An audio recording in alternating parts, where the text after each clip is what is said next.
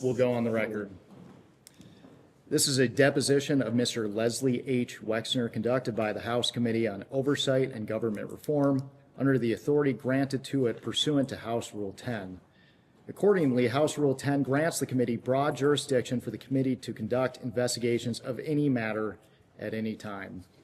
On January 7th, 2026, the committee voted to approve a motion directing the chairman to authorize and issue a subpoena to you for a deposition. On January 23rd, 2026, Chairman Comer issued a subpoena for Mr. Wexner to appear today for a deposition in furtherance of the committee's investigation into the actions and investigations of Mr. Jeffrey Epstein and Miss Ghislaine Maxwell. I will enter the subpoena and corresponding cover letter as Exhibit 1. The committee noticed the deposition for Mr. Wexner on February 9th, 2026. I will enter the notice for this deposition as Exhibit 2.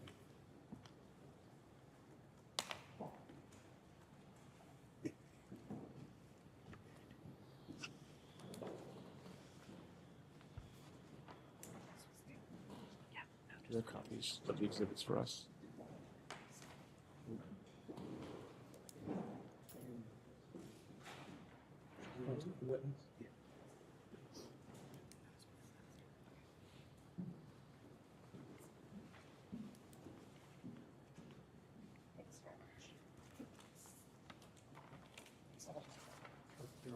I got it.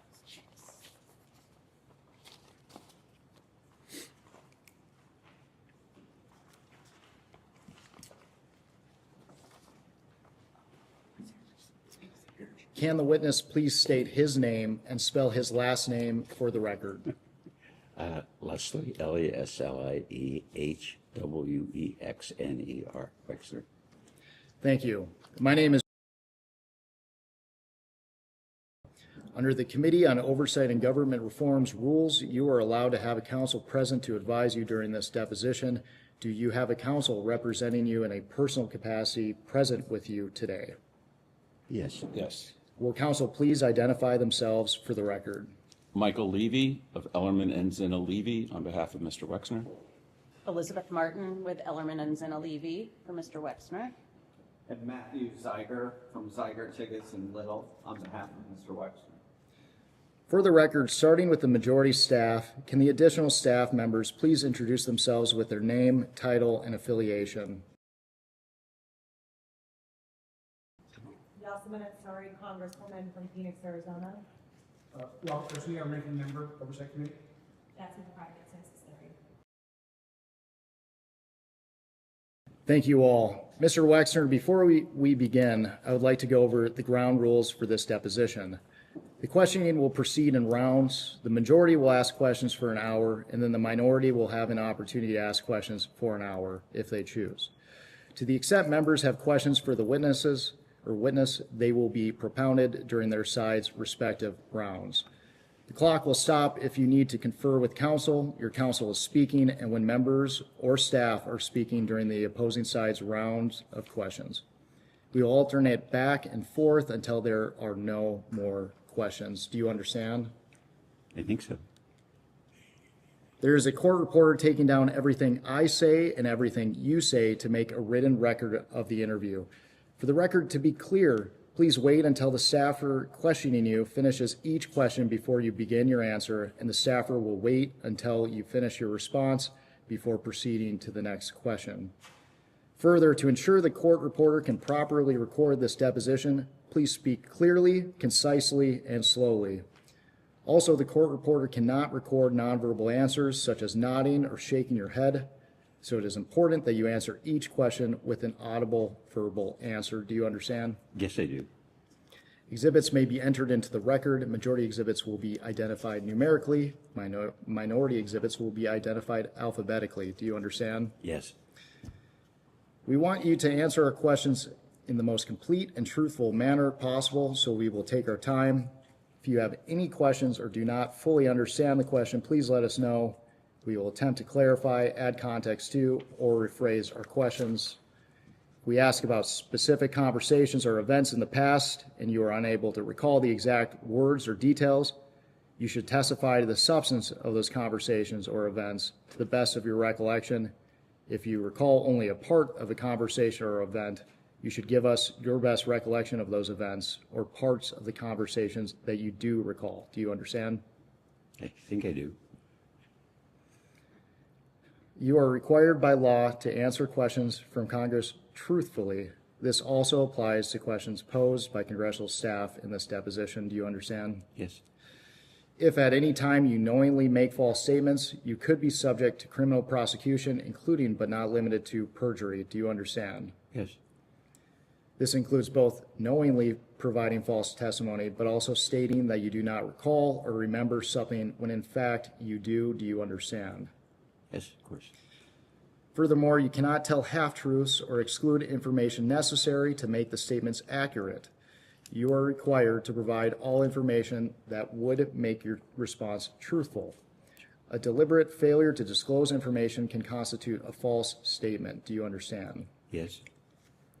Is there any reason you are unable to provide truthful testimony in today's interview? No.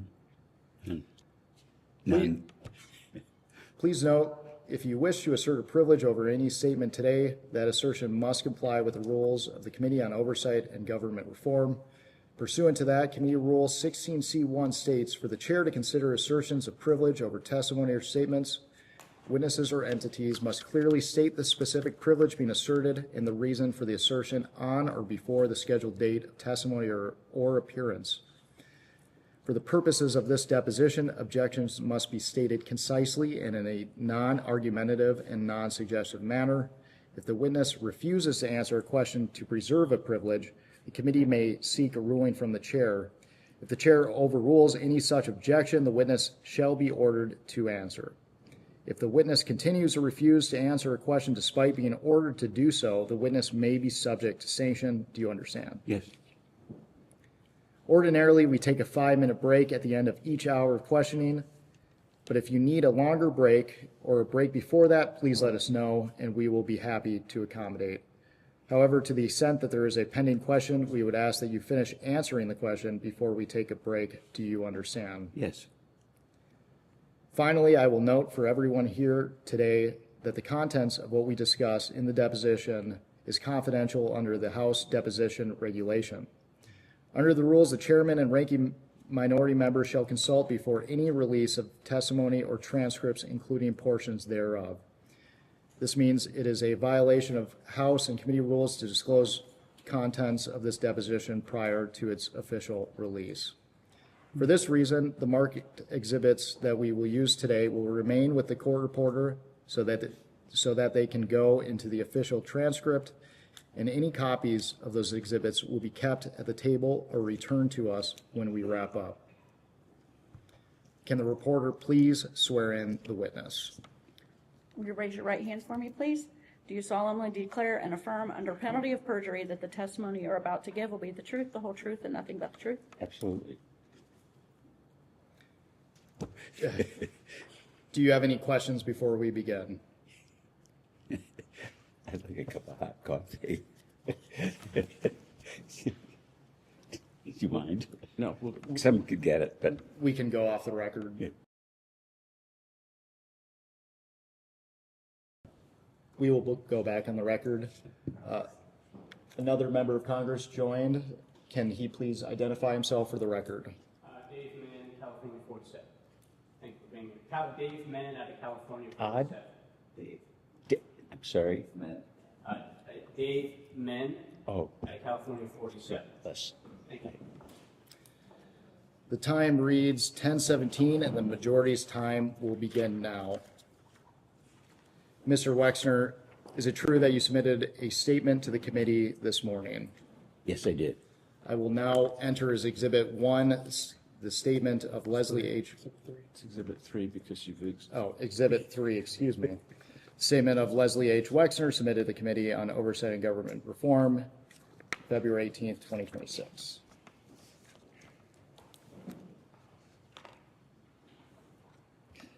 Mr. Wexner, let's start by briefly discussing your education and experience. Where did you attend undergraduate school? The Ohio State University, And what degree did you graduate with? business degree. And I know you had a long career, but can you briefly summarize your professional career for the committee?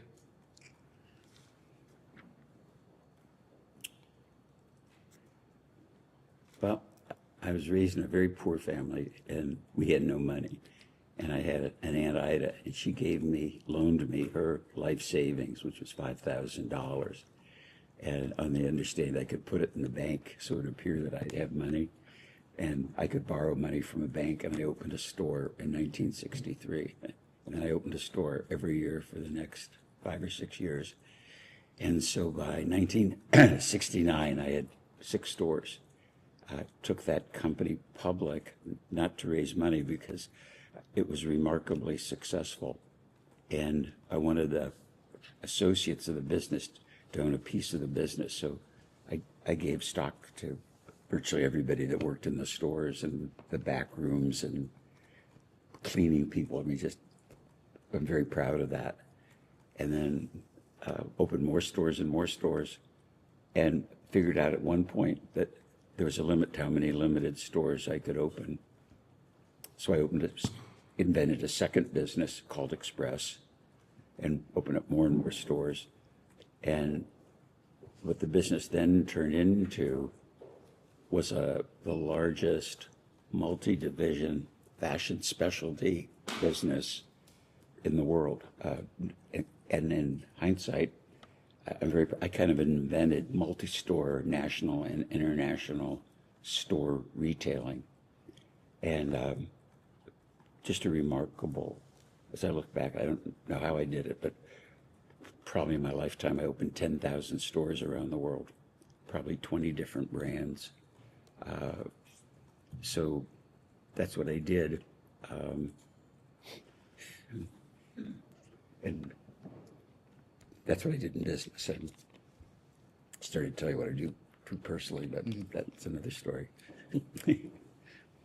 Thank you. Let's move on to your relationship with Mr. Epstein. When did you first meet Jeffrey Epstein? Probably 35 years ago, 40 years ago, I don't remember exactly. And met him through friends. Approximately what year would you have met him?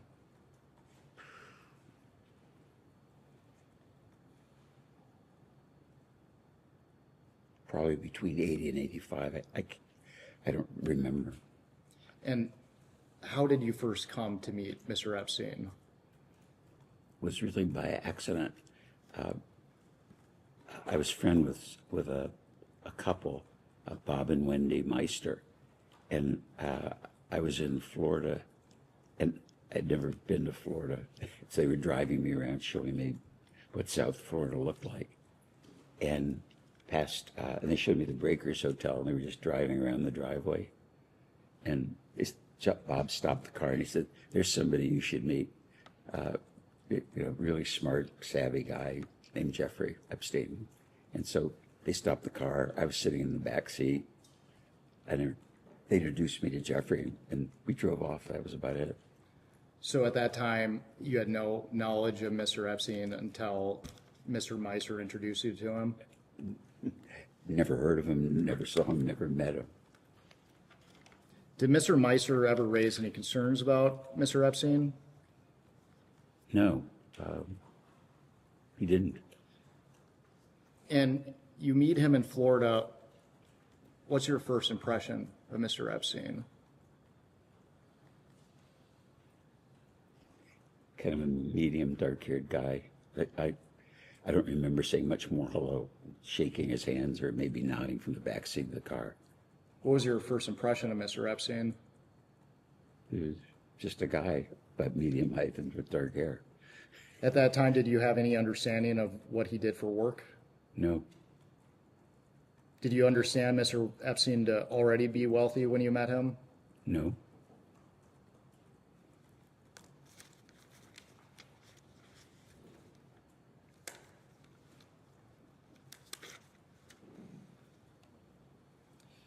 At this time, I would like to introduce what will be marked as Majority Exhibit 4. This is a Vanity Fair article entitled Inside Jeffrey Epstein's Bond with Les Wexner from 2021. The article reports on the origins of your relationship with Mr. Wexner.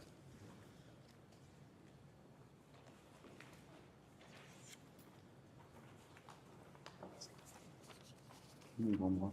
Witness. Give me one.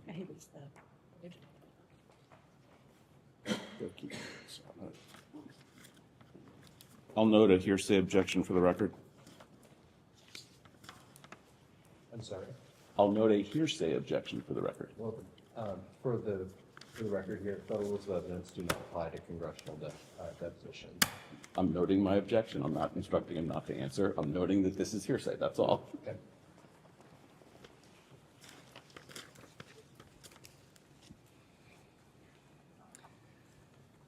So in the article, it says that you met Epstein sometime around 1986.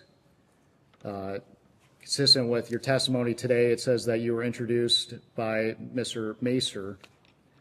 Do you agree with the article's characterization?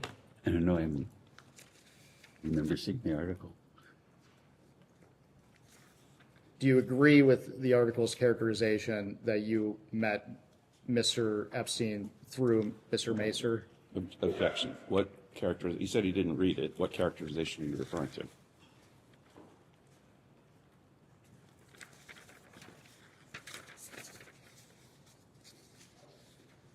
Go off the record. So you previously testified that Mr. Macer introduced you to Epstein, is that right? Meister, Macer. Bob and Wendy introduced me to Jeffrey Epstein. And at that time, what was your relationship with Bob and Wendy Meister? Well, I met Bob because he was a international insurance broker, and they had our insurance business, and Bob wanted me to meet his wife, and Bob and Wendy became friends.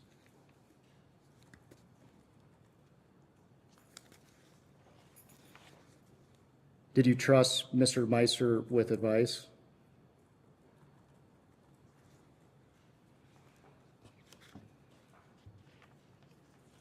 Well, I trust him with insurance advice because that's what he did. He was the vice chairman of an international insurance company, but I didn't trust him like for business advice or anything beyond the scope of what his profession was. I want to direct your attention to page 9 of the article.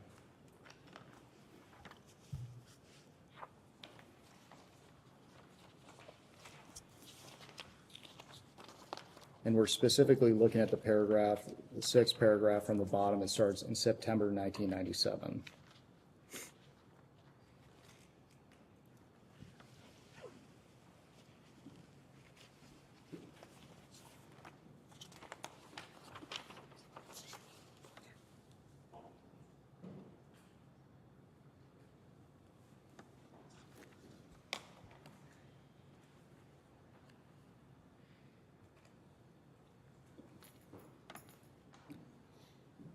And when you're ready, I'll read the relevant.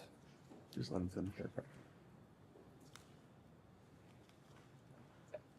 I just read that paragraph. Okay. It reads, in September 1997, Wexner celebrated his 60th birthday with a dinner at his Ohio estate. Meister says he used the occasion to once again tell Wexner how untrustworthy Epstein was. My wife and I told him and Abigail hundreds of times to stay away from Epstein. Mr. Wexner, do you recall this occurring? Objection. Double hearsay. Are you directing your witness to not answer the question? No. I will direct the witness not to answer if that's my intent. I'm just raising an objection for the record. I first thing to understand this, I never had a birthday party for myself. In fact, I never had birthday parties. My mom and dad just didn't do that. And Abigail's been great because every milestone birthday has been a surprise party. And I think, I don't remember for sure, but the 60th birthday party, if Senator Lieberman was there, and Marshall Rose was there. Shimon Peres was there.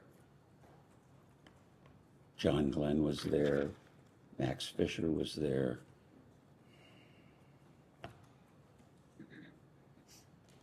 And I don't think Meister was there.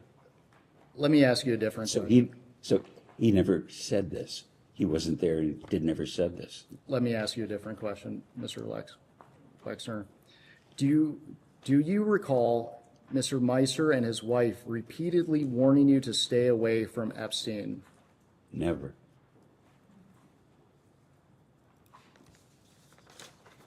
I want to now direct your attention to the 5th page.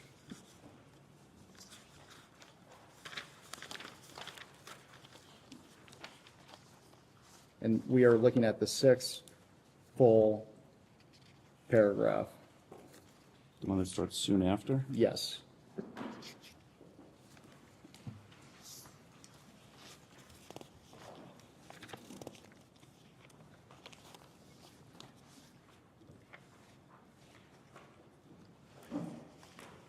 I assume it's okay for me to help him identify the right paragraph. Yes.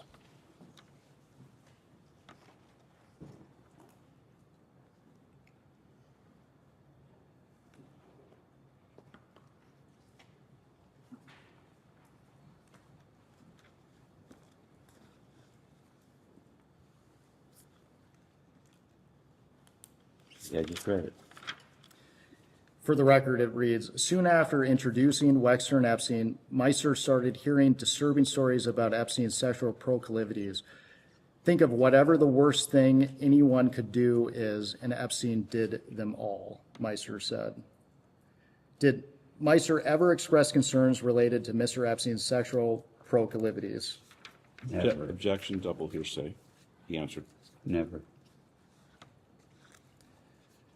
The very next sentence continues, Mr. Epstein showed up unannounced at Meister's Park Avenue apartment with 5 models for Meister's sexual entertainment.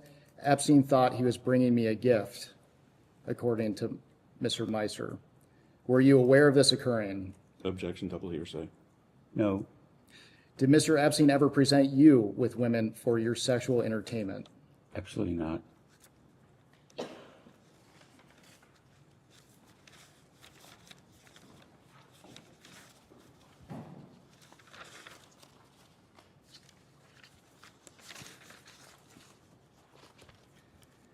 Mr. Wexner, Are we done? Are we done with that exhibit? we are.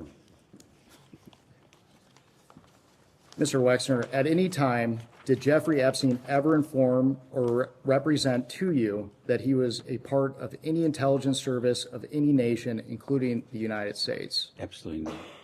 Did you ever learn that he was involved with any intelligence service? Never. Never. Let's move on to talking about Miss Maxwell. When did you first meet Ghislaine Maxwell?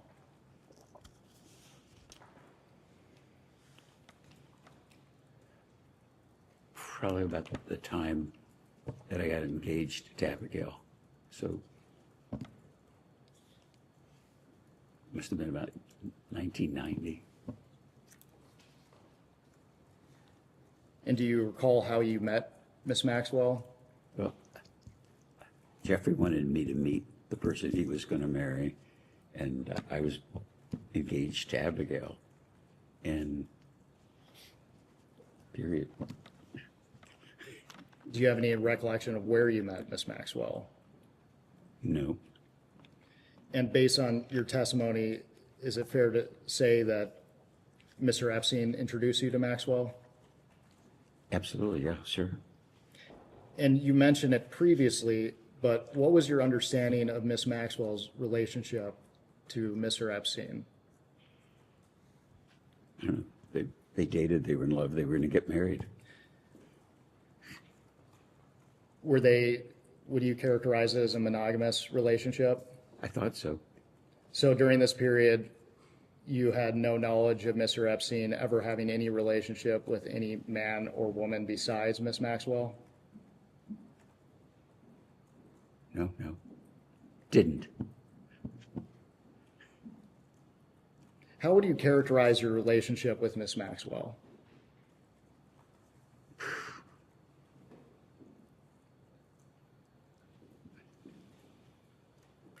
Like, Wendy Meister was Bob's wife, and we were friendly and friends. I met Ghislaine Maxwell because she was Jeffrey's girlfriend, fiance. It never went beyond that. I knew she was smart. I think she was an honors graduate of Cambridge or something. So she was like, spoke with an English accent. So I thought he was really lucky because he finally met somebody that was really smart and nice. And you said that Miss Maxwell was Epstein's fiance, so it was your understanding that they were engaged to be married? I don't remember if they were engaged to be married or they were planning to get married, but I was engaged and they talked about they were going to get married, so I don't know if it was engagement or just they both agreed. During your relationship with Miss Maxwell, how often did you see her? Very few times.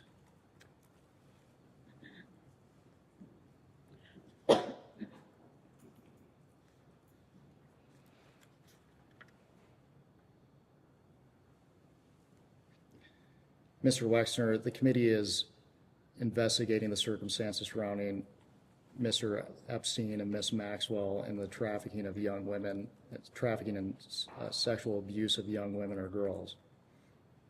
Did Miss Maxwell ever introduce you to any young woman or girl? No, I don't think she ever introduced me to any female or man. Did Miss Maxwell ever ask you to introduce a young woman or girl to your friends or associates? No. Did you ever introduce any young woman or girl that you met through Miss Maxwell to any of your friends or associates? Objection assumes in fact not in evidence. Your client can still urgent to answer the question. That's fine. Repeat the question. I think the answer is no, but let's. Did you ever introduce any woman or girl that you met through Miss Maxwell to any of your friends or associates? No, never.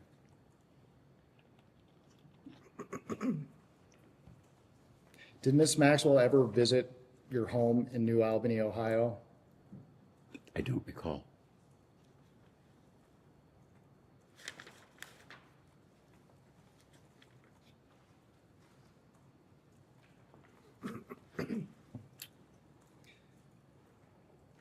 We're going to discuss your business relationship with Mr. Epstein in more detail later, but did Miss Maxwell ever play a role in your business relationship with Epstein? Oh, never, none.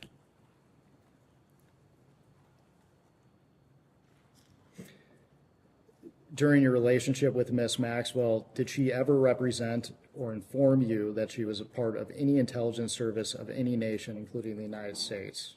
No. Did you ever meet Ghislaine's father, Robert Maxwell? No.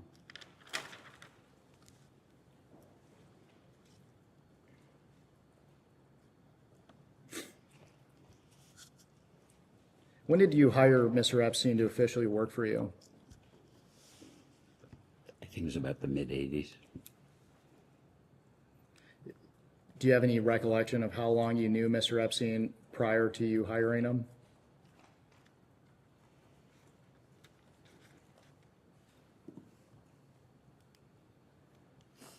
Not specifically. Maybe I met him and that visit in the car, and maybe it was 6 months or a year later that I asked Bob about. I needed somebody to help me, and I think he said, "Did you talk to Jeffrey Epstein?" And I think so. I'm guessing from when I met him first to actually having a conversation, it was probably a year. Just to clarify, that's not actually the time that you hired him, though. That's the time you had the conversation. Yeah, yes, that's, For the record, you don't recall the exact dates that you hired him. no, I don't. Another member of Congress has joined us. Can she please introduce herself for the record? Yeah, I represent the 12th Congressional District in Michigan. Oh, hi. And Mr. Marks, can you raise your voice just a little bit? He is trying. I keep telling him he's trying. Speak more loudly. Would it help better if I sat more in the middle? We have the video Okay. set up. Okay, I'll try to speak louder. If I'm not speaking, if you wave or something, it'll remind me. Mr. Wexner, would you characterize your relationship with Mr. Epstein, at least initially, to be solely business related? Yes, Did you at any time ever consider him to be a close friend? no,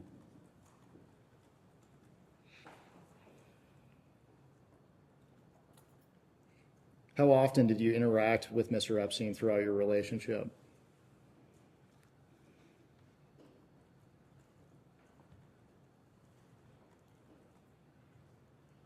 probably a lot of phone conversations, but meetings, didn't see him much. You know, most of the stuff, I was traveling a lot because of business. So, and it was erratic. I mean, he might call 3 times in an hour and I'd talk to him for 3 months. That's how I remember it.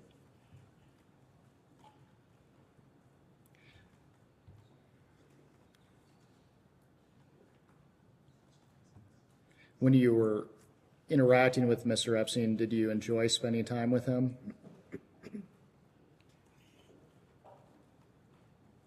Well, enjoyment was fun. No, it was work.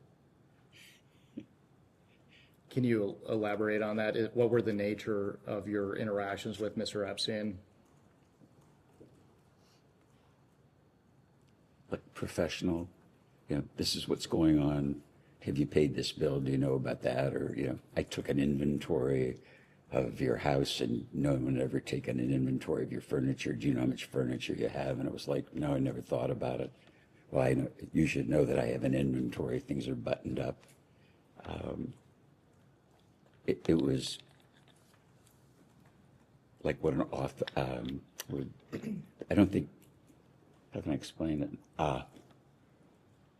It's like people talk about family offices, and I'd managed all my stuff, or my admin paid my bills because I was so busy.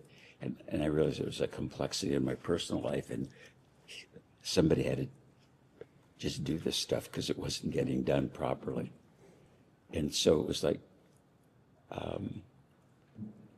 you know, professional, I guess what a fiduciary would do, more than what just your accountant would do or your lawyer would do. And something I thought was unfair for my secretary to do. Mm-hmm. And you testified that at times he would call you 3 times a day. Is that a fair characterization of your testimony? No, what I'm saying is that he would call me 3 times, maybe in an hour, 'cause he wanted to tell me something about what he was doing, or would ask me a question about taxes so he could understand what he was preparing. But he might not call me for 3 months, maybe 6 months. I wouldn't pay attention. It wasn't important at the time. Mr. Wexner, is it your testimony today that your conversations with Mr. Epstein were predominantly focused on your business relationship with him? That'd be very accurate. That would be very accurate. What common interests did you share with Mr. Epstein outside of work? None. So you didn't have any personal relationship with Mr. Epstein whatsoever? I don't think I ever went to lunch or dinner or a movie or had a cup of coffee with Jeffrey. And I've thought about that recently. And I'd say the same thing about my attorney. I'd never been to his office, my current attorney, who's been our family attorney for 30 years.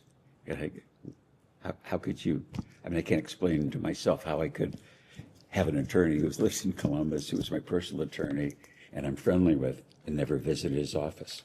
I just, my focus was on my business, and my focus was on community before my family.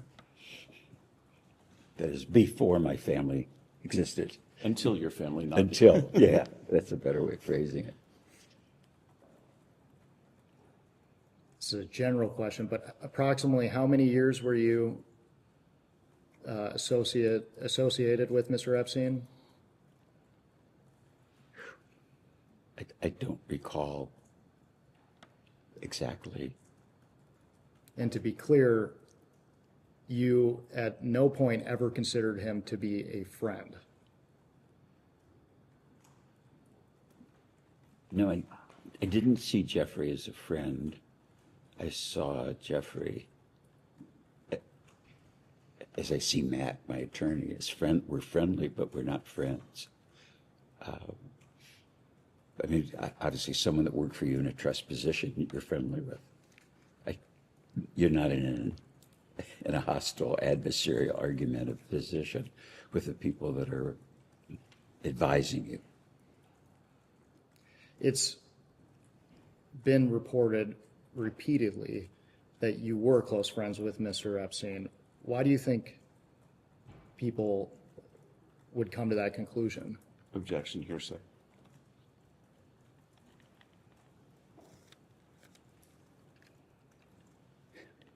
Speculation, because he would tell him that. But he told me he was friends. I mean, if you told me that you were friends with Bill Clinton, I would believe it. Or if anybody told me somebody was a friend, I would believe it. I think the perspective that I have now, and I think what's really important for this group to understand, is that as I look back at it, I was conned by the world Olympic all-time con artist. And you look at, I read in the news all the people he knew, royalty, kings, princes, and all that. An incredible con artist.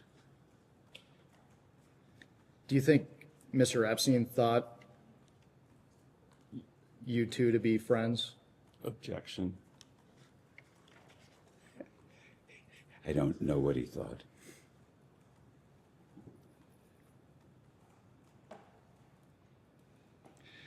When did you learn that the Palm Beach Police Department was investigating Mr. Epstein?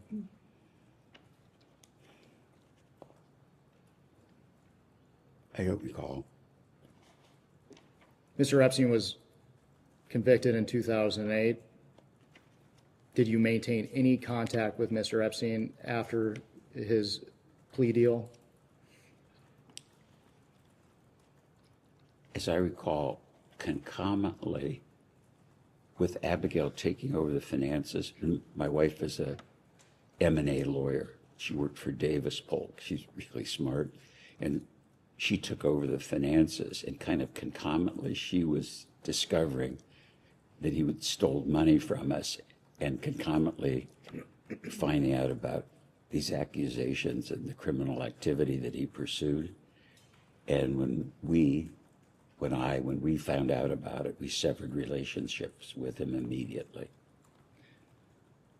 Mr. Wexner, I appreciate the context, but when was the last time you were in contact with Mr. Epstein? I have no recall. Did you have any contact with Mr. Epstein after 2008? What happened in 2008 again? Mr. Epstein entered a plea deal related to the solicitation of minors. Oh, okay. Never talked to him, never saw him. And as far as I was concerned, once we knew how bad he was dead. Did Mr. Epstein ever ask you for personal favors of any kind? Not that I recall. Did you ever ask Mr. Epstein for personal favors of any kind? No. How involved was Mr. Epstein in your personal life?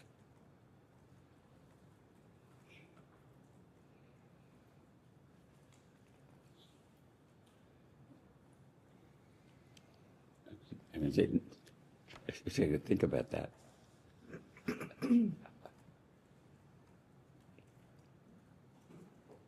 Not at all, really. Like, I think he met Abigail after we were engaged, and he didn't know we were going to be engaged, because I didn't discuss my personal life with him or anything. Just he was kind of the business manager of my personal affairs, and at the time, I probably had 20 CEOs reporting to me. And so I had I was used to having business relationships with people, whether it's attorneys, accountants, investment banks that we were doing business with, at commercial banks, but I never had personal relationships with people that I worked with. I was pretty much a loner. Is it true that Mr. Epstein oversaw your prenuptial agreement? I don't recall that I had one. If you did, would you consider that to be a business transaction between you and Mr. Epstein? Objection calls for speculation, but you can answer. If I had one, I would have talked to my attorney. Was Mr. Epstein involved in hiring personal staff?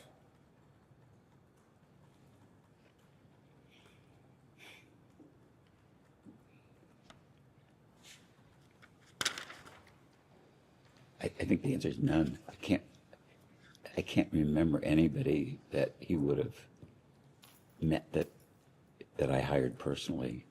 I'm thinking also business and household staff, people like that. No, I can't think of an exception. We will discuss your financial relationship with Mr. Epstein in greater detail later, but broadly, did Mr. Epstein ever ask you for any financial favors?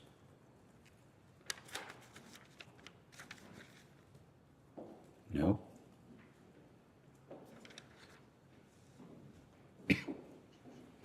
Let's talk about your property here in New Albany. When did you first buy the New Albany property?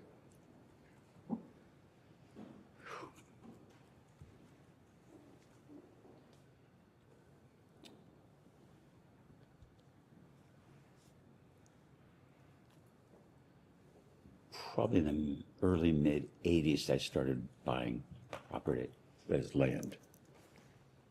This was what you saw today if you drove around New Albany. This was all farmland.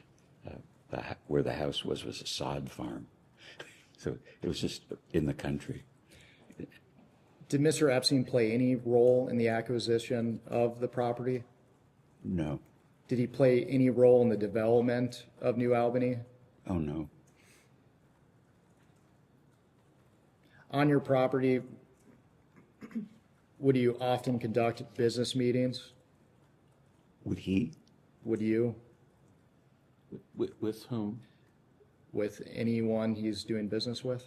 Okay, including L brands? Yes. Okay. I think the only business meetings we ever had in the house were business meetings in L brands, community meetings, some university meetings, but no, I don't think we ever had a New Albany meeting as a business in the house. We'd have it at the New Albany office.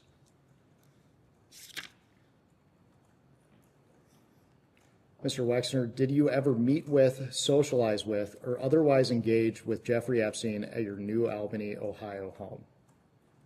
Say it again. Did you ever meet with, socialize with, or otherwise engage with Jeffrey Epstein at your New Albany home? I'm sure he was in the house, but I can't remember a specific time. I don't remember setting meetings with Jeffrey. Most of the business I had with him was over the phone. was over the phone. Most of the business was over the phone. Do you have any recollection of when he first visited the property? No, And do you have any recollection of how often he would visit the property? no,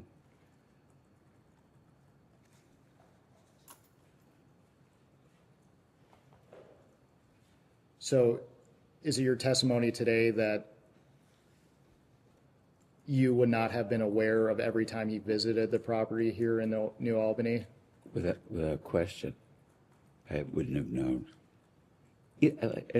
When something I would explain to you, it's like that I wonder about now.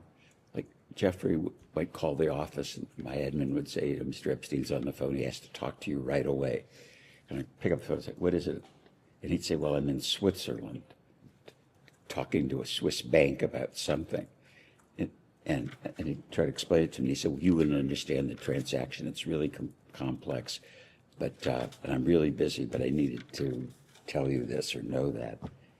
And I'd say I'm in the middle of a meeting, and I'd hang up. And then, as I said earlier, 15 minutes later, he might call me back. And I'd look at it now and say, he was probably in bed in New York. I didn't know where the hell he was. Were you aware that Mr. Epstein stayed on your property?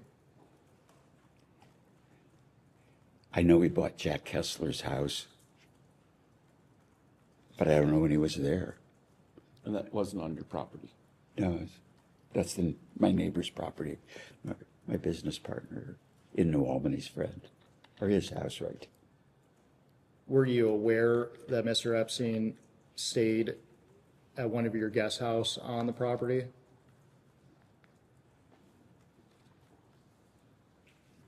No, the house he stayed at was Jack Kessler's house, which is an adjacent property. It's about a half mile away.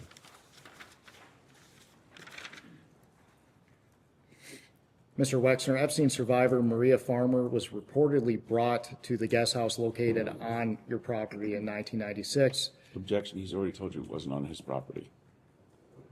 I am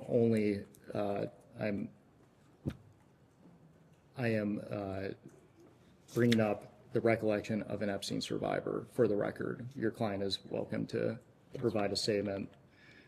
So again, Maria Farmer was reportedly brought to the guest house in 1996. She stayed there for a summer and claimed she was assaulted there by Mr. Epstein and Miss Maxwell. Mr. Wexner, do you recall who Maria Farmer is? I know her name from the press. Did you ever meet Maria Farmer? Never.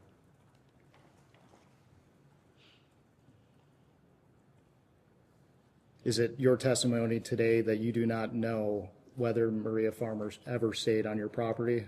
That would be correct.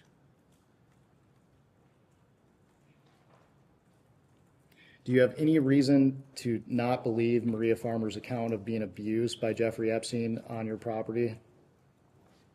Objection, on his property.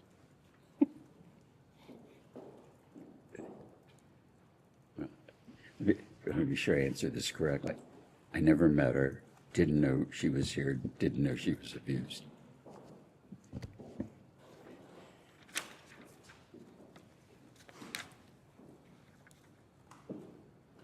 You have a large staff that works on your property in New Albany? The reason I'm laughing, I don't know. There's a lot of people around, but I don't know how many. Can you estimate how many people are working on the property at any given time?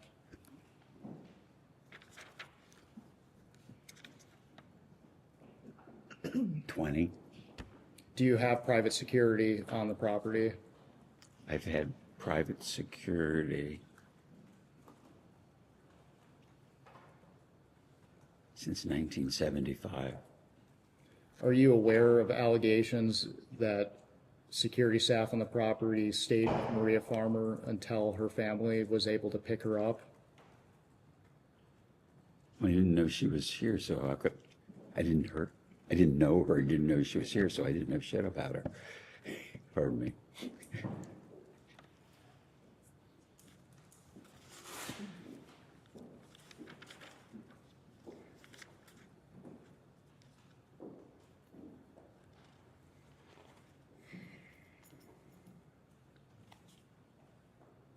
And I believe that you testified to this earlier, but to your recollection, did Mr. Epstein personally own property near your home? He bought the house from Jack, so half a mile away if that's near. Was that the address at the 7500 block of King George Drive? I don't know that address. Are you aware of the entity New Albany Company LLC? I think that's what we call the New Albany Company. Why was this LLC organized? Because it made business sense.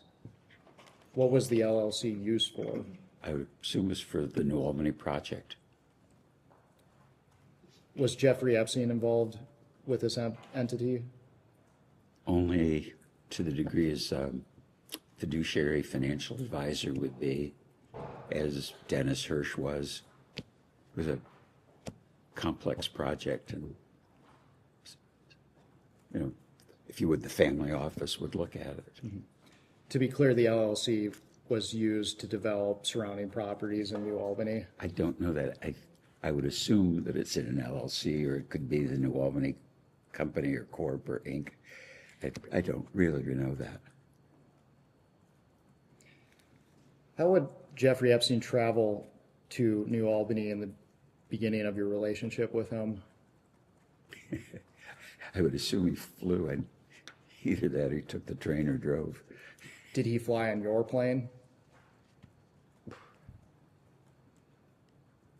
Very rarely. When he did fly on your plane, did you charge him for using it? I don't think so. Do you have any recollection of when you first would have started providing flights to Mr. Epstein?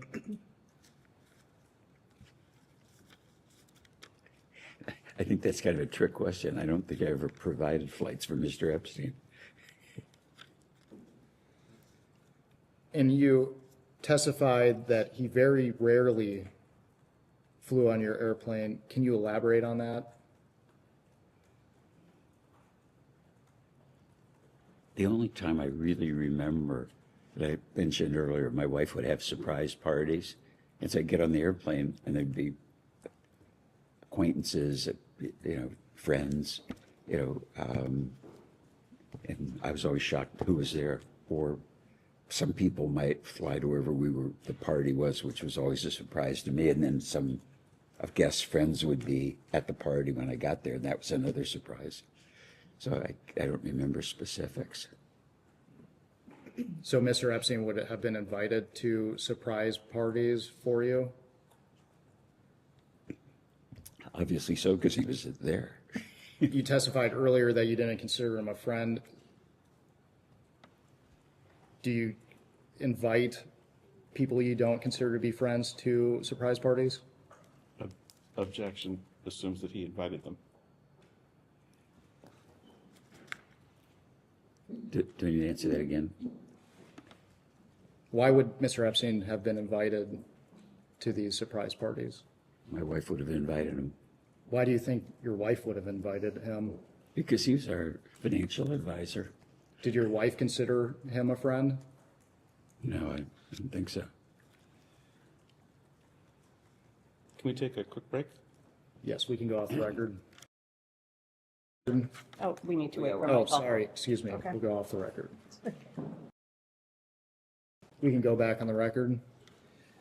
The time is 11:10. We took a short break for the witness to confer with counsel. We have approximately 15 minutes left in the majority's hour. We understand that the witness would like to make a statement of clarification.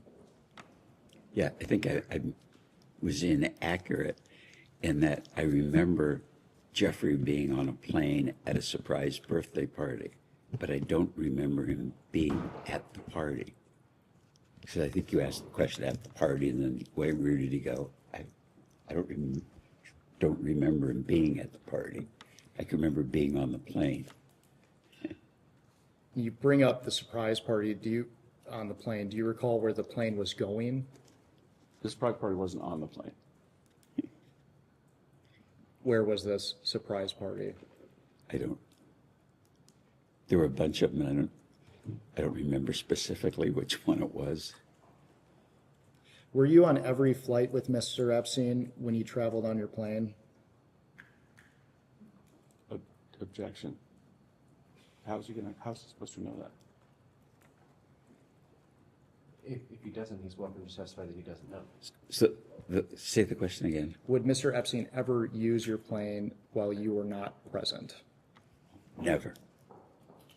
Did Mr. Epstein have to ask you for permission to use his plane or use your plane? He would have, but he never did. In regards to using your plane, would you It wasn't my plane. It was the business's. The business had an aircraft. We didn't own our own airplane till maybe 15 or 20 years ago. And he wasn't on that plane either. Do you recall Miss Maxwell being present when you were traveling on your company's plane? No. Do you recall if Mr. Epstein would bring other guests besides Miss Maxwell while traveling on your company's plane? No.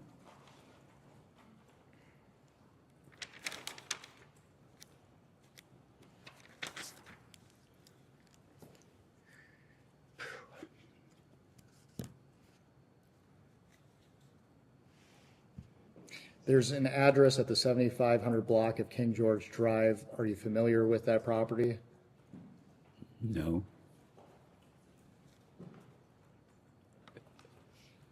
Not familiar with that address.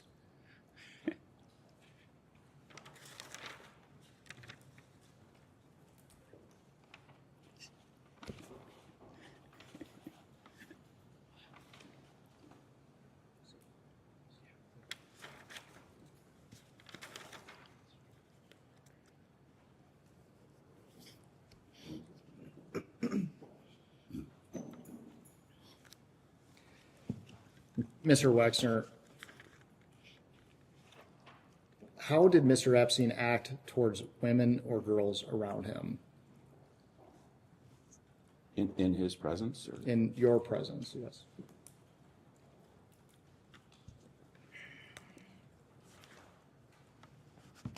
I guess the answer would be kind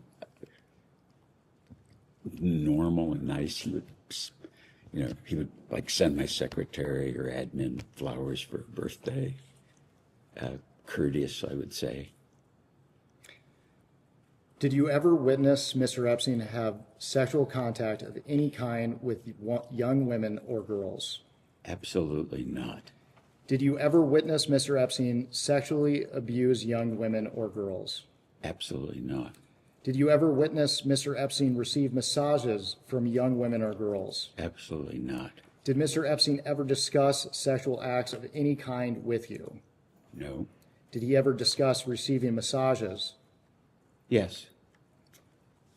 What were the nature of those conversations? He told me massage therapy was great and I should get massages. Did he ever discuss who he was receiving massages from? No. So it is your testimony today that you don't recall him ever saying anything about receiving massages from young women or girls? Absolutely not. Or absolutely, I'm agreeing with you, didn't do that. Was it common for Epstein to bring young women or girls to any other place where the two of you would meet? Never.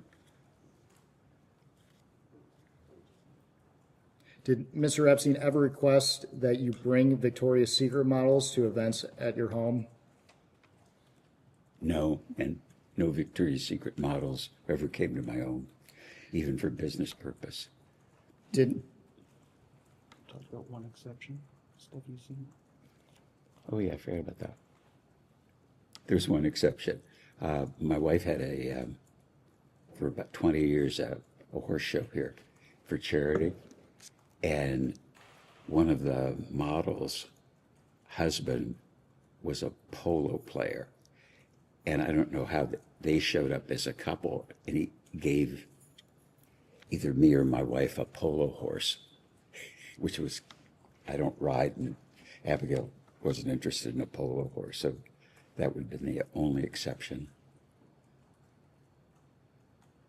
Did Mr. Epstein ever request that you introduce him to Victoria's Secret models? Never.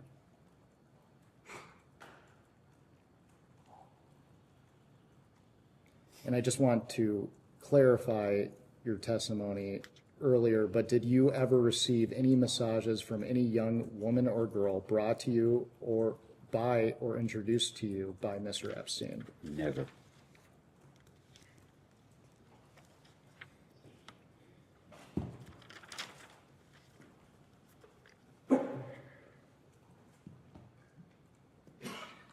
We discussed Mr. Epstein's arrest previously, but I would like to return to it just to make sure the record is clear.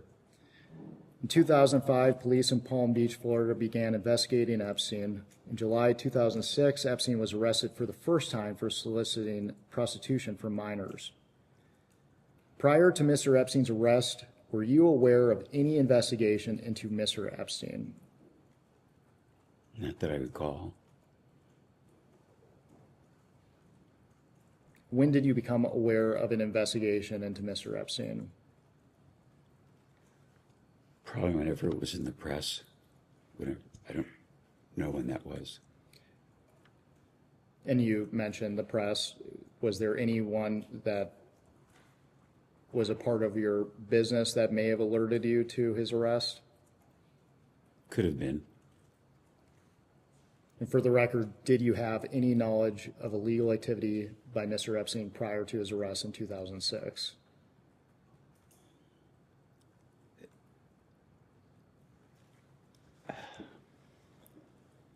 The only thing I recall is my chief of staff told me, and I don't know, he knew press, whether it was the newspapers or radio or TV, that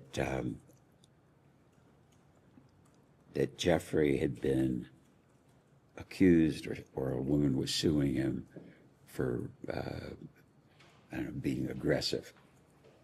And I remember calling him and saying, "What the hell is this?" And he said, "I was being shaken down by a hooker."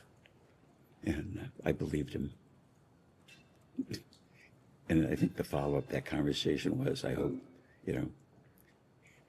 you're not bullshitting me. Because if it is, the party's over. He said, "Absolutely not. Do you think I'm stupid?" Which is probably what I would say to attorney or say to you or anybody that I worked with. If you do something off, you're out. So after you had that initial conversation with him, did you discuss the allegations as they were being investigated with Mr. Epstein, excuse me? No, I don't think I discussed it. It was done, and I believed that he wasn't stupid. And you mentioned your chief of staff. For the record, who is that? His name is Bruce Saul, and I met him through an acquaintance. Answer the question. Okay. It's going to help if you answer the question that he asks. Okay, thank you. Thank you. We'll all get out of here a lot faster. Did your chief of staff have any relationship with Mr. Epstein? Other than, how do I answer it? I don't, none except if he would call him and I would know, everybody knew where I was all the time. So if somebody wanted to find me, would he call Bruce or call my admin? Where's Les?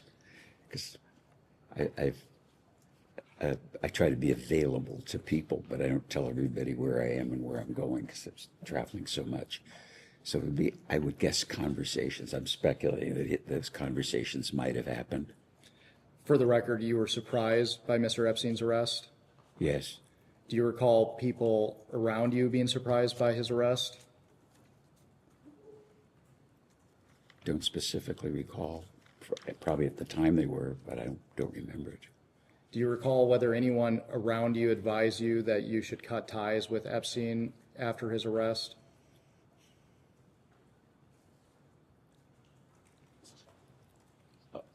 I'm going to instruct you not to disclose any communications you had with your wife or your lawyers in answering that question. So are you asserting, for the record, attorney-client privilege and spousal privilege? Correct. To be clear, the House does not recognize common law privileges. And so if you are asserting that in order for him to not testify to those, in order to preserve that, we may discuss and may take that to the chairman for a ruling. And potentially may direct your client to answer those questions. That's fine. The Supreme Court has also made clear that those privileges do exist in the congressional context, and I doubt very much that whatever his answer would be to this is that important, but I'm directing him to preserve those two privileges, those two well-recognized common law privileges. I forgot the question. Go ahead and ask your question. After Mr. Epstein's arrest, did anyone around you advise you to cut ties with Mr. Epstein? And I'm going to, again, direct you to answer without discussing any communications you had with your wife or your lawyers in answering that question. So you can go ahead and answer. I'm confused again. Did anybody? And then the answer would be nobody. I can't remember anybody. Did you instruct your companies to do an internal review of your company's relationship with Mr. Epstein at this time? I probably would have, but I don't recall. That would have been anything that was untoward that happened in the business, around the business. I would always say, this has to be investigated. And I would always, in community and in business, have the same attitude. But I don't specifically remember. Were you suspicious of any others around Mr. Epstein that they may have aided in the solicitation of minors for prostitution when you learned of his arrest? Can you repeat the question? Let me clarify. Mr. Epstein had individuals such as Maxwell, Sarah Kellen, among others who have been identified as potential co-conspirators. Were there any individuals that you understood to be affiliated with Mr. Epstein that you may have suspected to have aided in his crimes? No, because I don't recall any people around him and his business. My business was with him.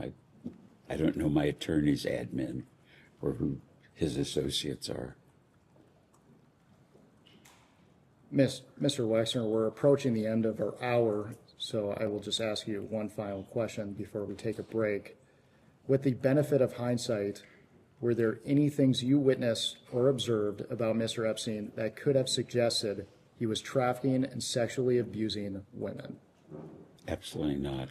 I've asked myself that question over and over, why I didn't see there should have been a clue or something that I should have picked up on. There's nothing I can recall, nothing, not even a clue of a clue.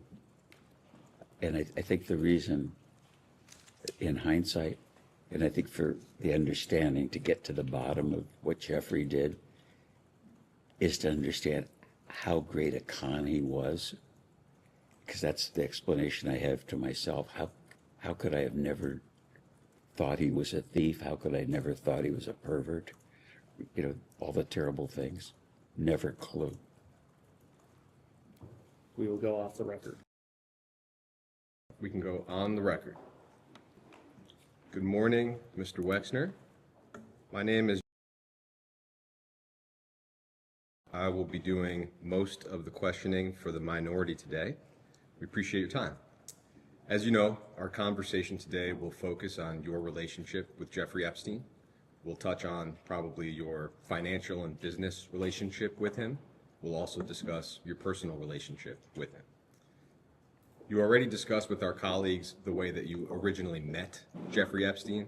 I would just like to ask a couple of questions on that topic. When you first met Epstein, how did he originally present himself to you? What services did he say he was offering?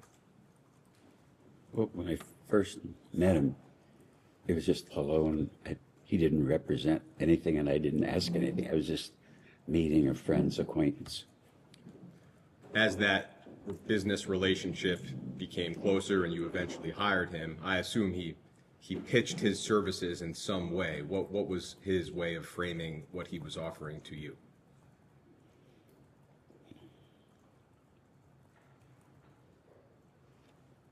I think it was his experience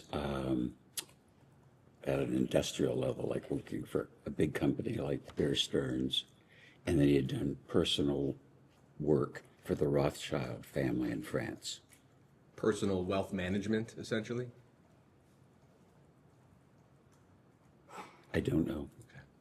We've seen some reports that he would present himself as a bounty hunter, that he would find people's missing money. Do you recall him saying anything like that? No. One of the articles that my colleagues already introduced, I won't make you look back through it, but it was the Vanity Fair article. I will just read you a paragraph out loud. It's the only paragraph I have a question about. But that article reported that during a conversation, Jeffrey Epstein asked Mr. Meister to introduce Epstein to you, Mr. Wexner, and Epstein told Meister that Epstein had learned that Wexner's current money manager was stealing from him. And the article identifies Harold Levin, I think, as your previous financial advisor. Do you have any recollection of whether Mr. Epstein ever claimed that Mr. Levin was stealing from you? Objection to the article on hearsay grounds, you can answer.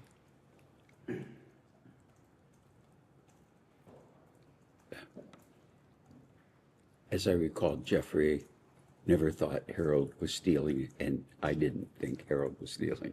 Okay. Did anybody ever say that Harold was stealing? No. Okay. No recollection of that. No recollection of that. That article also describes a story where you sent Mr. Levin to meet with Mr. Epstein and just discuss an investment opportunity, but Mr. Levin came back to you and told you to stay away from Mr. Epstein. Do you have any recollection of that type of a warning from Mr. Levin? No. Same objection. No. Okay. When you initially hired Mr. Epstein, do you recall, and some of this may be repetitive, so you have my apologies, do you recall what year you initially hired Mr. Epstein? No. Would it be right to say that it may have been either 1989 or 1990? Yeah, about then. Okay. Do you recall anybody warning you not to get involved with Jeffrey Epstein when you first hired him? No.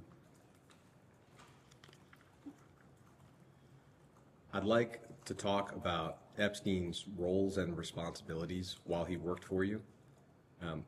You touched on this in the last hour. The total amount of time that he worked for you, how long was that approximately? It started maybe in 1989 or 1990, and I think you testified it ended in 2000 and, what year did you say? They didn't. Okay, well, what year do you recall the relationship ending? Would your statement help refresh your recollection? Whatever I said in the statement would be the correct date, and so whatever period that 89 or 90 would have been about then, and it ended when it ended. Was that upon his final plea in 2008? Whatever I said in the statement is accurate. I remember it as being concomitant with finding out he was stealing from us. In terms of the different things or roles that he would play for you, is it right to say that he acted as an investment advisor or a money manager? What would be the right term for that role?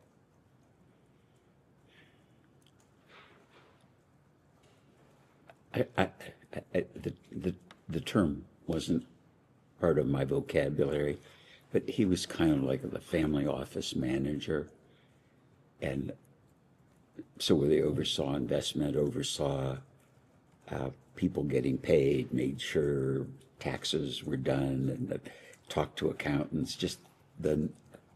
I had in hindsight, because I had done so well, and I was dating Abigail, and we were engaged, and I was married and running 20 businesses. I was very busy, and just all that just stuff that was in my personal life was either wasn't managed by me. It was like my admin was like which sounds kind of crazy, was the closest thing I had to any kind of supervision. Would he be making investments on your behalf the way a traditional investment advisor would? I must have known at the time. I don't recall specifically asking him about investment. I would like to introduce Minority Exhibit A.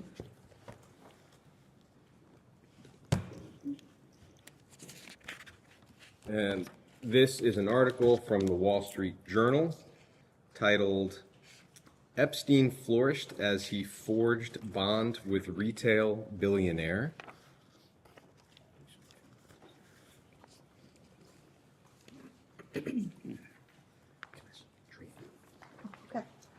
Next door. And you don't have to read through this whole article, it's just helpful to have it in front of us. But on the bottom of page 3, I will read just a single sentence to you. And identify where sure, it is. it starts with the word soon. It's the very last sentence on the bottom of page 3.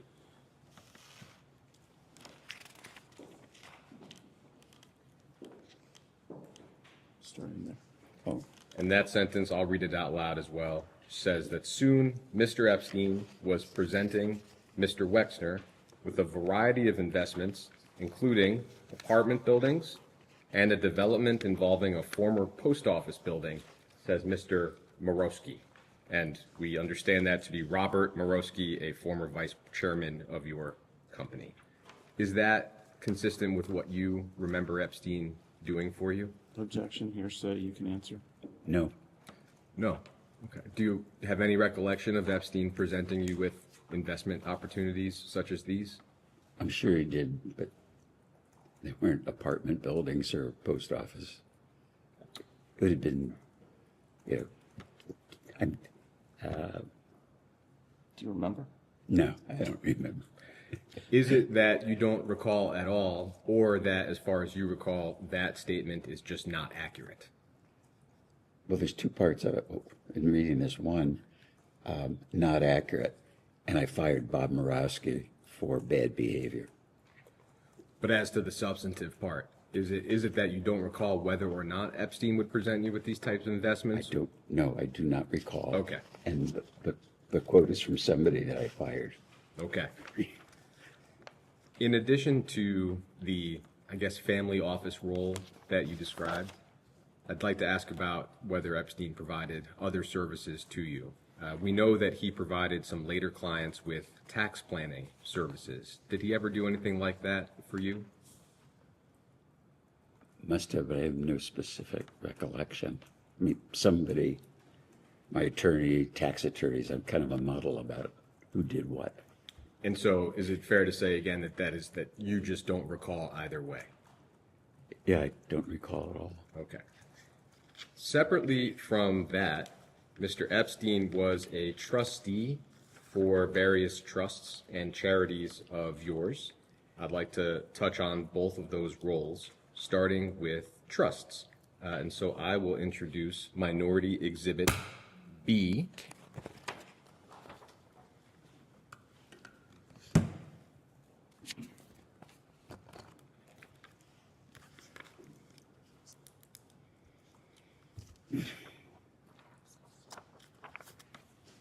And that article is from ABC News, and it's titled, "Billionaire Businessman Leslie Wexner Refuses to Reveal Full Scope of Jeffrey Epstein's Alleged Multi-Million-Dollar Theft," dated January 23rd, 2020.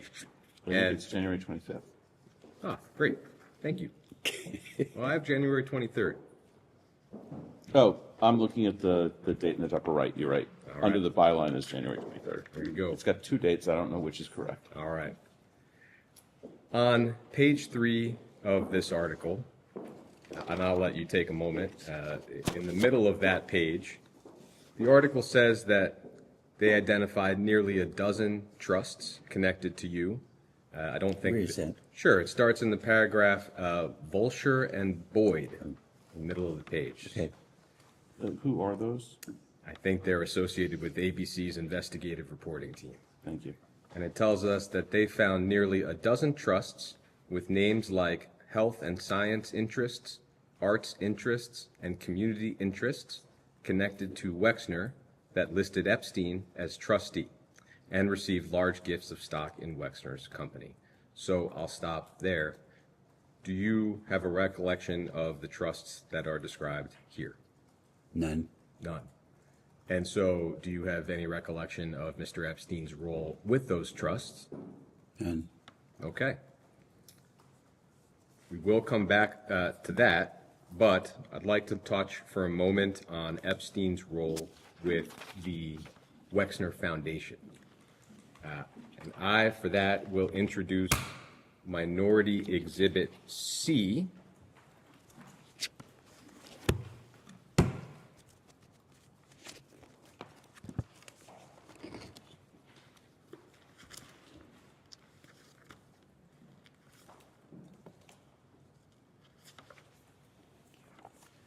And this document is titled Independent Review of Jeffrey Epstein's Involvement and Interactions with the Wexner Foundation.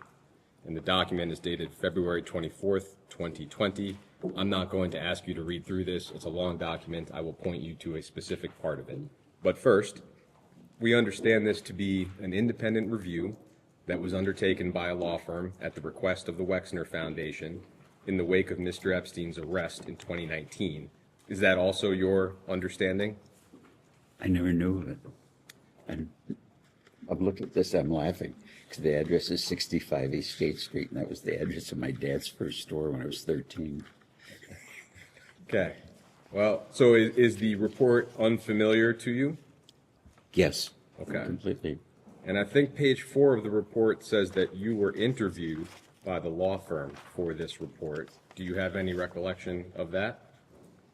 Nope. None. Do you have any reason to doubt the report that you were in fact interviewed for the report? No. Okay. I don't remember it, so Sure. I can't doubt it. Page 9 of the report simply tells us that Epstein, and I'll let you turn to it if you'd like, but it just tells us that Epstein was elected as a trustee of the Wexner Foundation in 1992, and that he remained a trustee until September 2007. Epstein would not have been the only trustee of the Wexner Foundation, correct? Objection to, as to hearsay as to the document. The question is fine. Can you repeat it? Sure. Would Epstein, did the Wexner Foundation have more than one trustee? I'm sure it did, and I think there was a legal requirement to have 3. And I don't know that. I just think that. On the next page, page 10, under the header number 2, there's a header that reads, Epstein played no role in the operation of the Foundation's fellowships or other programs. And the first sentence afterward says, based upon our review of Foundation records and interviews with Foundation leaders, we concluded that, although a trustee, Epstein played no role in the management or administration of the Foundation's operations or programs. Now, on that topic, I'd like to introduce one more single-page exhibit for you. So I'm just going to object to this statement as both a statement and hearsay, but go ahead. I think, as the majority general counsel noted, the objections have no legal grounding in this forum. I'm making it for the record. It is a deposition, so I'm making an objection, that's all.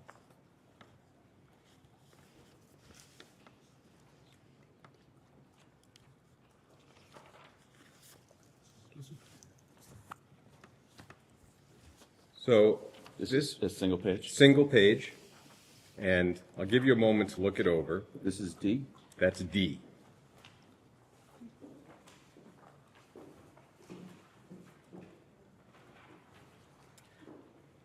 I'll describe it briefly. This Can is you give him a chance, and me a chance Sure, to read of it? course. Thank you.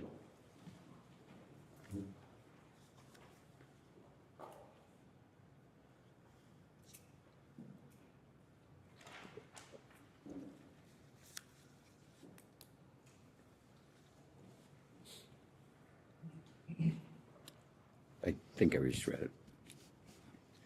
I'd never seen this before, but go ahead. great. It's a email chain from 2006 between, starting with Peg Ugland, who we understand was the financial controller for your family office, a person named Darren, who we understand to be Mr. Epstein's lawyer, Darren Indike, and Jeffrey Epstein. And the chain appears to relate to a foundation grant, and the question is whether the funds should come from the Wexner Foundation or some other related entity. Epstein appears to make the decision that if the recipient is a U.S. charity, then the funds should come from the Wexner Foundation. I'll just represent to you, there are other emails with similar themes. This email chain seems to clearly show Mr. Epstein acting as a final decision maker with respect to the disbursement of Wexner Foundation funds. And that obviously does not square with findings in the independent report. So, having been interviewed for the report, my question is whether you had any understanding of Mr. Epstein playing this kind of role for the foundation. I'm not sure I understand the question. No problem. Are you asking me, did Jeffrey decide that money should be given to Abeben? Or do I write a personal check or is it a foundation check? It seems in this example, Mr. Epstein was deciding whether or not the funds for this entity should or should not come from the Wexner Foundation. Or from someplace else, not whether the donation should be made itself. Yeah. I think that's the distinction he's trying to draw. I had no recollection of where it came from.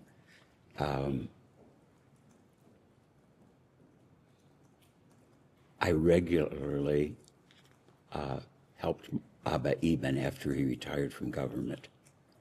And I probably would have started with writing a personal check, and then I would speculate how it was paid. I don't remember writing the check.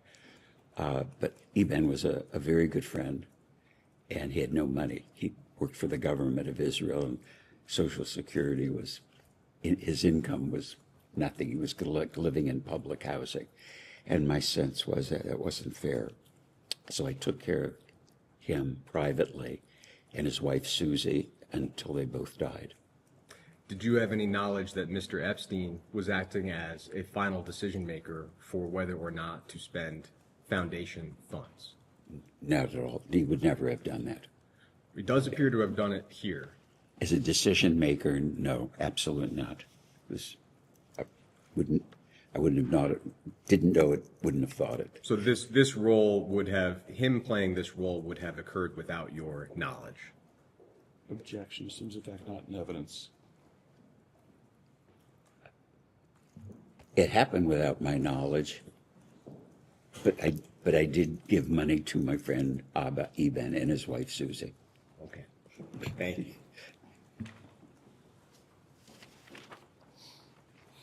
I think we've had an additional member of Congress join us. If that individual could identify themselves, please.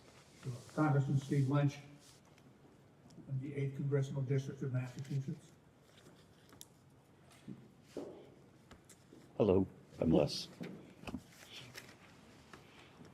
I'd like to spend a little bit of time on the development of New Albany, and I know my colleagues also touched on that topic. Could you just briefly describe for us your role in the development of New Albany? I know it was substantial, so a brief overview. Yeah, it started out with me thinking I wanted to have a house in the country, and it began with thinking I would buy an old barn and restore it, and that'd be kind of a cool thing. And as I worked through the project, my personal project, I asked my friend Jack Kessler, who was a professional in the real estate business and a developer, what land cost and what he thought of the idea. And then I got to thinking, do I really want to build a barn? And then I thought I want to build a house. And I kept telling Jack about what I was thinking I was going to do, having not done anything. And it started out pretty modestly. I think I bought like a 30-acre farm, which is about a mile from here. And then, which I thought was a good location. And over time, I kept thinking about it, decided that wasn't a good location. This was a good location.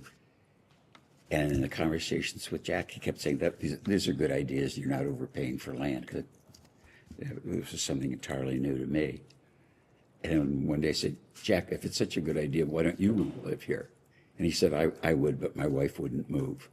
And then one day he called up. He said, she thinks it's a good idea, and we're going to sell our house, and we'll build one near yours, which is the house that's half a mile away.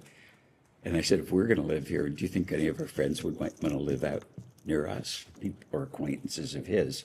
And he said, yeah, I think a lot of people would like that, you know, the idea of having more land around, and it's not that far from the airport, stuff like that. And that's how the idea began. And then the next idea was, how do you do it? And Jack is a professional, the only professional I know in the real estate business other than shopping center developers, relied on his judgment about prices we were paying and acquisitions, because I had a full-time job and I didn't know anything about this. And then I got to thinking one day, how do you do it? I mean, not acquire the land, how do you plan it? And I thought there's a lot of smart people at Harvard. So I made a cold call to the School of Architecture, talked to the dean. I said, I have this idea. You don't know me. Could you recommend some architects? And he said, I don't recommend architects to strangers in projects I don't know about.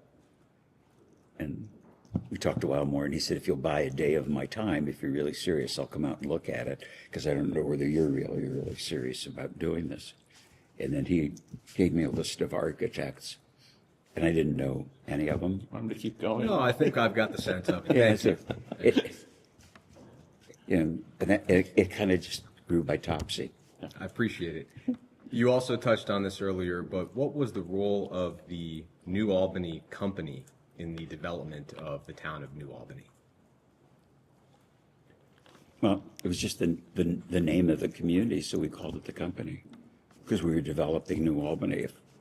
If we had developed it in Poughkeepsie, it'd be called the Poughkeepsie Company. What was that, as far as you recall, Mr. Epstein's role in the development of New Albany? None. What was his role with the New Albany company?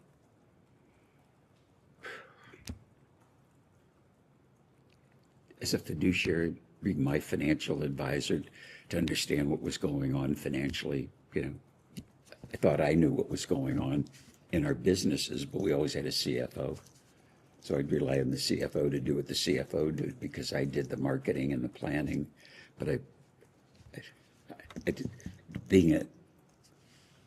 every business had a CFO, every business had an overview. And I had a lot of complexity that I didn't realize at the time in my life. So it was either, you know, somebody had to do this. And there's paper. I don't want to throw paper at you if I don't have to, but I'll represent to you that yourself and Mr. Epstein were, at least at one point, co-presidents of the New Albany company. I'm happy to show that if that would be helpful. But I guess my question would be, what would his role have been as co-president of the New Albany company? I think, I don't remember it, but if he did it, it was just, I don't know. That I was the president, chairman of the board, and then the CEO of a company, but I really just thought my job was to be the president, so that the titles wouldn't have meant anything to me. It is right, I think, but you tell me that the purpose of the New Albany company was to assist in the development of New Albany. Is that right? It was more than that. New Albany was just a farm village, and I bought land here and developed it. Built the schools, built the fire station, built the police station, did all the community public facilities, you know, platted streets. I can remember, did all the drawings. So I was the master developer of New Albany as a community.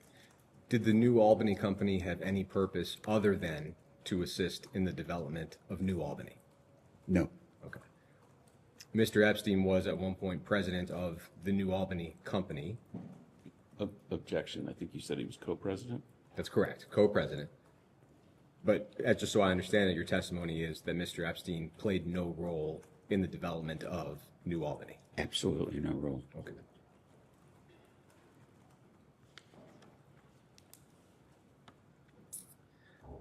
Like to talk about the limited company.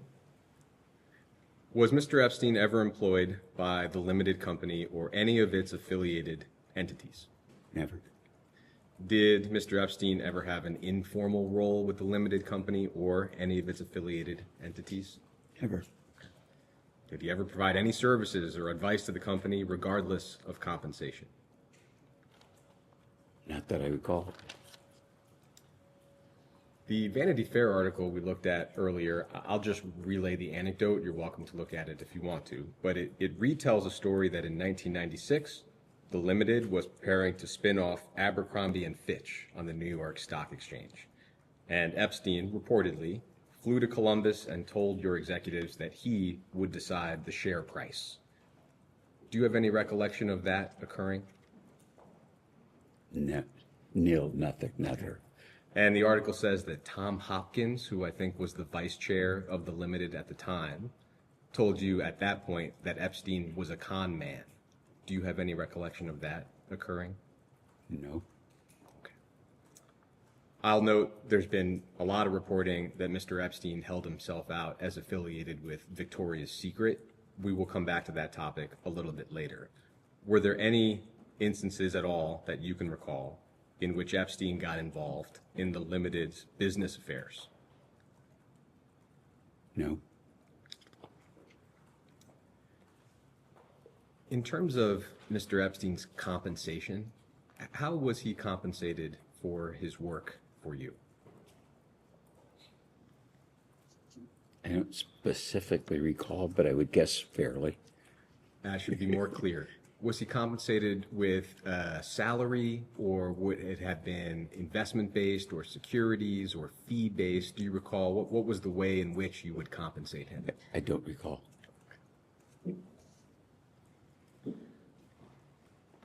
We discussed earlier, I think, that the breadth of his theft from you, I think, has been estimated by your counsels to be the hundreds of millions. Do you recall approximately what Mr. Epstein's total compensation would have been in his time with you? I'm sure I would have known them, but I don't recall. I'd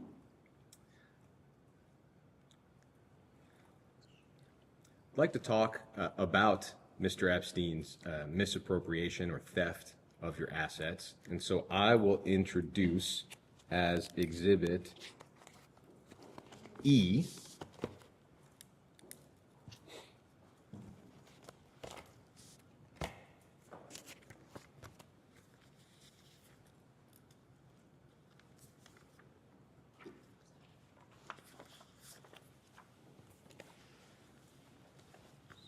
So this is an excerpt from a memo that the Department of Justice wrote in December of 2019.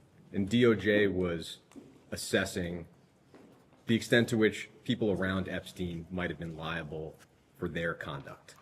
Okay. The memo is long. I have given you only the excerpt that relates to you. There's nothing else in this document that relates to you directly. The section that I've given you on the second and third pages of the document, that's 65 and 66 at the bottom. This is a summary of a proffer that your lawyer or lawyers gave to DOJ in July of 2019.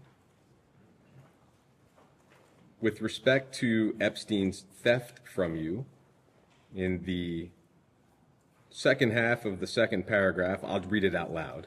Your attorneys, quote, explained that over his years handling Wexner's finances, Epstein stole or otherwise misappropriated several $100 million from Wexner, That misconduct, together with the fees that Epstein paid himself for his services to Wexner, appears to account for virtually all of Epstein's wealth. So several $100 million is a large but not precise figure. To the best of your knowledge, how much exactly did Epstein steal? I don't know. I don't think I'll ever know. I'd like to try to understand a little bit better how Epstein was able to steal or misappropriate that many funds. One way, reportedly, is that the trusts that we described earlier, which I know you said you have no recollection of, I just want to be thorough. The trusts that he was trustee of would receive gifts of limited stock, and he would then sell that stock on the New York Stock Exchange and then use a portion of those proceeds for his own personal purposes. Do you have any knowledge or recollection of what I just described? I'm effing surprised. I shocked. I didn't know this. Is it that you have not previously heard what I just described? I never heard of it, never saw this document. And it was publicly reported, I think, by ABC several years ago, but not ever on your radar. Never. The report indicates that it was more than or around $1.3 billion of stock that Epstein moved around that way. Not that he kept all of that money for himself, but the total amount of stock sales was over $1 billion. You have no knowledge or awareness of that. I don't know the amounts. The only trust that I'm aware of is my wife set up trusts for our kids, you know. So however she set them up in the amounts, I have no idea what's in them then or now. And then separately, it's been reported that around $20 million of stock and cash were contributed by two of your charitable foundations to one of Epstein's charities. Do you have any knowledge or awareness of that? Effing shocked. I'm appalled. I never heard that. Did you know that? No. Except so. Thank you, Mr. Director. We have some additional questions, and we have some questions from some of the members here. I'll start. I want to just go back to something. Now, earlier in the deposition, Mr. Director, you said that you were never aware of Jeffrey Epstein or Ghislaine Maxwell sexually abusing minors or adult women. Is that correct? I know Jeffrey was accused by an adult woman of abusing her, and that's the only thing that I knew until the shit hit the fan. So prior to it becoming public knowledge, you were never aware of Jeffrey Epstein? Absolutely not. Were you ever? You have to wait till he finishes asking the question. Sorry. The court reporters will get mad at you if you don't. Okay, so I think you said that. You think you said that you were not. Were you ever aware of Jeffrey Epstein or Ghislaine Maxwell sexually abusing men or boys? No. Okay. How about trafficking men or boys? No. Prior to it becoming public knowledge, were you ever aware of Jeffrey Epstein or Ghislaine Maxwell arranging for a prominent person to have sex with another person? Never. Okay. Can I ask you, Mr. Wexner, were you ever with Jeffrey Epstein in the presence of women or men in bathing suits or underwear? No. Never in the presence of women or men in bathing suits or underwear with Mr. Epstein? No. I mean, if he was at the fashion show, he'd have seen women in underwear, but, you know, 500 people. So you're saying that if he was at a fashion show with you through the fashion business, it may have been the case, but could it have been the case that you were with Mr. Epstein maybe prior to the fashion show or in another space? No, absolutely not. So did any women or men ever model clothes for you in the presence of Mr. Epstein? No. So not at a fashion show and not in a private home or residence? as a, being in the audience of the fashion show would have been the only possible time. Are you aware of any individual that has given either a public statement or any information of anyone that has actually said that they believe you were with Mr. Epstein in the presence of women or men modeling clothes or underwear?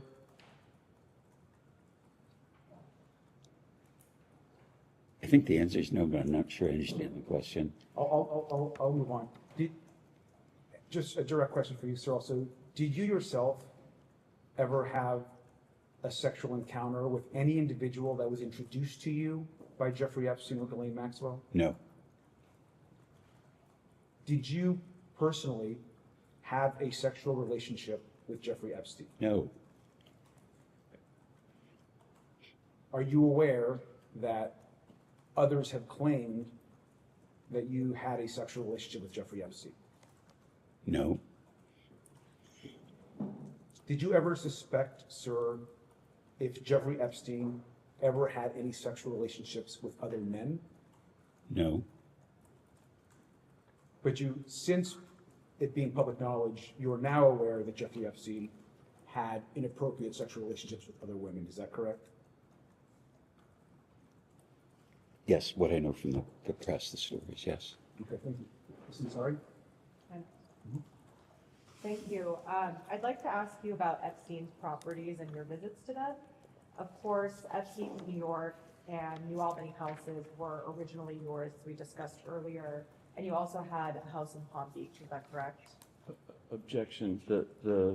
I think he testified that the house in New Albany was Mr. Kessler's. Okay. Sorry, I'm just trying to clarify. No, thank you. And the house in Palm Beach, was there a house that you had in Palm Beach? Sorry? I did have a house in Palm Beach Okay. Did you ever visit Epstein's home in Palm Beach? once.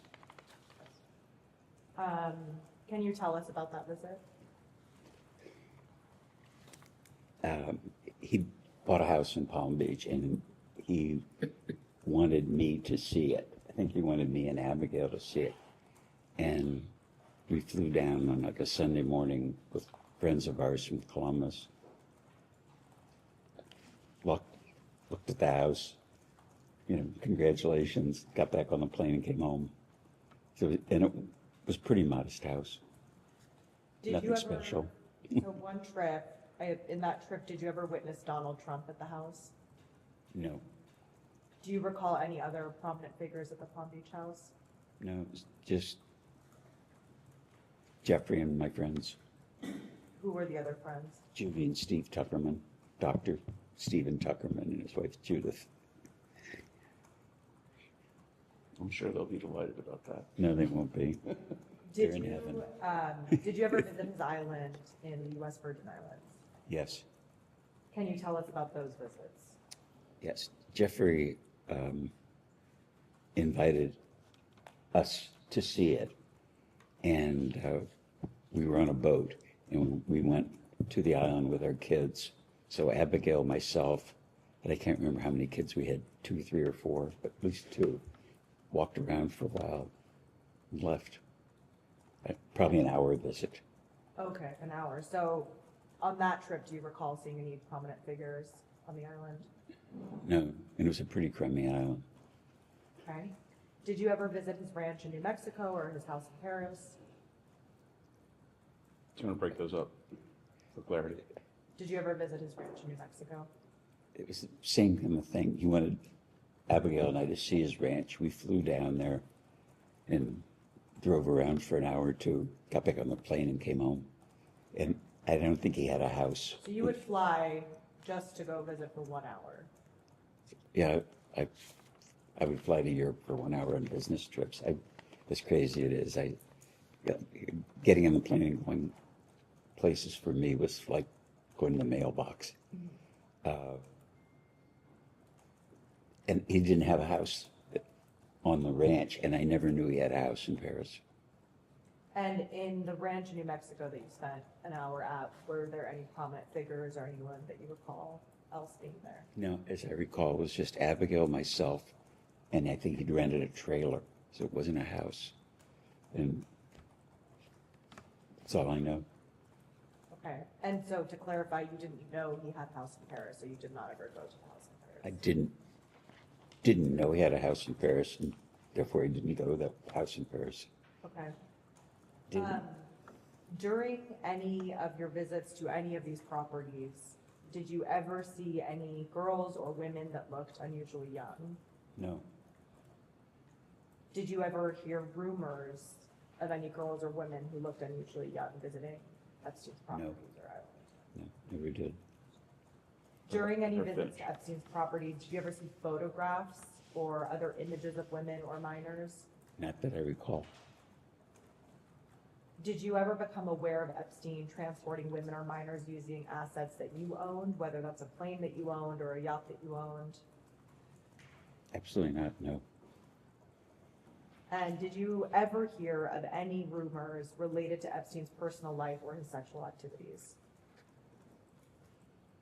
No. Just rumors that you may have heard in the grapevine.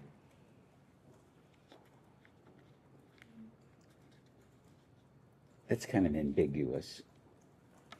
I mean, like, I'll answer you in this. I think you're asking an ambiguous question.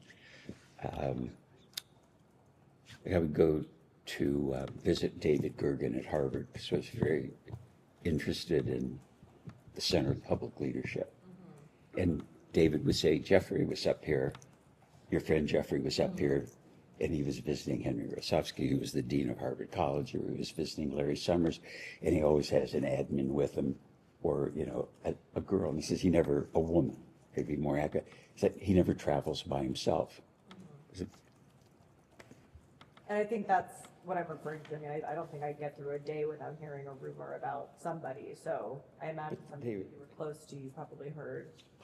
No, but it wasn't, it was more like he was traveling with his admin or his secretaries or his lady lawyer or his lady accountant. That's what I would hear. But it wasn't, I never heard rumors about Jeffrey was traveling around with a girlfriend for this, or a girl was like, it was part of his, I don't know, social visits or something. It was always, if I heard, it was in reference to work, his work. Okay, thank you. Ms. Crockett? Yes, thank you. I actually want to start in a little bit of a different place really quickly. Dr. Mark Landon, are you familiar with him? Who? Dr. Mark Landon? Yes. Okay. He was paid by Epstein on your behalf to consult on biomedical investments, is that correct?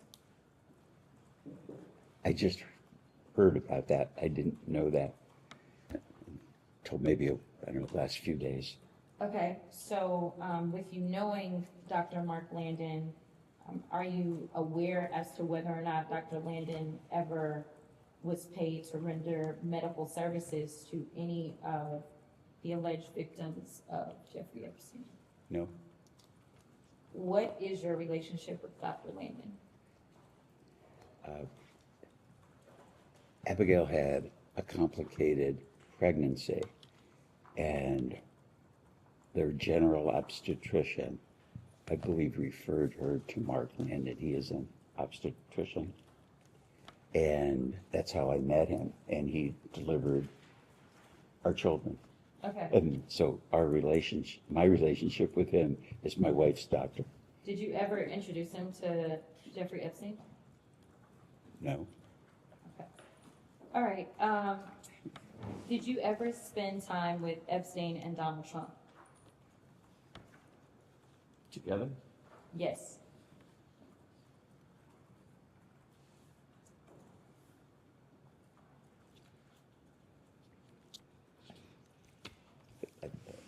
I want to answer this question accurately.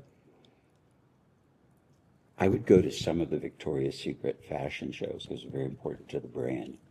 At some of the fashion shows, Jeffrey was there and some Trump was there. And I remembered because Trump would always introduce himself to me. And I always thought it was kind of odd that he was at the fashion show because he had nothing to do with fashion.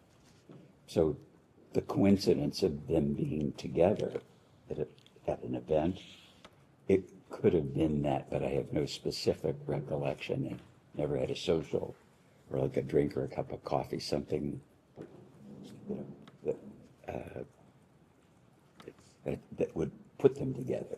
Okay, so just to clarify, because I want to make sure we're clear on the record, you're saying that you can recall instances potentially where Epstein and Trump were together and you were in their presence, or just a random scenario where Epstein may be there, Trump may be there separately, and then you would be there? It would be at random. That would be accurate. If it happened, but I have no specific recollection. Okay. Did you ever see or become aware of President Trump having a sexual relationship with a person who was introduced to him by Epstein or Maxwell? No. Has Donald Trump ever discussed Jeffrey Epstein with you? Nope. Did Jeffrey Epstein ever discuss Donald Trump with you?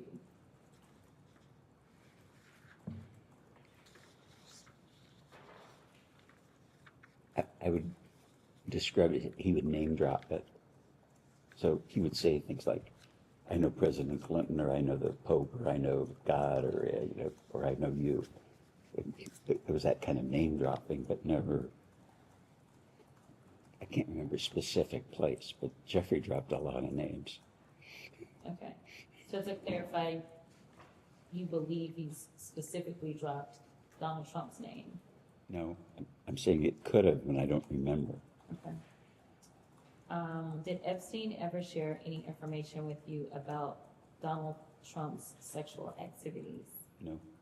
Do you have a relationship with Donald Trump? No. But you've met him before.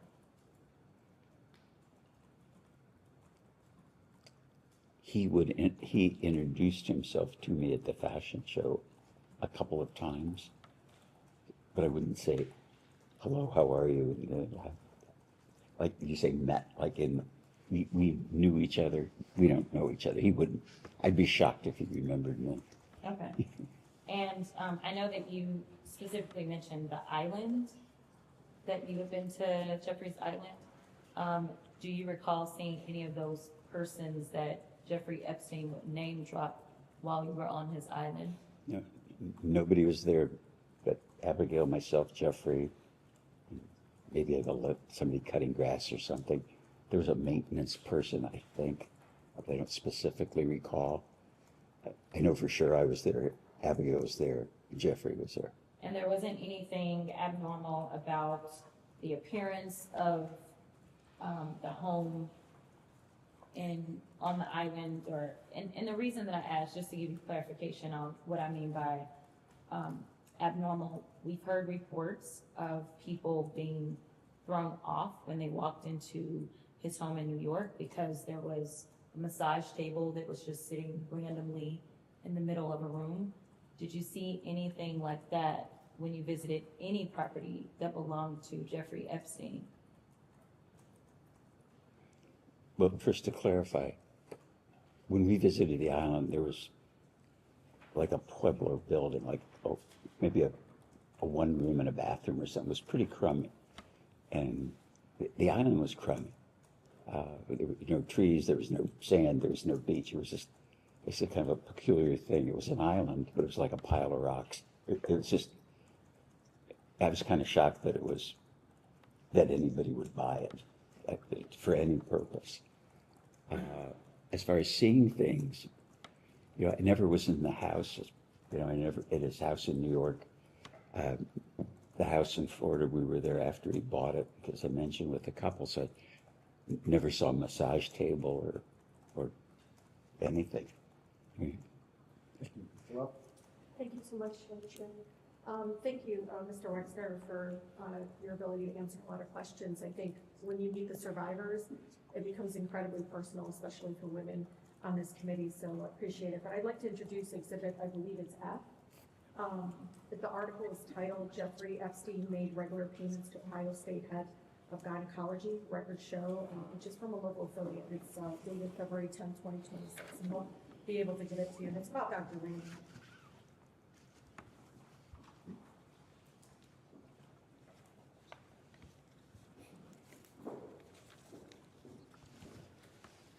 know they're passing it out, but Mr. Wexner, in the article, explains that recent Department of Justice files indicate that in early 2000, Epstein was making quarterly payments to Dr. Michael Landon, who is the OBGYN and the chair of the OBGYN department at Ohio State University.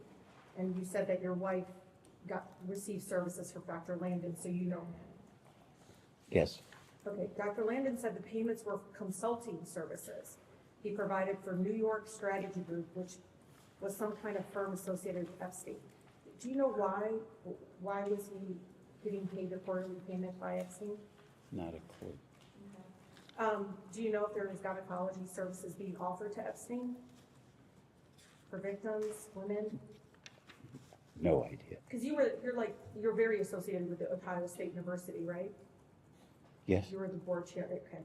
Were you aware that Jeffrey Epstein was paying him quarterly payments? No. You weren't? No. Okay, so the article suggests that Epstein would bill you and your wife for at least one of these payments in 2005. Quote, as we have in prior years. That's evidence within the Department of Justice, Mr. Wexner. Were you aware of these $25,000 quarterly payments coming from your accounts in 2005 and earlier? Not till this moment. You know, Mr. Wexner, I'm watching this all unfold, and I just want you to know it's incredibly hard for people to understand you don't know this. Maybe you don't know the specific details. Maybe you don't know the dollar amounts. But Epstein was able to be empowered and enabled to hurt more people with your money. You understand that? Oh, yeah, he's a crook.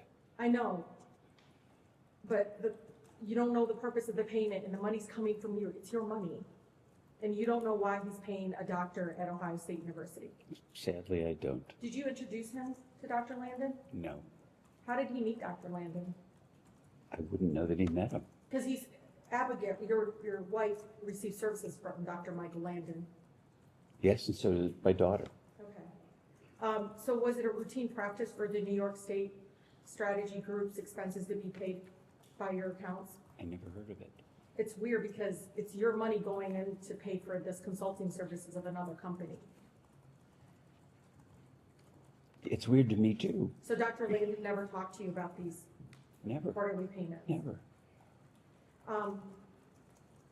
Something else that comes up, because one of the claims that you're saying that you're not close friends and everything, but you know, some of us have access to the redacted emails, some of us already, I think majority of us have gone down there. There is constant claims from survivors, again, they're redacted from some of the communication directly with Maxwell or directly with other women that were helping Epstein. And your name comes up synonymously sometimes with Epstein. Did you know that?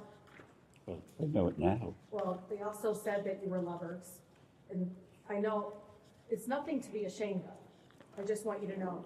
It's so great. No, it's nothing to be ashamed of. But it would explain, I think, the closeness that everyone consistently says. No one ever says you're not close. Is that, like, everyone says that you had a close relationship, that you and Epstein were close friends. Did you know that? Objection, hearsay. Okay. I think, Mr. Wexner, could you provide us with the name of every registered legal entity? And this is important, because if you don't know now, then give us the information. Help us find the people that hurt the girls with your money. I'm asking and urging you to, please. You started your business with your Aunt Ida's money. You don't want your legacy to be not just Epstein, but what is the guy's other's name? Dr. Richard Strauss? Richard Strauss, who also well, it doesn't matter. You were chair of the Ohio State University. You were the board chair at the time that he hurt other women, athletes on campus. This is to say to you, it's not only one person that hurt women, but now two that are affiliated with you directly. And I just want to urge you that if you don't know the answers to this, follow up with our committee, give us the information so we can find out who hurt the women and who benefited from it. So could you provide us with the name of every registered legal entity of which you were the beneficial owner between the start of your relationship with Mr. Epstein and his death? Can you provide that to the committee, sir? I would provide you with everything and anything I could to nail that son of a bitch. Names, where they were registered, and the date of registration, and the names of whoever acted as the agent of those entities. can I request that you just put that request in writing and direct it to me? I'll make sure. And we'll take it And- and And respond it's to it. important because Mr. Wexner, so you know, the women, the survivors told us to follow the money consistently. The other question, and this will be my last. You claim that you have been a victim and defrauded by Epstein, correct? Correct. Then why didn't you file charges, go after him? He used money to hurt girls and probably young men. Why didn't you do anything to recoup your name, which has been synonymous with Epstein? Do you know your name comes up in the emails among victims who never met you, but your name was used consistently? I'm not sure I understand what the question to The him is. question is, why didn't you file any charges against Epstein if you conned you of $200 million that we know of? Why didn't you go after him? Well, at the time, I didn't know. But when you And found out, why didn't you go after him? Is it because he was a good friend? no, You had my feelings dad for him. is probably laughing. You know, No, one of the I thing, know. one of the, no, no, one of the things my dad told me that you don't get a pissing contest with an elephant. And running a public company for a long time, I'm not good at public relations or financial public relations. And so I would answer questions to analysts, I'd call people up and I'd tell them the truth. And what I learned in the course of my business career is, whether it was my chief of staff, the company lawyer, personal lawyers, what should I do? And the advice is, let us handle it. You don't want to get ahead of this. So I'm happy that today is happening Good. because I want to help and I would do everything I can to Let us nail not that use son of a the word bitch. women, And because they might be hurting Please let more. him, please let him finish. And I can't tell you how much I value my own ethics, my own moral compass, that it has a true north. And what I think happened, now knowing about all the cons, is that Jeffrey would tell somebody that they were me or this was somebody else. Like, you and I've never met, right? I don't recognize you, but you're a congresswoman. I think, because Yeah, I never met you, but you're all over the emails. yeah, but so I presume you're a congresswoman, and I presume you're not a man in women's clothing. But I don't know what I didn't know, and I understand. this is You know now, and we can do something about it. oh yeah, So Wexner claims, you claim that you cut ties with Epstein in '07, right? Okay. But you emailed Epstein, quote, Abigail told me the response, all I can say is I feel sorry. You violated your own #1 rule. Always be careful, end quote. That was an email in 2008, Mr. Wexner. I know, I'm letting you know that the public knows. probably I was giving him the finger. Okay, that's it, thank you. Mr. Wexner, just real briefly, did the FBI or Department of Justice ever directly speak to you about Epstein or Maxwell? Has the FBI or DOJ ever directly contacted you or spoken to you about Epstein? Not to my knowledge. Never. Never. And then finally, would you consider Donald Trump and Jeffrey Epstein friends or friendly? Would you classify them that way in the information that you have?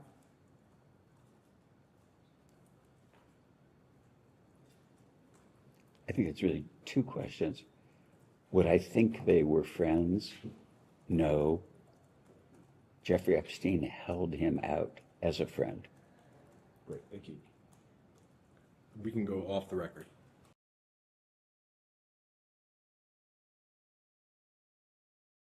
We'll go back on the record. What's that? That is a microphone. Mr. Wexner, it is 1:17 in the afternoon. Our minority colleagues touched on a lot of different subject areas, and I just want to go back through and parse out some things. First, though, I want to enter as Exhibit 5 the letter from Les.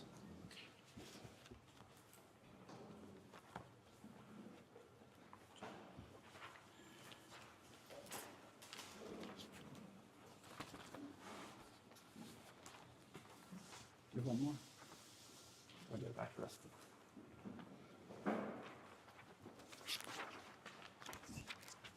This document is titled Letter from Les, General News directed to the Wexner Foundation community. I will stipulate to you there's no date on here. The date it was posted on the website was August 8th, 2019. Do you guys have any reason to dispute that? In this letter that you wrote in August of 2019, you mentioned that you had that Mr. Epstein had various well-known, respected individuals as financial clients and in his inner circle. My question to you is, could you elaborate a little bit to who some of those financial clients were that you were aware of? Well, it says Epstein represented that he had that. He wouldn't know if he did or not. Were you aware of any of Mr. Epstein's other clients? Let me think.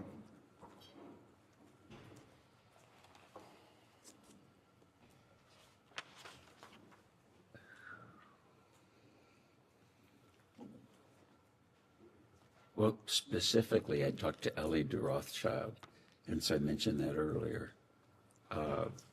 So he represented their whole family, so there had been a whole bunch of people. I mean, most of them I never would have met, but I knew Ellie. I never met people, but there were people that called me that either insinuated or said they knew Jeffrey through a financial relationship. And so, I mean, they could have been actors, but in the time, a guy calls me up. I'll give you an example. It's just a no, because I want you to understand this, because it's so confusing to me. He would say, like, I'm providing financial advice to the founders of Google. I'm providing financial advice to Jeff Bezos. I'm providing financial advice for the chief technologist at Google. And wow, I'm in good company, because these are really smart guys with a lot of money.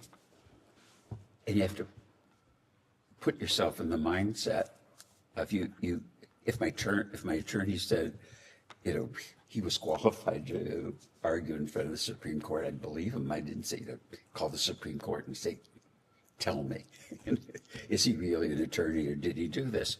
And I'd get a phone call from someone like a guy named Meyerwald. Who said he was the chief technology of Google. You know, Jeffrey has been helping me, he's financial advisor. I told Jeffrey I was building a boat. He told me to call you. I had never built a boat, but because I hadn't. But if I wanted to build a boat, I would go to FedShip because reputationally they're the best boat builders. Then, you know, it was, and that's the part that is so embarrassing is what a commie was. And if I don't know, you believe your priest or your minister, your rabbi is what they are, you believe them. And people it was mostly phone calls of people would say, or if you'd bump into somebody, Jeffrey's my advisor, or Jeffrey's talked to me about stuff, or Jeffrey's helped me with financial things. I can't remember specifically, but as I look back at it, it was part of the con.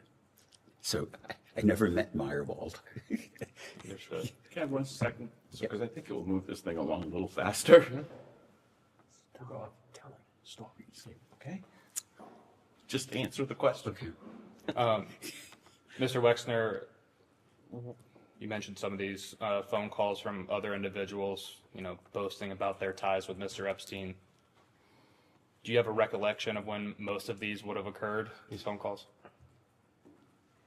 Pretty regularly, but I can't remember any of them. Understood. In Majority Exhibit 3, your statement from this morning, your written statement from this morning, you mentioned on the second page, I believe it is, second paragraph, approximately middle of the paragraph, that you consulted Ace Greenberg and Jimmy Kane of Bear Stearns Epstein's former employer. Did I read that correctly? Correct. What did you reach out to Mr. Greenberg and Mr. Kane about at Bear Stearns with regard to Mr. Epstein? Checking references. And as far as checking those references, did anything come up surprising to you about Mr. Epstein's background? All positive. And you also mentioned, well, let me take a step back. Bear Stearns has mentioned and previously reported that Mr. Epstein didn't have a degree or some of the proper qualifications for his job there. Did you have any reason to doubt the qualifications of Mr. Epstein when it related to being your financial advisor? I don't recall that I ever questioned that. That is, he had a degree. I don't remember asking the question. And so going off of that, other than making some phone calls to some individuals, did you ever formally check into Mr. Epstein's past? Not beyond talking to the people I mentioned. Understood. You also state, sorry to jump back and forth, the letter from Les Exhibit 5. That same paragraph, the third one in the middle there, the last sentence after the comma says, "I believed I could trust him." What about him, meaning Mr. Epstein, did he do that you thought you could trust him?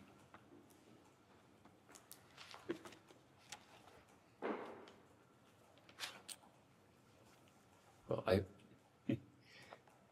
put him in a position of trust. He was a fiduciary that was to act in my interest, and I trusted that he could do that.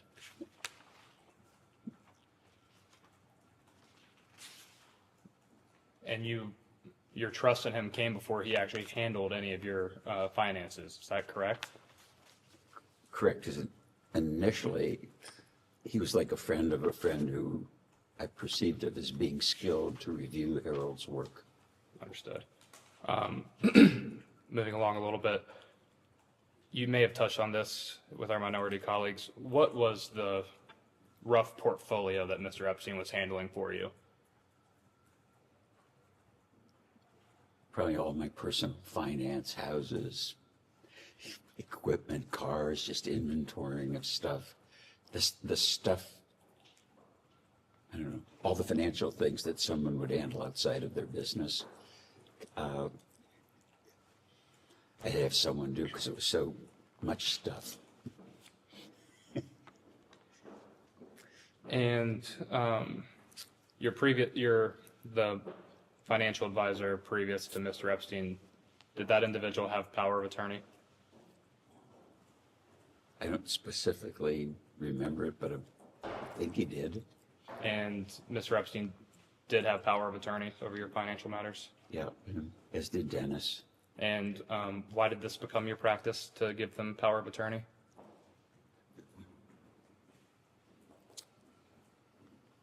But so busy, traveling so much, the papers had to be signed, tax returns filed, people had to act on my behalf, so many things to sign that I needed to have somebody to do that. Understood. How involved were you with Mr. Epstein's determinations over your finances? Did you have any involvement?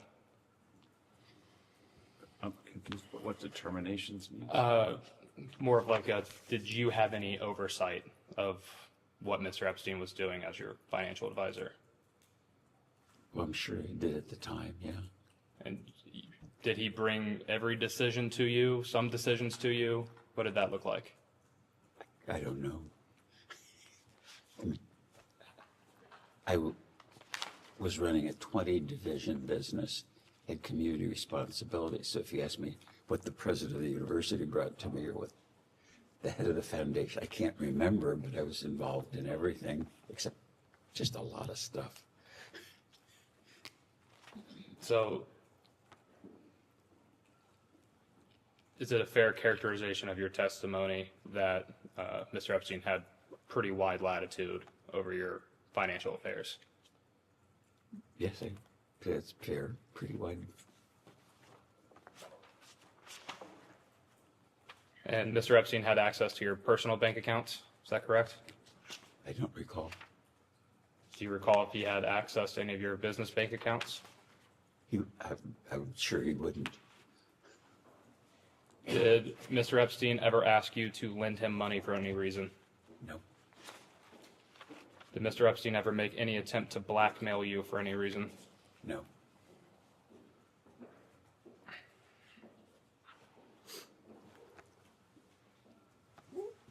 Did Mr. Epstein's control over your personal finances extend to any decisions that affected the rest of your family members?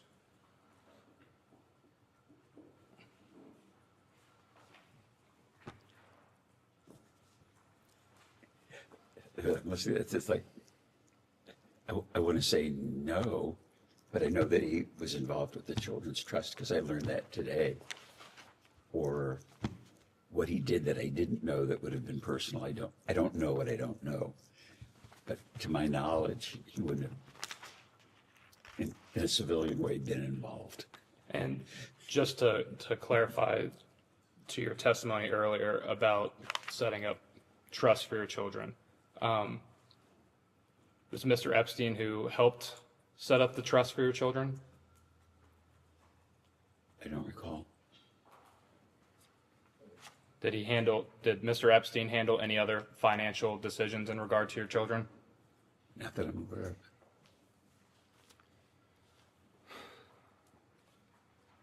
of. And I'm sorry, gonna switch gears a little bit here about your foundation.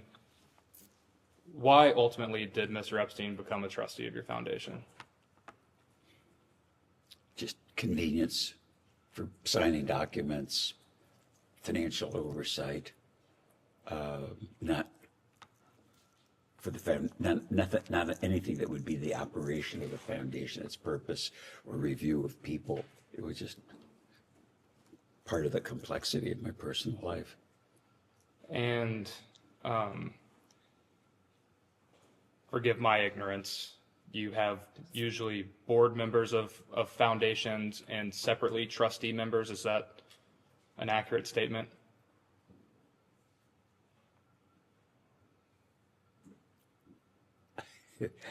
I wish I'm kind of ignorant too. I think we just had trustees. Okay. And just to clarify, Mr. Epstein, did he receive any compensation for his role on the board of the Wexner Foundation? Not to my knowledge.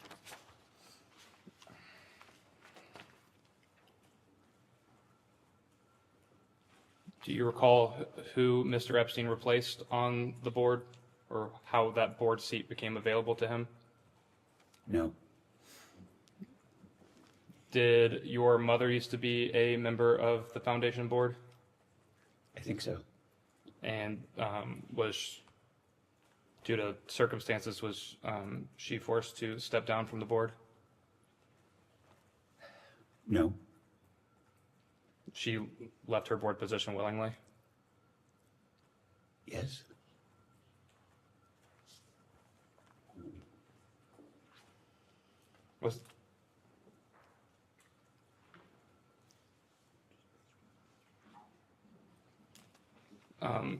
Can you describe in a little bit more detail the circumstances for why your mother left the board of the Wexner Foundation?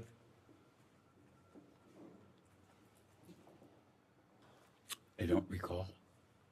Probably age.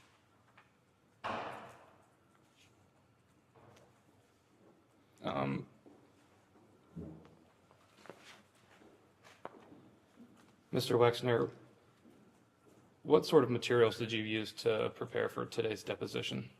I'm going to object to anything that counsel showed him. That's my work product. Anything he reviewed on his own, he's welcome to testify about. A few documents and smart advice, like just answer questions.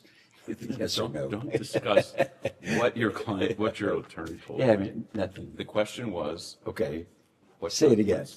I want to be honest. Excuse me. What documents or other materials did you use in preparation for today's deposition? Other than anything that your lawyer showed you? Oh, nothing.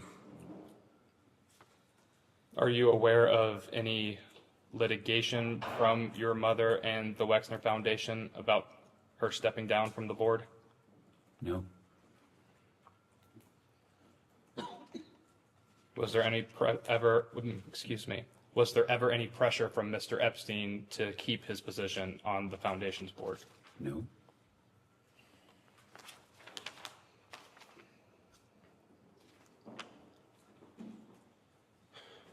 When you were in the, I'll call it the prime of your career as a CEO over your companies and corporation,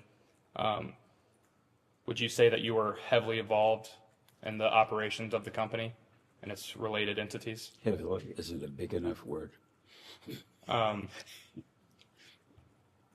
Could it be described that you like to micromanage what was going on through your companies and your corporation?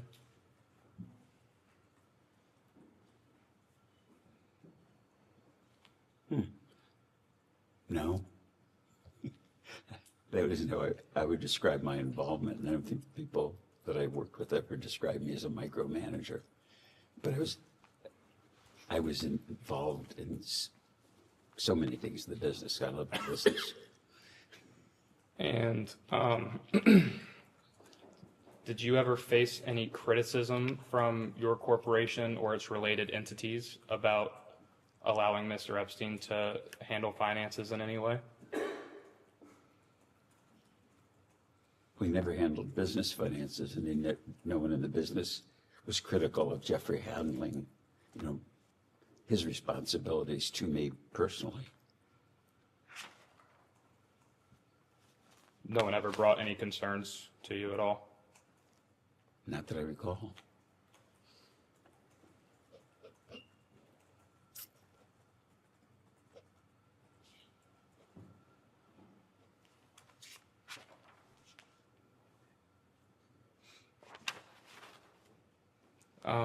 I want to circle back again to some testimony you provided earlier. You testified that Mr. Epstein stole large amounts of money from you. Is that correct?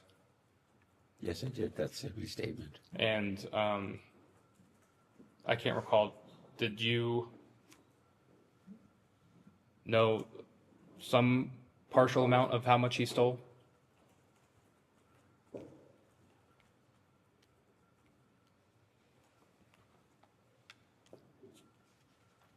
Well, I didn't know he was stealing till after we discovered that he was a crook.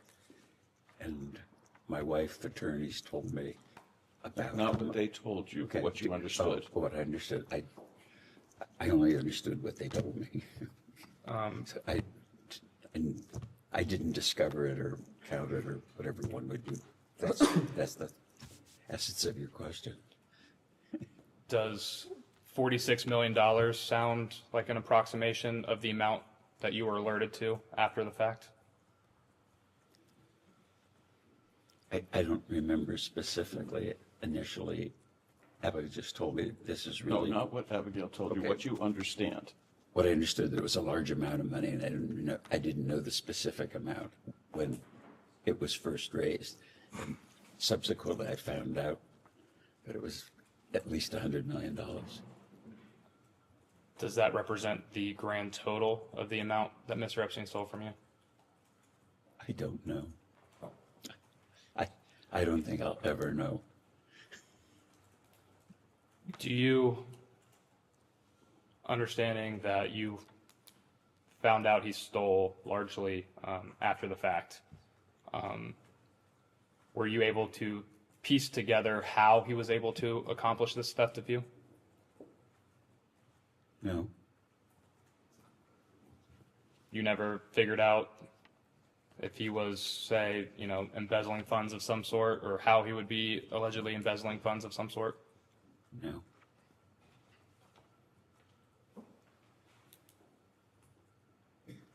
And you testified earlier that you did not end up pressing any charges against Mr. Epstein for the theft of your funds. Could you briefly explain to me why, again, you decided not to? Advice of advisors. Advice of advisors.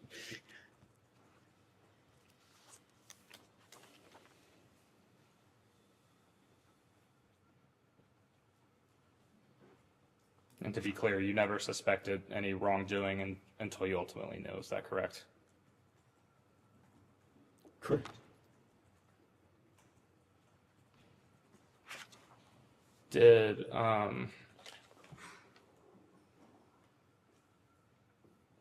Are you aware of any advisors fearing any type of retribution from Mr. Epstein if you pursued litigation over the theft of your funds? Say that again. Did your advisors have come to you with any fear of retribution from Mr. Epstein if you threatened litigation over the theft of your funds? No. No, I don't remember that at all. Are you aware of Ghislaine Maxwell having any role in the theft of your funds? No. I want to move now to the New York City townhome, 9 East 71st Street. I believe you first purchased that home before Mr. Epstein lived in it. Is that correct? Correct. Do you remember the time period in which you would have bought it? Best guess?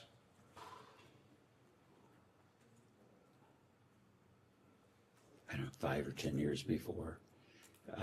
It was a school, and then the remodeling took 3 years, and so I don't remember when it was.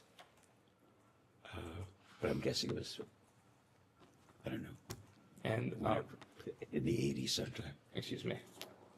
And you said 5 to 10 years before. 5 to 10 years before what exactly? Before I met Jeffrey. Okay. Did you ever live in this house yourself?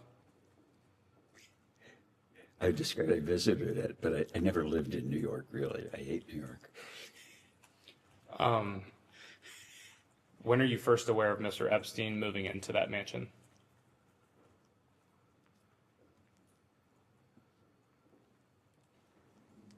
Well, he moved in sometime after I sold it to him, but I don't know when that was. Would you be able to best guess when you sold the house to Mr. Epstein?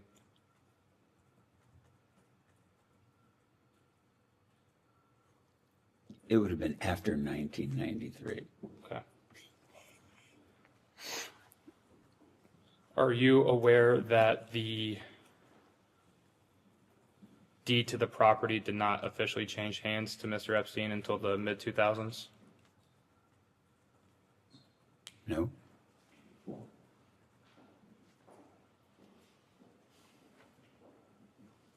Do you recall how Mr. Epstein purchased this house from you? Wrote a check, presume. And the sale of this townhome was at the time that Mr. Epstein was managing your personal finances. Is that correct? Correct.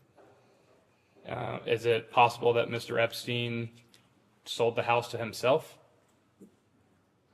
without your knowledge? No, I would know, or I know, of course, that he bought it. Did he approach you to buy that home? Yes.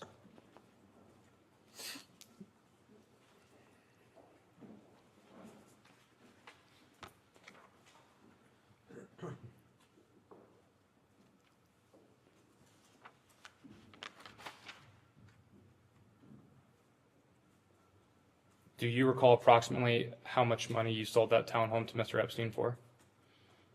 I think about $20 million.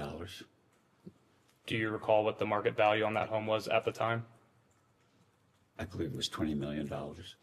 So you believe you got a fair deal for selling that home? I believe so, yes. It's been recently reported that your company, or I guess technically one of your subsidiaries, the 2 Inc.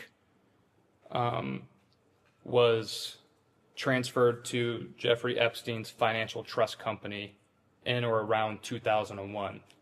Do you have any knowledge of that happening?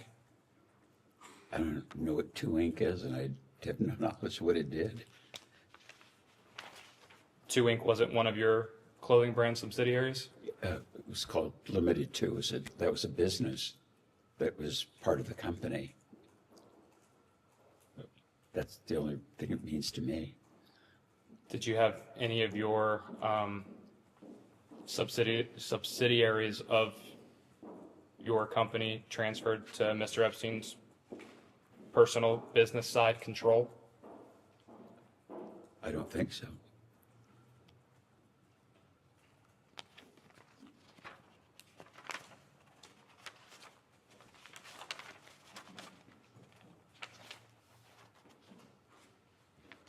We previously, we'll switch gears on you again.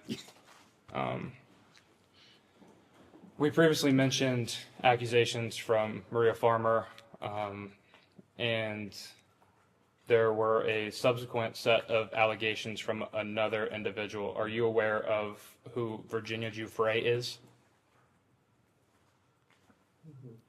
No. Familiar name, but I've heard it, but don't connect it to anything. Did you ever have any sexual contact of any kind with Miss Giuffre? No. How could I have contact with somebody I don't even know? Miss Giuffre has accused you of performing sexual acts with her multiple times. You dispute these allegations? She must be confused. No, it never happened.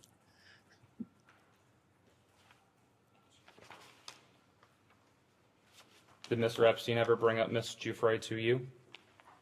No, not a familiar name. Ever mention Miss Giuffre giving you a massage? No. Did Miss Maxwell ever bring up Miss Giuffre to you? No.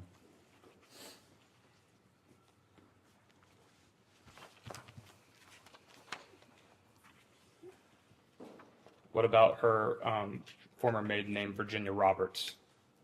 Does that ring a bell to you? Never heard.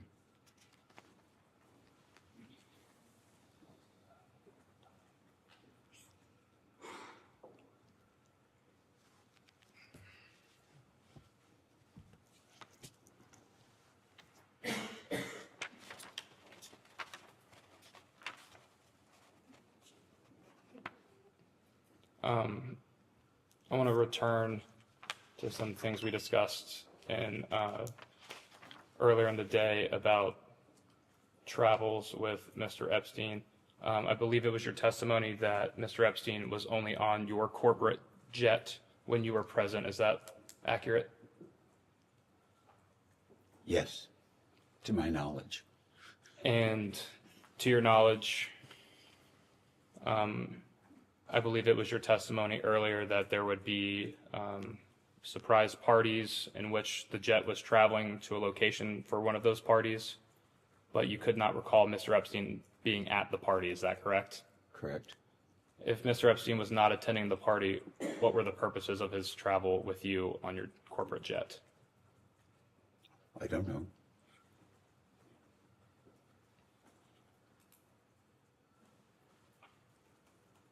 Do you have a rough estimation of how many times you would have traveled with Mr. Epstein on your corporate jet?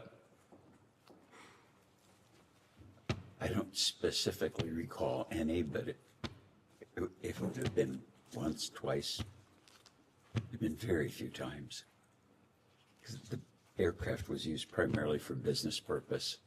And when we used it personally, we paid for the airplane. So the notion of,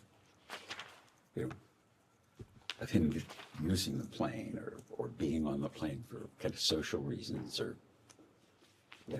just bumming a ride kind of thing just never happened with anybody. And I take that to mean you also never flew Mr. Epstein to locations where any of his various homes were located. Absolutely not. No, as absolutely not. I never did that.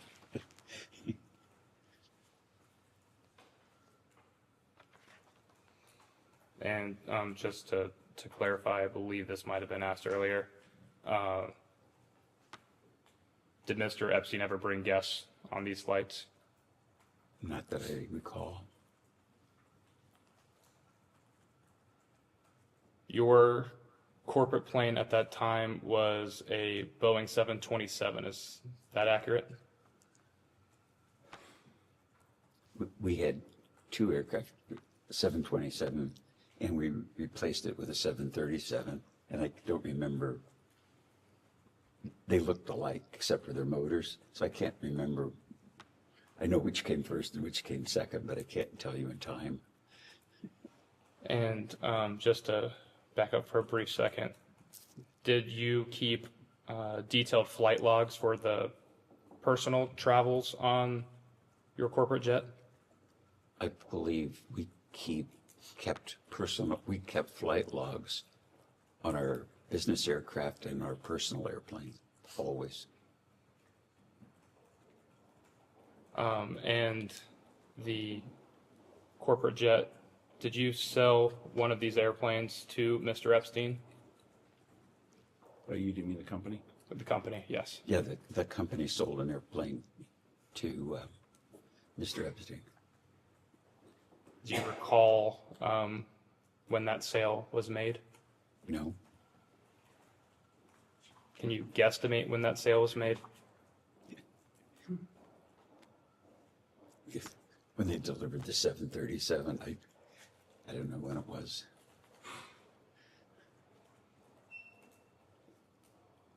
Do you, understanding your posture with the corporation has changed over the years, have you maintained any of those flight logs? Do you have them still as records today? Never had them and don't have them. Do you know why you do not have those flight logs?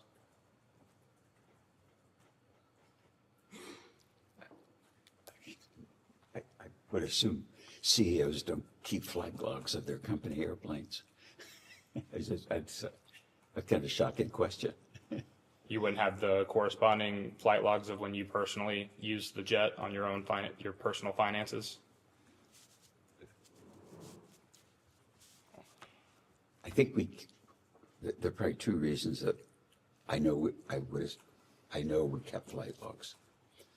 And I think it's a government requirement that you have to have flight logs on an airplane. But two, so many people in the business, different CEOs would be using the planes, and every plane request would come to me because I wanted them to travel, and I wanted to make sure that they were then traveling with the people that they were traveling with. So I know I approved, or my admin approved on my behalf when I wasn't around, who was on the airplanes and the trip. Because like a CEO would request a trip, say they were going to go to Denver to visit stores, and there were 8 people that were going on the store visit. Then I'd approve it because that would be a good use. And then so it'd say, the CEO went by themselves, and it's like, no, it's not the purpose. So it was a very expensive and valuable asset to the business, and I wanted to know that it was being used appropriately. But I never reviewed the flight logs. It's just that level of minutia was beyond me. Understanding you might not have reviewed flight logs or, even necessarily had a reason for acquiring them. Is that a record that would still be kept in the custody of either yourself for personal travel or for the business, if those records were ever needed for some sort of purpose? I don't know what the business kept, but if they're there, I'm sure they're welcome to look at them. And so would you be able to obtain those records, assuming they do exist? From the company? Yes. Or personally? I don't think he has access to them at the company. You guys have subpoena authority. Yeah. Do you recall how much you sold the plane to Mr. Epstein for? The company? The company sold, sorry, my apologies. Yeah, I did. It was approximately $6 million. And what would have been if you recall, what would have been the market value for that aircraft at that time? $6 million. Do you believe you got a fair deal for that aircraft? The company got a fair deal? Sorry, yes, the company got a fair deal for that aircraft. Yeah, I thought it was a very fair deal.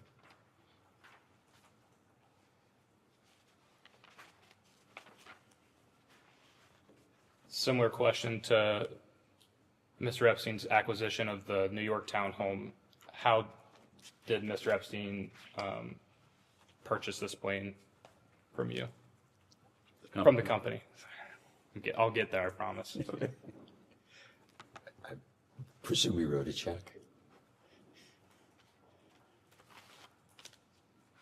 And you weren't privy to the any of the fine details of that deal, so as far as which entity Mr. Epstein would have used to buy that plane from the company?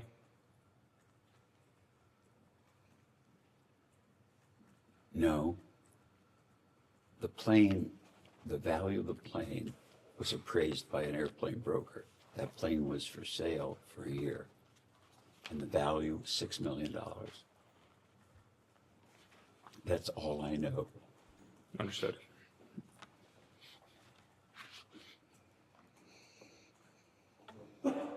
And excuse me if this is repetition, but did Miss Maxwell ever travel with you on the plane? On the company's plane? Not that I recall. Did you ever fly on an aircraft owned or operated by Jeffrey Epstein? Absolutely not.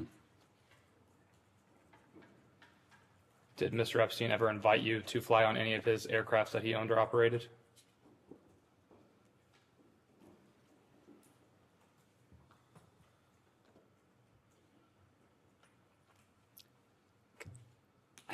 I think he might have, but I can't specifically remember the circumstance. Some of this is really difficult to remember because Jeffrey was such a con, and as I look back at it, that's it. He was much better at being a crook than I am as an honest person, and I think for the committee to understand this, the con part, I can't imagine a bigger crook or con the world has ever seen. Do you recall what rationale you would have had for declining taking flights with Mr. Epstein on planes owned or operated by him? I was busy, very busy. In busy years, I was in the air flying on business purpose in the air 300 to 400 hours a year. If you can imagine somebody traveling in the air 58-hour days and running a company, I ran it from the air as much as I did on the ground. So the last thing I wanted to do was take a trip with anybody. Understood.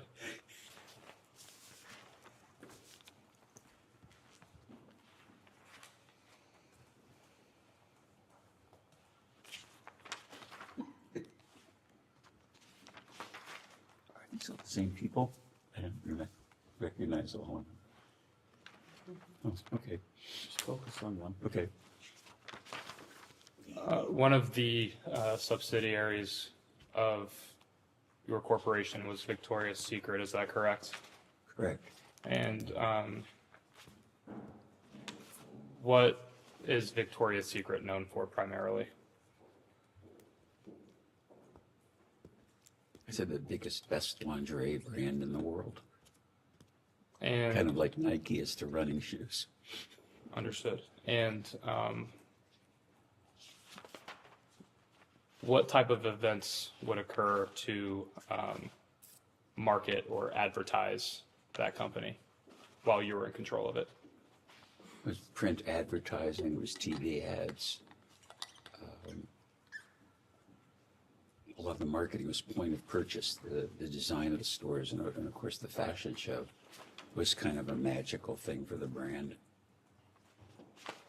And I believe you touched on this a bit earlier. Were you aware of Mr. Epstein holding himself out to be affiliated with Victoria's Secret? Only once. When were you made aware of that? I don't remember when. Do you recall who brought that to your attention? Somebody in the company, probably. I don't remember specifically who. Do you recall how he was holding himself out to be part of Victoria's Secret? He was a talent scout looking for models. Did you ever have the sense that Mr. Epstein had a certain odd interest in Victoria's Secret? No.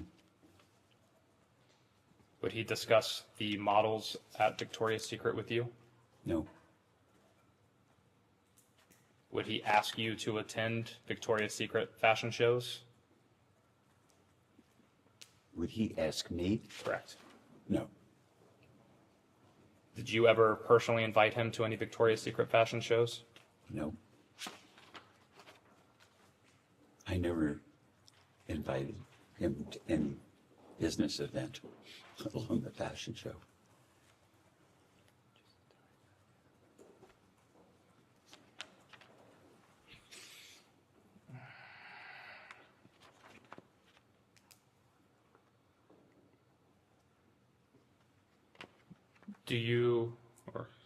Let me rephrase. Are you aware of how Mr. Epstein would have been able to attend Victoria's Secret events if not invited by you?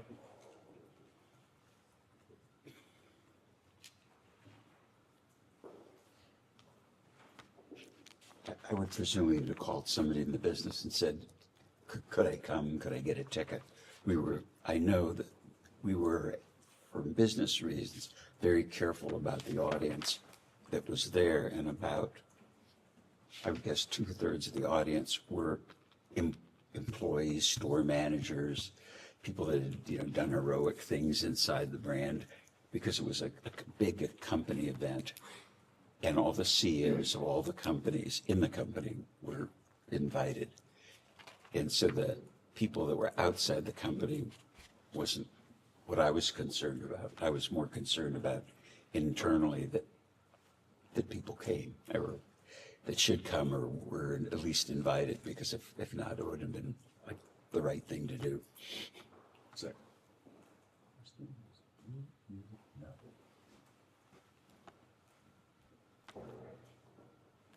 My answer is, I really don't know. Are you aware of Jeffrey Epstein having any other contacts within Victoria's Secret specifically? Executives or anyone of that such? I'm sure he knew people or would reach out to people in the business, but I don't know.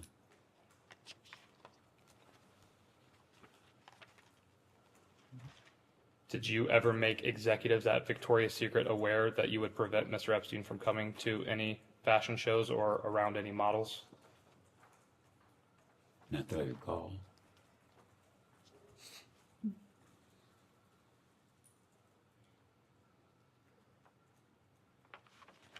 Are you aware of Mr. Epstein bringing any women to Victoria's Secret to potentially model for Victoria's Secret?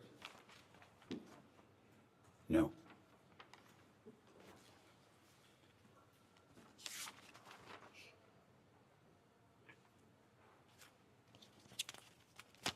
Do you know who Jean-Luc Brunel is? Never heard of him.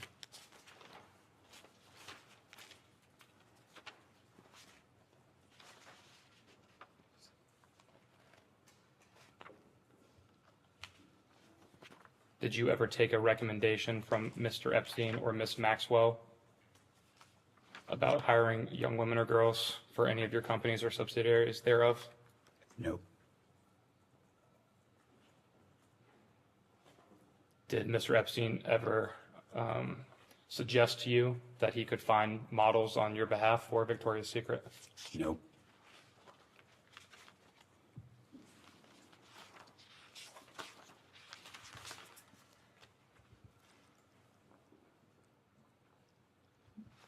Did you ever consider cutting ties with Mr. Epstein, professionally or personally, after he was caught lying that he was a scout for Victoria's Secret?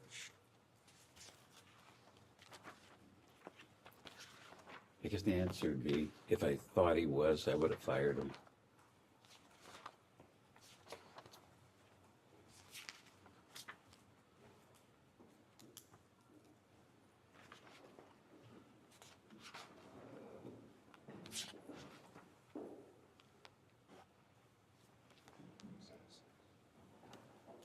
I am now going to enter as Majority Exhibit 6, a letter from a birthday book compiled for Jeffrey Epstein's 50th birthday in January of 2003.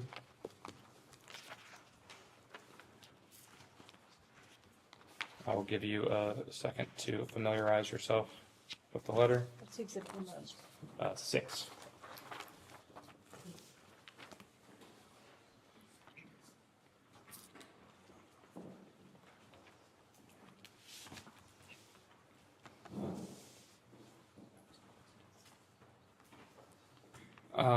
Mr. Wexner, is this letter familiar to you?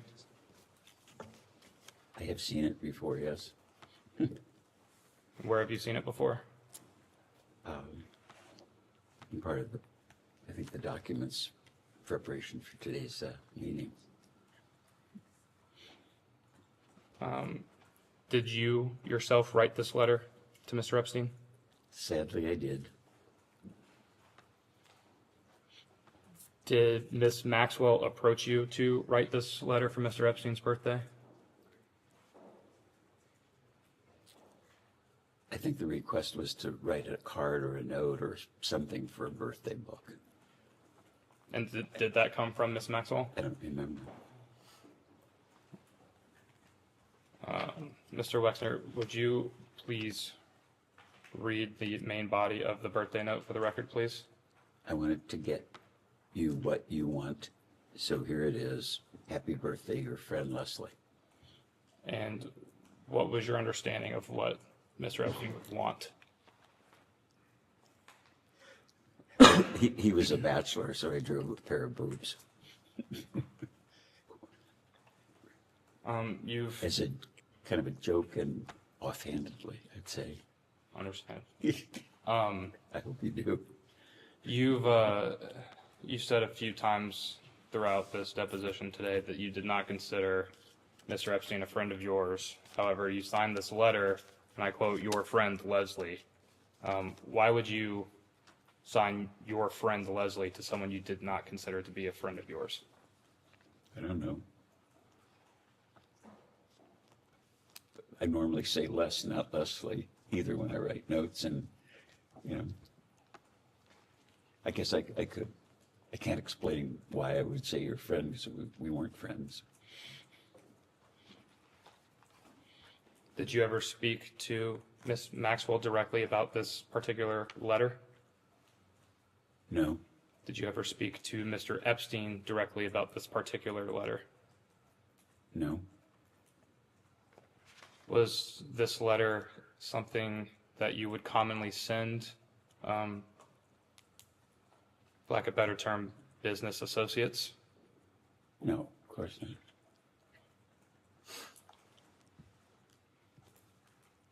I was trying to be funny.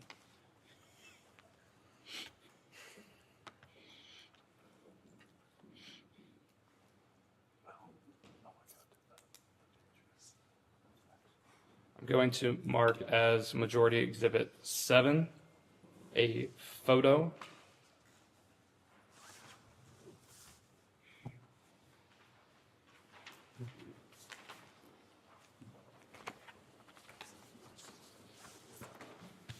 I'll give you a second to review. Give one more.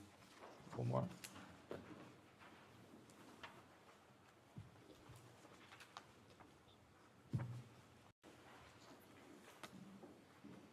Are you in this photo?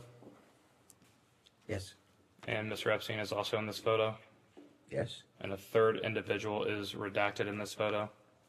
Yes, Do you have any way of knowing who the redacted individual in this photo is? I know who the redacted person is in this photo. Who is that redacted person? My wife. Understood. Do you And recall? the man in the back is Peter Lurson, and the picture was taken in Bremen when the boat was launched. We got a bunch of pictures of the boat launching. Do you recall what year that was?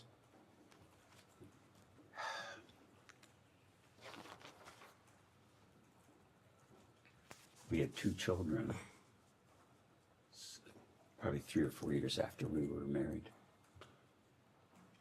And did you invite Mr. Epstein to this boat launch party or event? Not that I recall. Can you recall who would have invited Mr. Epstein to this event? No.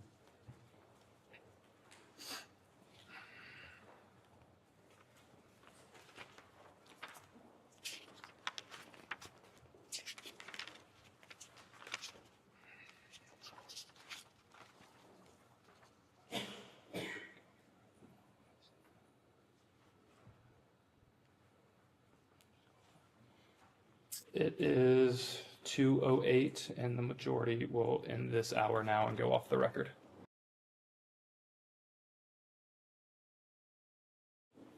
We can go back on the record. Welcome back. Got just a couple of follow-ups about some things you've already touched on. The New York City house. Do you remember when Epstein first had some kind of ownership interest in the home?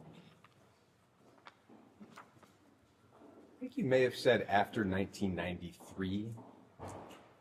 Yeah, when I sold it to him, but I don't remember the date. The sale is reported as 1998.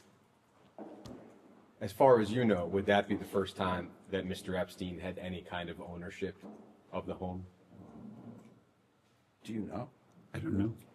I was thinking, you could tell me any date. I know it was after we were married. And whether it was a year or 2, I don't remember. But Was that 1993? we got married in 93, yes. Do you recall at all Mr. Epstein talking about why he wanted the home? No?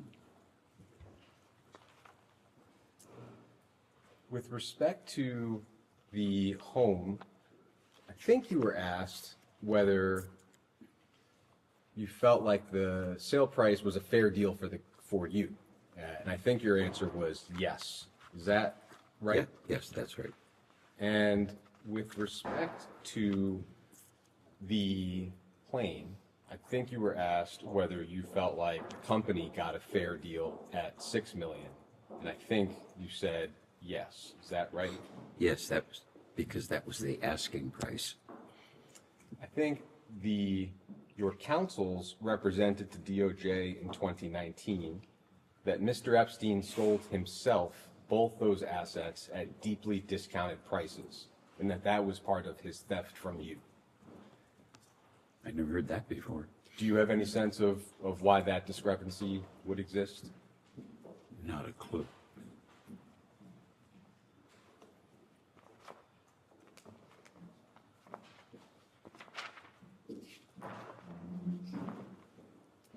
In terms of Mr. Epstein's repayment to you, I think your counsels also represented that he repaid you about $100 million in 2008.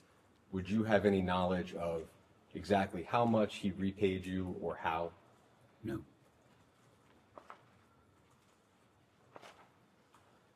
There were a few other physical assets I just wanted to quickly touch on. Sure. There was a second home in New York City at 11 East 71st Street, so it's right next to the home that we've been discussing. And it sounds like you bought the home in 1988. Epstein bought the home from you in 1992. Do you have any recollection of that home? Take your time. Are you saying 2 homes in New York that were next to each other? Yeah, right next to it. The address for this one would have been 11 East 71st Street. No recollection of that happening. There was and still is a condo building at 301 East 66th Street in New York. It's been reported that Epstein lodged many of his victims at that building. The reporting has also been that you once owned that building and that you sold it to Mark Epstein, Jeffrey Epstein's brother, in the early 90s. Do you have any recollection of that? The building or the condo? The building. No. No recollection. With respect to, I think, what we understand to be 2 homes in New Albany that Mr. Epstein owned at one point or another. So there was first a home on the 7500 block of King George Drive that Epstein received from you in 1990. Do you have any recollection of that home? I know he bought a house from Jack Kessler, the one we've mentioned before. That's the only one I know about. Got it. This, I think, is a separate home and was earlier in time. No. Okay. No recollection. That second home, I think you mentioned that Mr. Epstein bought it from Mr. Kessler. I think the documents show that it was a company that Epstein bought the home from, and I'll represent to you that it was you who signed the deed to Epstein. Would you have any knowledge about why that might have been the case? I understand the question. I signed the deed to sell the house to sell Jack Kessler's house to Jeffrey. Yeah, and it was in your capacity representing an entity of some kind that seems to have been associated with yourself and Mr. Kessler.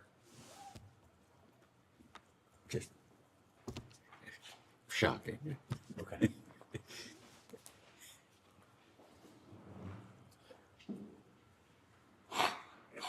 Does it ever occur to you that stuff like that could be just forgeries? I think in this case, He asked the not question. likely. No, I mean, it's like It's okay. me signing a deed to somebody else's house. It's just It's okay. okay. I'm sorry.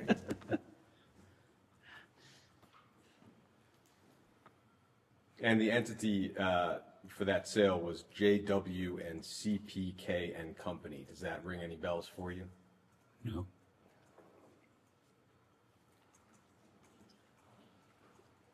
What is the history of that home, if you recall? In other words, was it originally built for Mr. Kessler to live in? Was it his primary residence? Yeah. And what do you recall as the purpose of the sale to Mr. Epstein? Why would Jeffrey Epstein, why did he buy that home, if you recall? First of all, I didn't recall that he bought it. I don't remember that. I know Jack had financial problems, and he came to me and said, I've got problems, I got to sell my house. That's all I recall about it. I don't think I was ever in the house. Do you recall Epstein purchasing it at the time? Were you aware of that? No, I wasn't.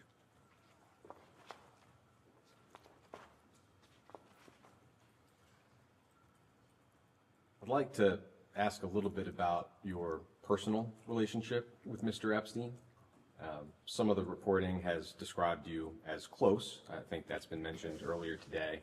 I would just like to ask about a few examples that have been reported and just understand your knowledge of that. Sure. The New York Times, for example, has reported that sometime in the late 80s, Mr. Epstein managed the design and construction of your yacht, the Limitless. Do you have any recollection of that being the case? Furthest thing from the truth. Not true. I worked on the design for 10 years, me. And it took 3 years to build the yacht, and the only person that was there beside me watching the construction was Abigail. Period. And a gentleman who represented himself to the New York Times as your former captain, Craig Tafoya, seemed to be of the understanding that Mr. Epstein had a role in designing the yacht. Mr. Tafoya, from your point of view, Mr. Tafoya is simply mistaken. Absolutely mistaken. If you wanted to, I could draw it in detail for you right now. The Wall Street Journal has reported that Mr. Epstein would sometimes do personal tasks for you, such as helping your wife Abigail find a nanny or showing up at a restaurant with a gift for a mutual friend. Do you have any knowledge or recollection of those types of activities? Never happened. No recollection, or you believe that those things did not happen? I have no recollection and believe they never happened. Vanity Fair has reported that Mr. Epstein once broke up with a woman for you here in Columbus by going to her house. This, of course, was before you met your wife. Do you have any knowledge or recollection of that? No. Did I break up with a woman? Yes. Did Mr. Epstein perform the act directly or indirectly? No.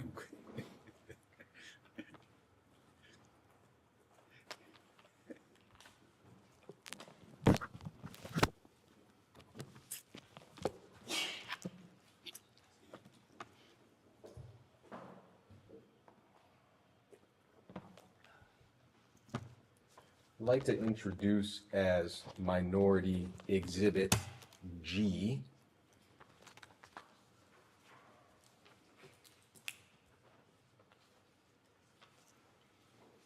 an email from 2006. I'll give you a moment to look at it.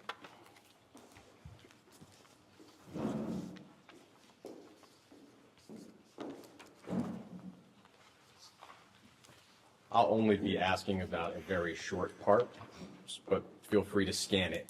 What it looks like is an email from Mr. Epstein to somebody with a limited brands address, D. Larson. I don't know if you would have an idea of who that probably is. My admin, Don Larson. Great. Can we have a chance to just read the email? Sure, of course. Thanks.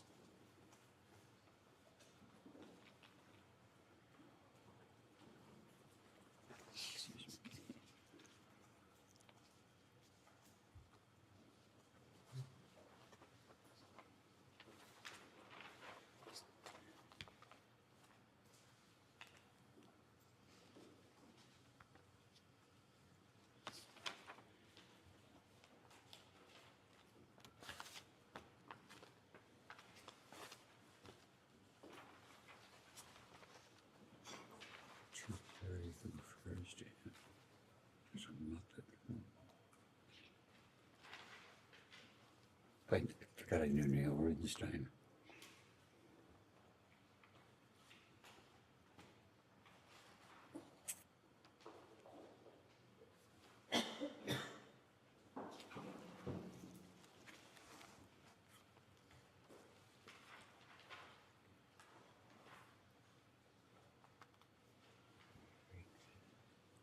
And at a certain point, I'll just direct your attention to a sentence. Yeah. No, that's fine. It's just, he's not on this, so. Yeah. So, Just trying to get it. at the very end of this email, Mr. Wexner, I would say close to the very end, there's a sentence that starts with, I believe that this information. And if you see that, I'm sure your counsel can guide you to it. And I'll read that out loud. This is a long email. It seems to relate to business topics and people. But Epstein signs off by saying, I believe that this information belongs to you, and under gang stuff rules, I cannot simply be the repository of people's hushed calls and not share with you. And the subject of the email is, for Les's eyes only, please do not circulate. So the phrase gang stuff rules, is that a familiar phrase to you in this context?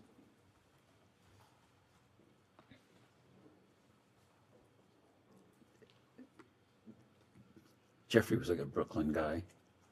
And he, in hindsight, he didn't use words like have a confidential discussion or my opinion or this is secret or private or confidential, personal, things that lawyers or accountants might use in normal language. He would say this is gang stuff. Got it. So that was just how he talked. So it was a phrase that Mr. Epstein would use to mean confidential conversations. To me, yes. Okay. And this, I don't think I never used the other words, which in hindsight, I didn't.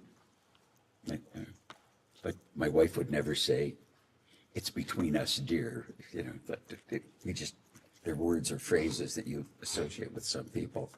And to me, it was just kind of funny that this Brooklyn guy would talk about gang stuff, and gang stuff might be what he ate for dinner or something. Would he use that phrase pretty commonly, whether it's in a verbal conversation or a written email? I don't specifically remember, but I don't think he ever said confidential or private. It was like his language. Thank you. With respect to, we can move on from that email.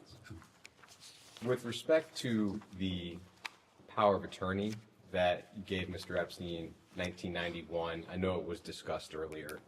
Could you just flesh out for us a little bit the theory of an unfettered power of attorney? In other words, it wasn't conditional or restricted to a particular account or particular type of asset. It covered, as we understand it, all of your assets, which is an enormous, I think, step of trust.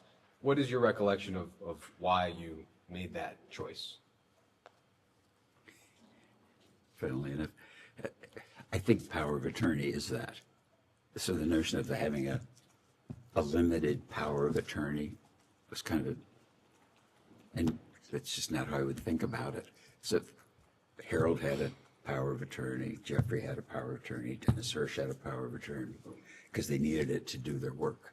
And did the advisor, as you recall, it sounds like the previous advisor before Mr. Epstein and the subsequent advisor after Mr. Epstein both had the same scope of power of attorney?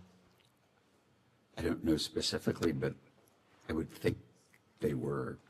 I don't recall what the words say, but I think power of attorney is that.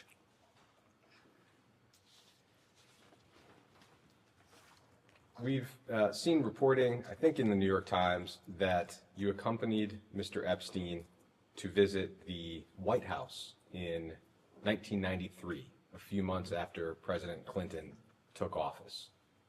Do you have any recollection of that? Absolutely didn't happen. Didn't happen? Well, I'd been at the White House, but the only time I was at the White House when Clinton was president, he invited a group of like 20 CEOs from around the country to get feedback on the economy. And that was said.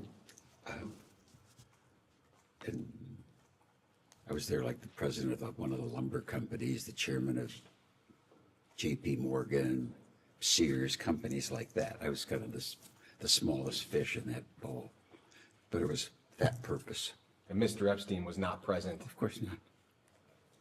So, as far as you know, you did not visit the White House under any administration with Mr. Epstein? I never visited the White House under any administration, under any circumstance with Mr. Epstein. Okay. That I'm positive of. The New York Times has also reported that at your 59th birthday party, Mr. Epstein acted as sort of a master of ceremonies. He would give toasts and introduce guests and arrange for some people such as Alan Dershowitz and Shimon Peres to attend. Do you recall the party that I'm describing?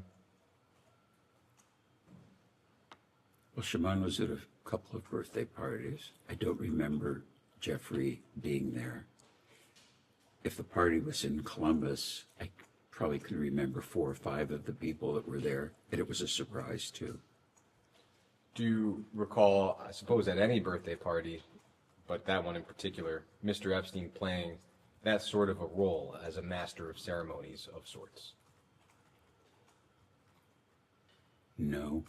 I'm thinking, even at the party that I was thinking about, the Shimon Peres, if you ask me who was there, he wouldn't have been on the list.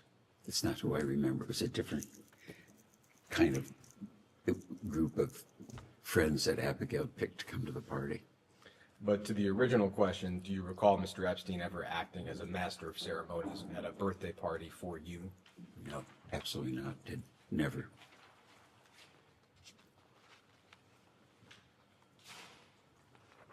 You gonna keep quoting the New York Times? It's a good thing I don't read newspapers very often. That's crazy.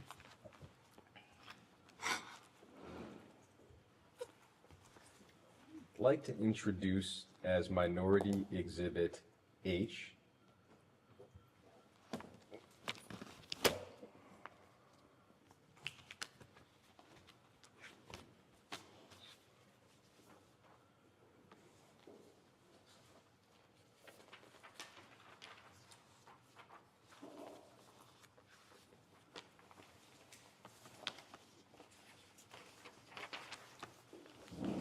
I'll give you a moment to look this over. It's just one page.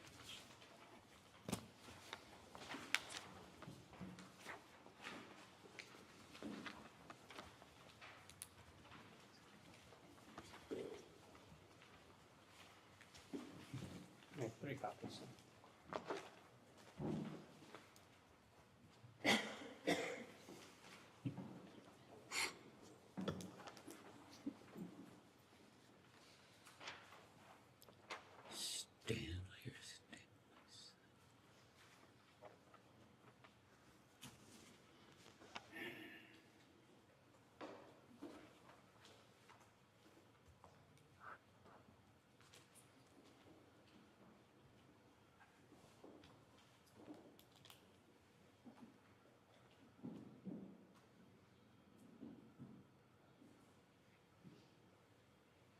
So this is a file that was part of the recent DOJ release, and it's some kind of draft or fully composed email from Mr. Epstein. It appears to be intended for you.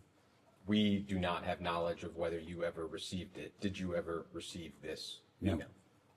Sorry, just for the record. Did you ever receive this email? I never received this email.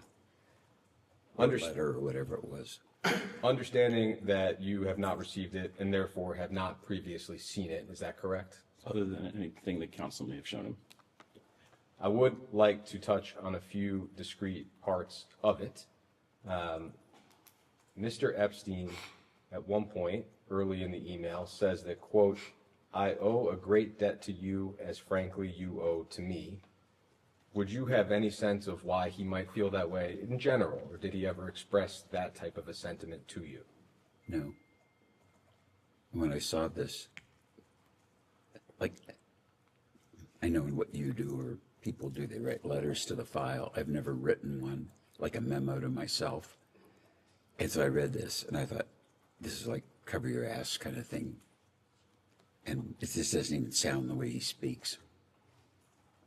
And just nonsense in it.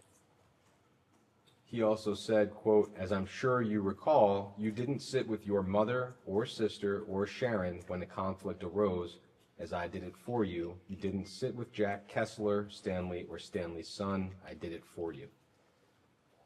Do you have any sense of what Mr. Epstein might be referring to there? Well, I don't know what he's referring to about my mother or my sister. I know who Sharon was. Stanley, I presume, was our previous attorney, Stanley Schwartz, and his son worked in our business and, you know, worked in it until he retired. So that I don't know what the hell he was talking about.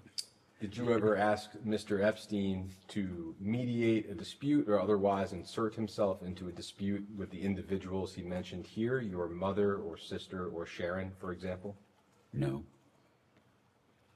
Mr. Epstein also says that, quote, "Abigail and I sat, she asked many questions, she made many unfair, aggressive, and false accusations, none of which could have been fully answered without violating a confidence with you." Firstly, do you have an understanding of what he's referring to in terms of Abigail and he having a conversation?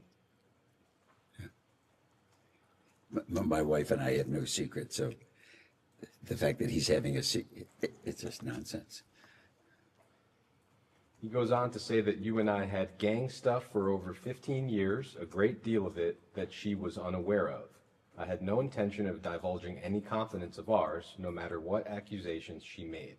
So Mr. Epstein at least seems to be asserting that there was something confidential between you and he that your wife was not aware of. Do you have any sense of what that might be? No. I'm going to object to the whole thing. This is why we have the hearsay rule, but keep going. Mr. Epstein goes on to say that, quote, "I always told you I would never under any circumstances give it up or put you in harm's way, no matter who, what, or when." Do you have any sense of what he might be referring to there? And I'll need a verbal audible. No, absolutely not. This is cover your ass psychobabble as far as I'm concerned.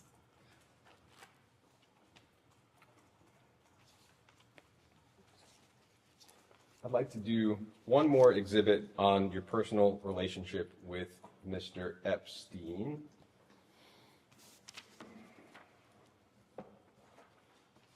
So this will be Minority Exhibit I.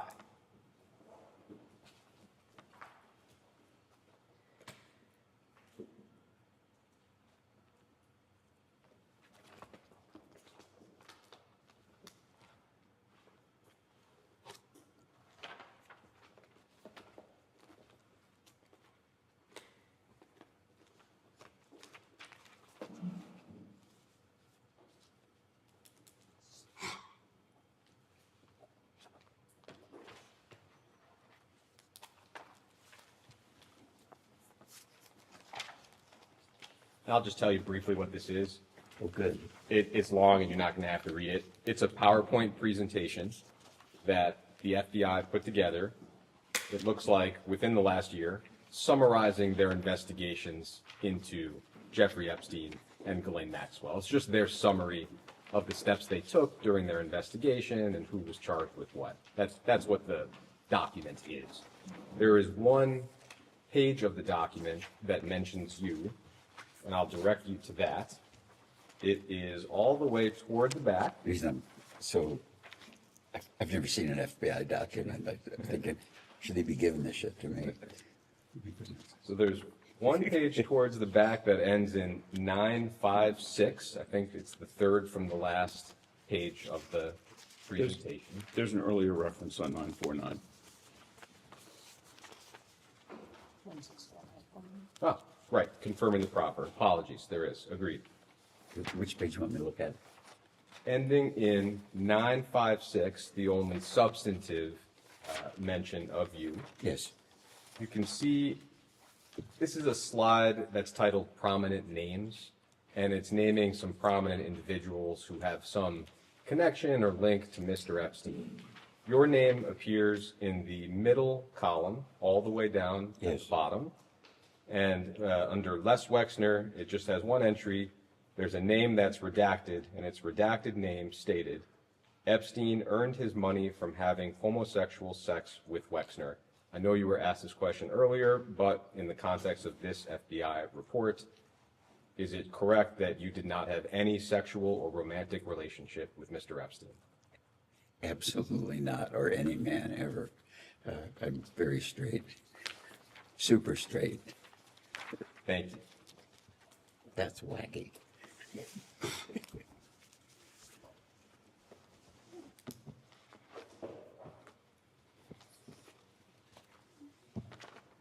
Do we get to keep that?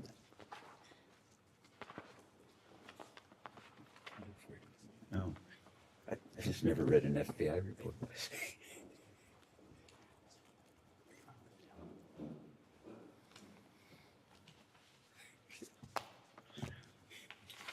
ahead.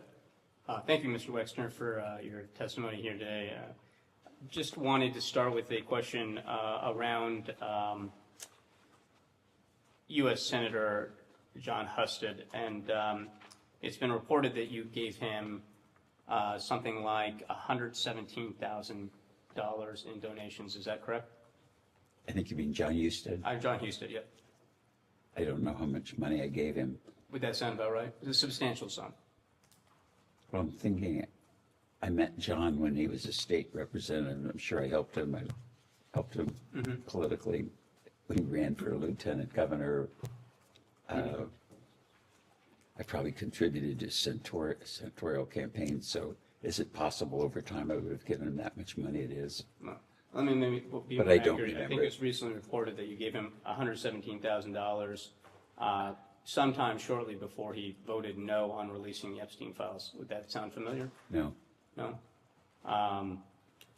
Did you or any of your representatives ever lobby Senator Husted or anybody else in the federal government to prevent the release of materials related to the Jeffrey Epstein files? Absolutely not. Did you or your representatives ever request that the Department of Justice redact your name in any files? No.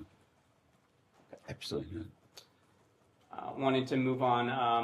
Now, I remember the document we referenced a little earlier mentioning former Prime Minister Ehud Barak. Did you ever have a relationship with the former prime minister? Can you define relationship? Sure. Any relationship? Do you know Prime Minister Barak? How, if so, could you elaborate on how familiar you were with him? Well, I was only with him a couple or 3 times in my life. I happened to be in Israel when he was elected, but before he was sworn in as prime minister. We had a brief meeting in his political office. It wasn't the government office. May have met him in Israel when he was prime minister, but I don't recall. I know that I had dinner with him and I think his wife and daughter and Abigail in New York after he was out of office, I think. I don't think he was prime minister. Did you ever communicate with the prime minister outside of personal meetings, phone calls, emails? He came here once, I think, for Jewish community stuff, and we went to a football game. That's all I remember. Did you ever communicate by email or phone call or other correspondence? No, I don't think I ever had his address or phone number or email address or text number or whatever. Are you aware of the Wexner Foundation or any other trusts or foundations or organizations affiliated with you ever donating money to the former prime minister? No. Would it surprise you if I told you that an FBI report stated a report that the Wexner Foundation transferred at least $2.3 million in U.S. dollars to former Prime Minister Ehud Barak? Shocked. Shocked.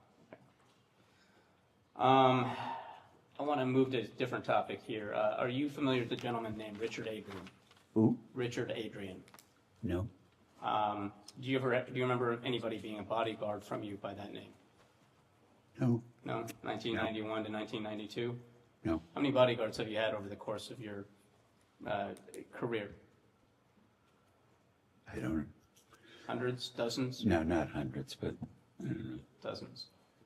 Okay, now Mr. 50 or Adrien 60, reported that he had accompanied you between 1991 and 1992 when he was your bodyguard to Epstein's Palm Beach home. Does that sound familiar at all? Objection, that's not what it says. That he accompanied Mr. Epstein, Mr. Wexner to Epstein's property. No, it doesn't say that. Are you looking at the... EFTA 1241249191? Yeah, it should. I don't have it in front of me, but... No, it says that he did accompany him, and then it says the bodyguard was at the Epstein residence. It doesn't say the bodyguard was at the Epstein residence with Mr. Wexner. I'm sorry, did you ever accompany the bodyguard to Epstein's Palm Beach home? Everywhere I went, I had security. Yeah. And so would it surprise you then, I believe that this is correct, that the bodyguard said that he noticed a number of young girls there, noticeably young. You've never seen young girls at the Epstein property? I was only there once for an hour, and I was there with my wife and another couple. Okay. I have one last question, and then I'll kick it back. You mentioned a couple of times that you received $20 million for the mansion on 71st Street in Manhattan. How was that money transferred to you? I don't know. You don't know? Like, nobody, how do you know it was ever paid to you? Well, I guess Abigail would have known. Abigail wouldn't know? Whether it was a check, whether it was a money order, whether it was, a bag of money. I have no So idea. $20 million, and you just take someone say so for it? No, $20 million is a lot of money, and airplanes cost a lot of money too, and I don't know exactly how we pay for them, or if we sold an airplane, exactly how we get paid. But we've bought and sold personally a few airplanes, and you could ask me the same question. I don't know. And so I think we have a number of media references, New York Times, I think the Wall Street Journal, Bloomberg, all noting that no cash was transferred at the time of a essential transaction. No exchange of money was noted at the time. So do you have any records, like after the fact, after you learned that Jeffrey Epstein, as you put it, stole from you, did you ever look into how that money was transferred to you? No. No? Didn't strike your interest, even though you knew that Jeffrey Epstein was stealing from you? Once I knew he was stealing from me, it was, again, my wife is a very competent business attorney. We have good accountants. I believe good counsel, and that's not what I do. And I don't go back and You know, if I fired somebody in the business, I didn't follow them to see if they behaved badly again, they were done. That's just. Let me then follow up and ask, did your wife ever mention to you how the money was transferred? No. Or that it was transferred? Objection as to spousal privilege, but he's already answered. All right, thank you very much then. Mr. Wexner, Steve Lynch, Massachusetts. How long did you know Mr. Epstein? When did you first meet him?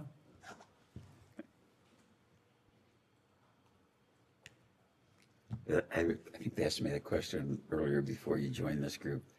I think it was like 5 years before I got married, about early 80s, I would guess. Early 80s? I think so. I don't remember precisely. And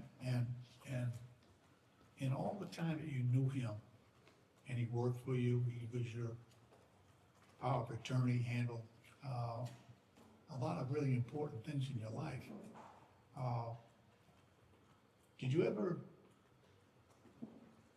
Do you remember him ever having a romantic interest or women in your presence as his guests or associates?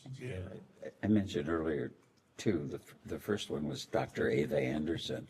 I met her, and Jeffrey said When was that, sir? I'm sorry. when I first met her, whenever that was, So 80s? early 80s. 90s, yeah. And my understanding, because meeting her, is that Ava was a very attractive woman. I think she was in med school, so yeah, and so she was a serious person, and Yeah. she is a serious person. She's an oncologist. She's married. She has children. I get you. And then I don't know how many years later he broke up with Ava, and Ghislaine came into his life probably about the time I got engaged. And When was that, sir? I got engaged I got engaged on September 8th, 1992, because Okay. I got engaged on my birthday. And so at that point, Mr. Epstein's relationship with Ghislaine Maxwell was romantic at the time. It was about then that I met her, and they said they were going to get married. And it was, I was getting married, Jeffrey was getting married, so it seemed like, everybody was going to be in Happy Valley in terms of their life. And both women, they were grown-up women. Ghislaine is exactly the same age as Abigail, and very smart. She said she was like an honors graduate of Cambridge or Oxford, and quite charming, and English accent, and an attractive woman. So I was very happy for them. Do you ever remember spending time with Epstein, any of his other romantic interests or girlfriends, especially younger women, in your presence? No, there were no others that I was present or mentioned. Ever in his presence with women who may have been of teenage or minors? I thought about that. What did I miss about this guy? And I don't think I was ever with him, or he was ever with anyone. It's vague in my memory that I would say was under the age of 28, 30. He was with adult women, or women that they looked adult. They said they were a lawyer, an accountant, or something. I know this name has come up earlier in the deposition, Virginia Giuffre. Giuffre, I'm sorry. Do you recall ever meeting her in Jeffrey's presence? Absolutely never. I don't. Or Virginia Roberts, I think her maiden name was? No, Okay. absolutely not. How about Miss Farmer? I thought Miss Farmer might have made allegations about something that happened here on your property. We've actually covered it. It wasn't his property, it's an adjacent property. An adjacent property. Thank you for the clarification. Or certainly No. on the next door. No, never. Was that Mr. Kessler, Whose property is next door? I'm sorry. my friend business partner in New Albany, Jack Kessler. So no women who seemed unusually young then? Absolutely. Okay. We also understand from your counsel's proffer that you interacted with a number of other prominent people who knew and had dealings with Epstein, including Prince Andrew, various professors at Harvard, perhaps a sultan of some sort in Dubai, perhaps Howard Lutnick.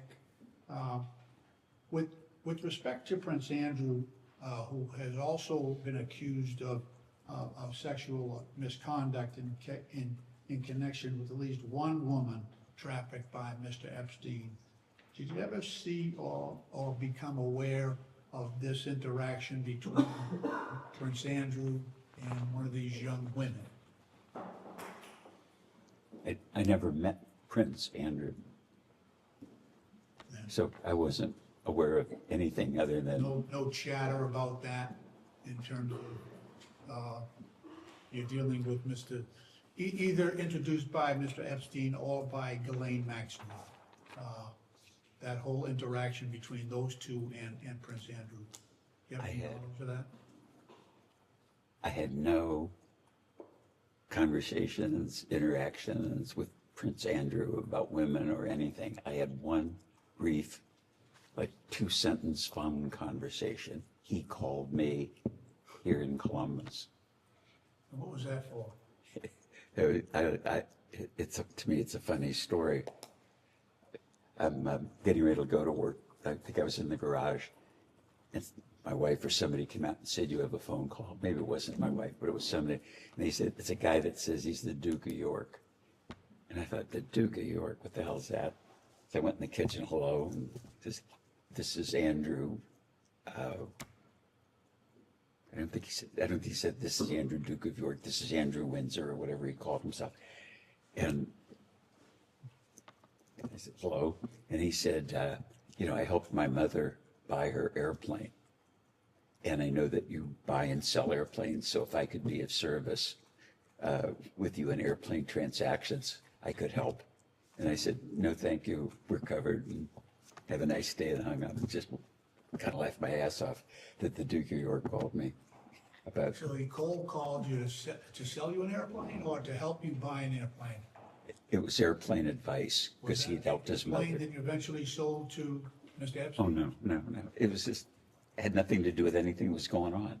It was like, I know that you buy and sell airplanes in your business. I know you have buy an airplane personally, and I know you buy and sell airplanes. And when you do, if you need an advisor, I'm available.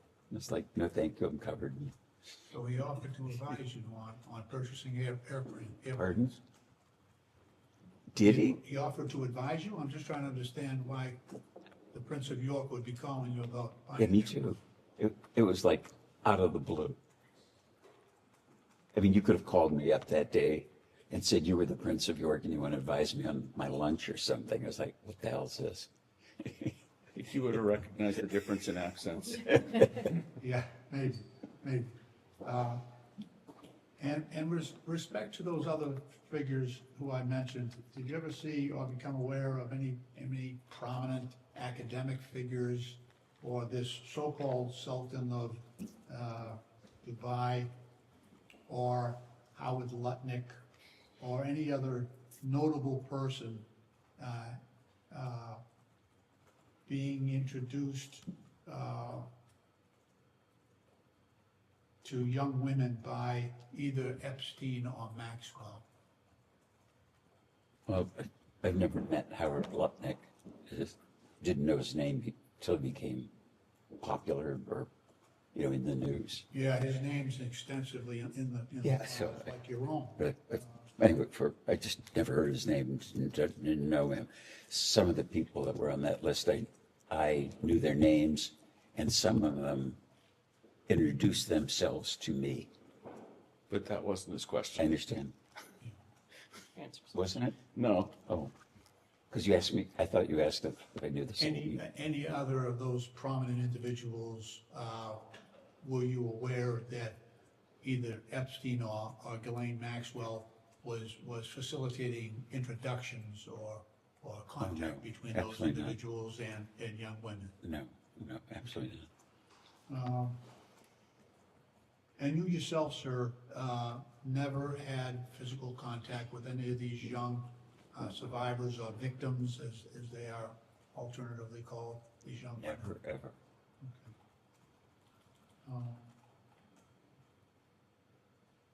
All right, I believe that's all I have. Thank you. Just two more, and then we'll give you a break. First, with respect to the birthday note that we looked at earlier for Mr. Epstein's birthday, just making sure we have your testimony. It's that you signed the note, your friend, but Mr. Epstein was not ever actually your friend from your point of view. Is that correct? Correct. And you do not have any understanding of why you would sign that card, your friend?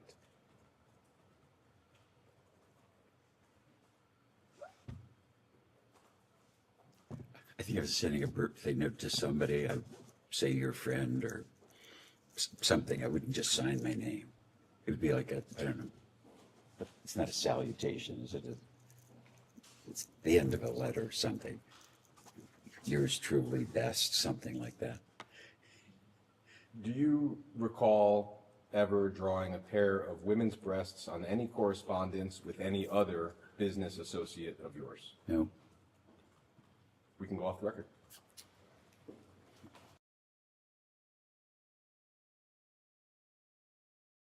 We will go on the record. It's 3:12 p.m. Mr. Wexner, I am going to ask you to bear with me for a second. I have a list of names. I will ask you one question that applies to the entirety of the list, and you will just answer yes or no. And if you answer yes to one of the names, we will come back to further explore that name. Does that make sense? I think so. Let's try it, see how it works. So the question is, have you ever had a conversation with any of the following people about Jeffrey Epstein, his crimes, his criminal investigations, or in regard to sexual activity of any kind? Okay, so not have you ever had a conversation with them, but have you had a conversation with them about those topics? Do you want to repeat it so that we are solid here? Sure. Have you ever had a conversation with any of the following people about Jeffrey Epstein, his crimes, his criminal investigations, or in regard to sexual activity of any kind? The first name is Ghislaine Maxwell. No. Richard Kahn. No. Darren Endyke. No. Sarah Kellen. No. Leslie Groff. No. Nadia Marcinkova. No. Kathy Rumler. No. Andrew Mountbatten Windsor, formerly Prince Andrew. No. Peter Mandelson, former UK ambassador to the United States. No. Stephen Hoffenberg. No. John-Luc Brunel. No. Jess Staley. Nope. Paul Morris. Nope. Stephen Cutler. Nope. Mary Casey. Nope. Justin Nelson. Nope. Leon Black. Nope. Glenn Dubin. No. Eva Anderson Dubin. Kind of put those as question marks because I think I'll tell you the answer later because I want to be completely Understood. Bill Gates. Nope. Any person elected or appointed to any federal office. Nope. Any foreign government officials. Nope. So you said you wanted to clarify on Glenn Dubin and Eva Anderson Dubin. Mm-hmm. Do you have clarification on that? Yeah. I know both of them. I met Ava when I thought she and Jeffrey were engaged and going to get married. And I met Glenn at Harvard, I don't know, 10 or maybe 20 years ago. He was acquainted with someone there. And I was at David,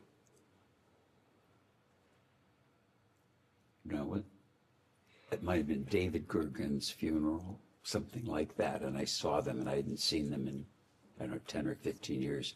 And they said hello and said something, isn't this a shame? What happened to Jeffrey? And I said, yeah, it's a shame, something like that. It was that vague. But most of the names that you mentioned, I've never heard before. I don't know those people.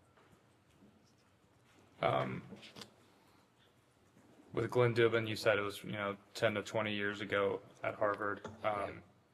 When you mentioned Eva Anderson Dubin, you said you thought she was engaged to Jeffrey Epstein. Do you know approximately when that was?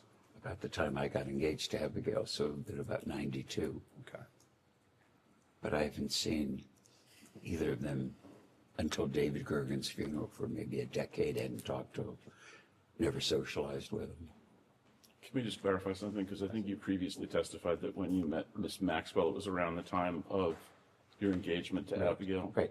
Didn't I just say that? No, you were talking about Eva Anderson. Oh, I'm sorry. Okay, then I met Ava about the time I got, how could that be? I must have met Ava when I met Jeffrey, and then met Glenn when I got engaged. So Ava would have been 10 years before, early years. to mid 80s. Yeah, whatever it was.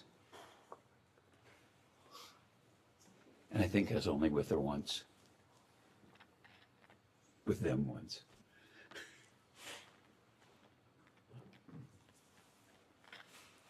So you never, just to clarify one more name on here, you never spoke with Ghislaine Maxwell about Mr. Epstein or his criminal investigations of any kind? Never.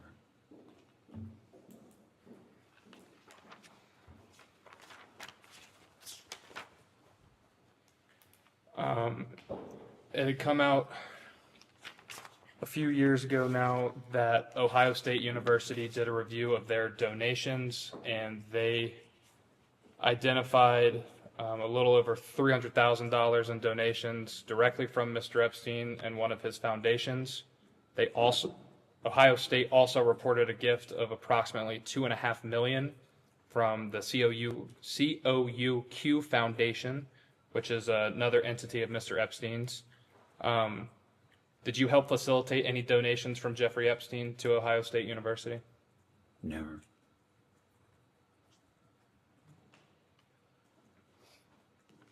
Did you personally ask Mr. Epstein to donate to Ohio State University? Never. Did you ever speak to any Ohio State University Board of Trustees members regarding Mr. Epstein or his donations to the university? Never.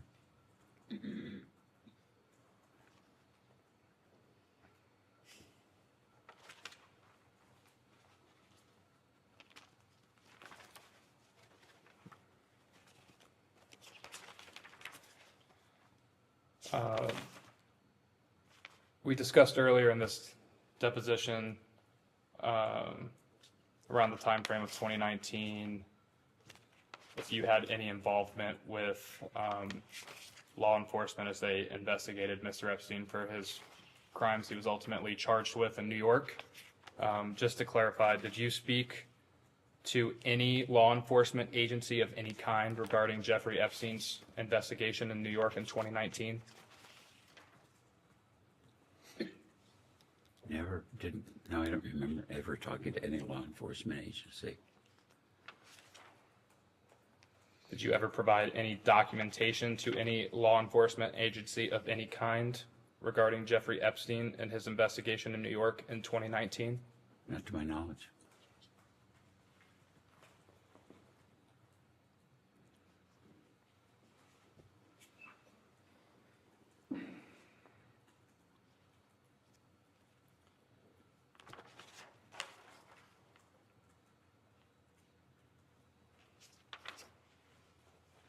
And just to be clear, you never formally interviewed with anyone from the FBI or Department of Justice about Jeffrey Epstein or his criminal investigation in 2019? Never.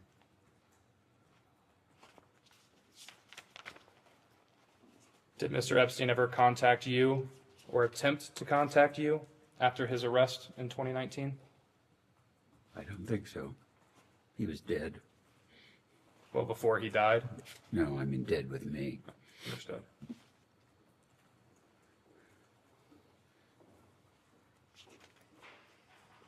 Did anyone affiliated with Mr. Epstein ever reach out to you in 2019 regarding his investigation in New York? Never. No.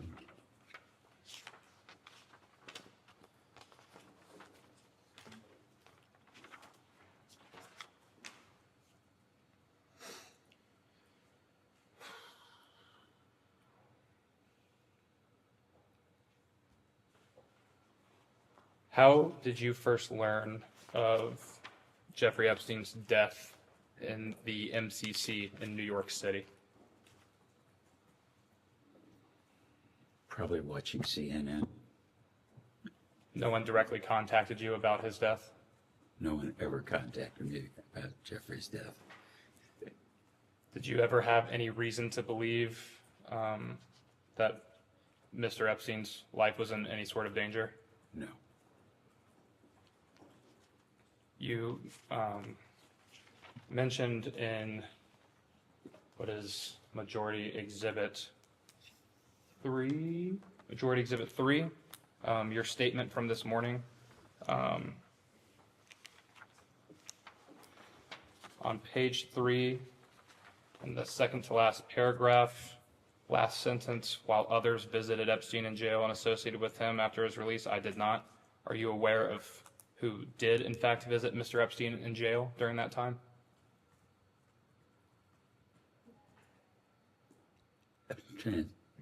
Directly, David Gergen told me he did, after he did. And can you remind us who David Gergen is? David Gergen was professor of practice at the Kennedy School. He was advisor to 4 presidents of the United States, TV personality. And did he tell you? My friend. Sorry to cut you off. Did Mr. Gergen tell you anything about his visit to Mr. Epstein while he was incarcerated? No, he just told me that he and his wife visited Jeffrey, and he asked me if I did, and I said no, I wouldn't visit that son of a bitch. And asked him why he did.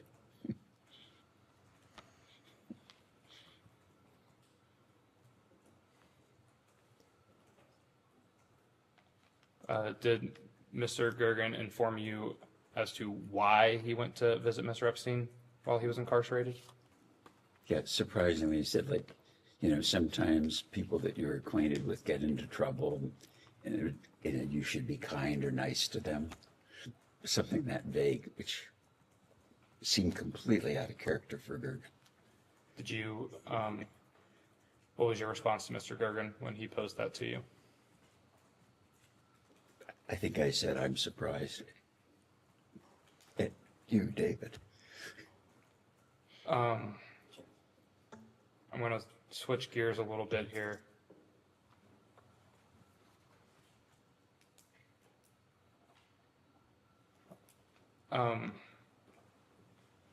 You mentioned that David Gergen was a friend of yours. How do you characterize that Mr. Gergen was a friend? What made him a friend to you?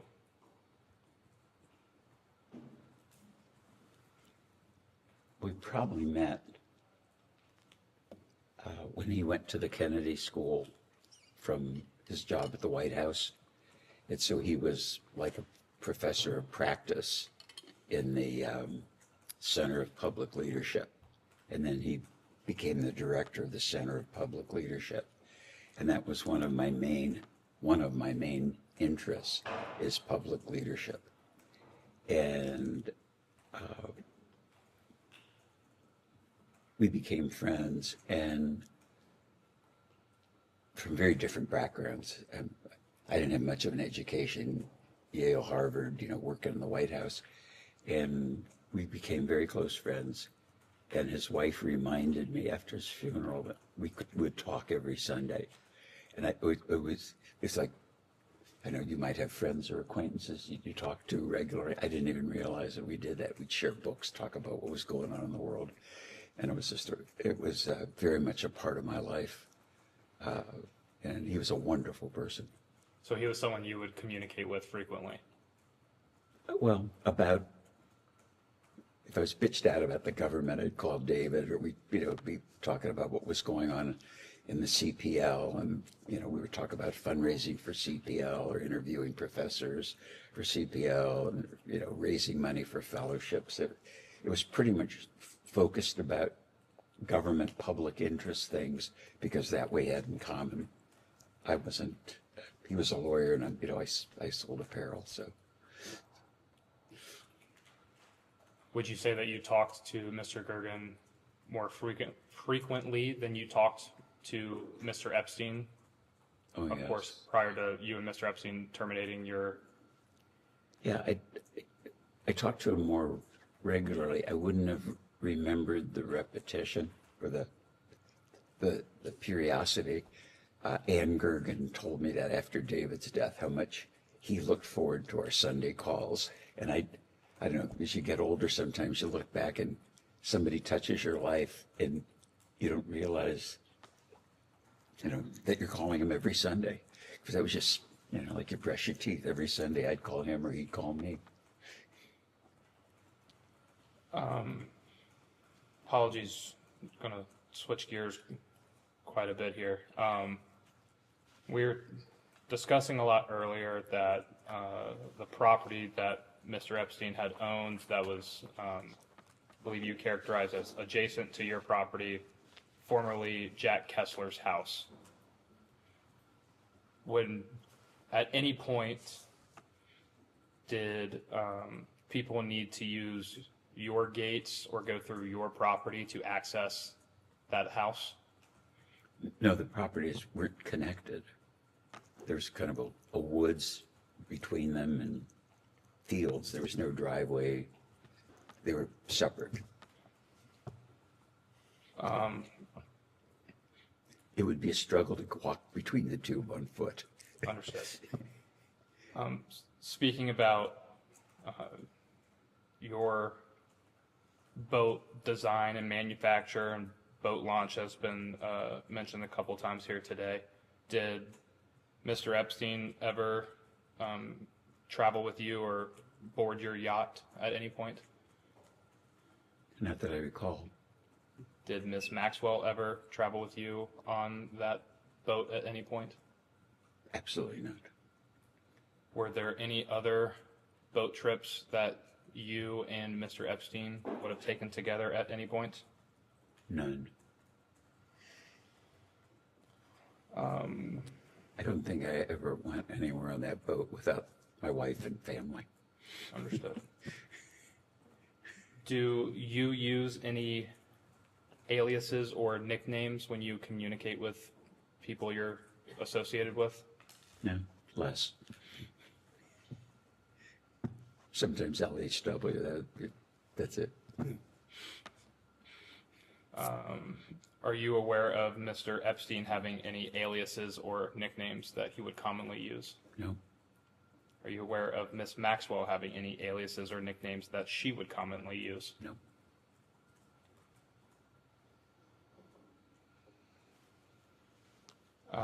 When speaking about your boat, you seemed to be very certain that Miss Maxwell had never taken any type of boat trip with you.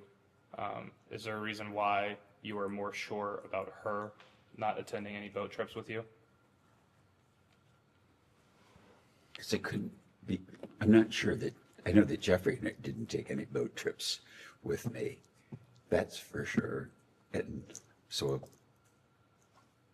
I might not have perfect recall, but I'm positive he never took any boat trips. So I'm positive that she never took any boat trips because I only saw her a couple times in my life. Understood. Are you aware of, let me back up first. Mr. Epstein did a lot of foreign travel. Would you say that's an accurate statement?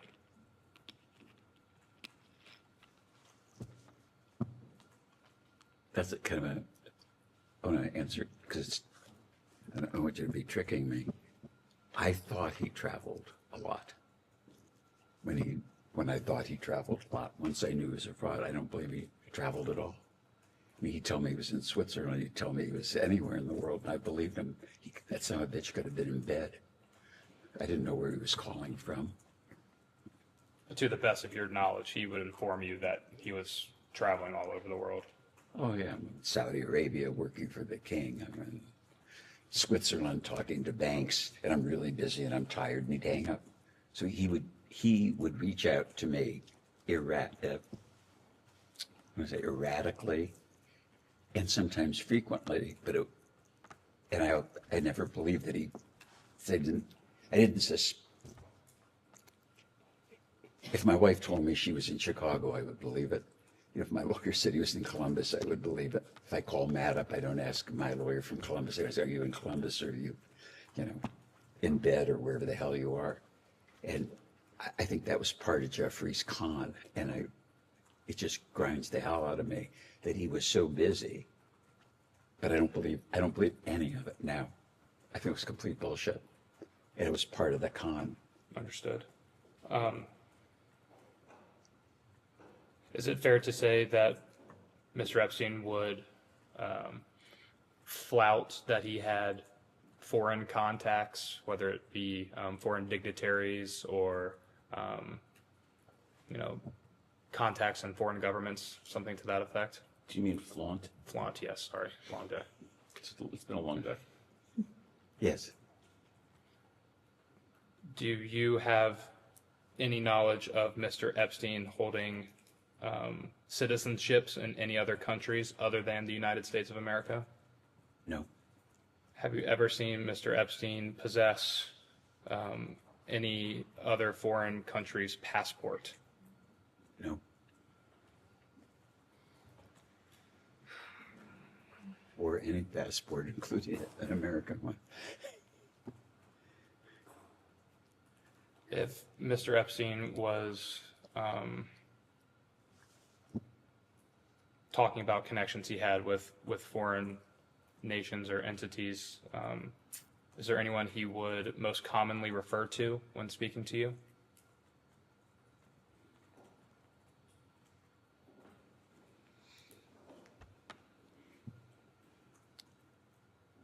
He, over the period of time, mentioned a lot of them, and some he would repeat at some periodicity, some he would mention once, but it's kind of a muddle of, but it was a pretty regular flow, Was there anyone he mentioned more often than others? More often?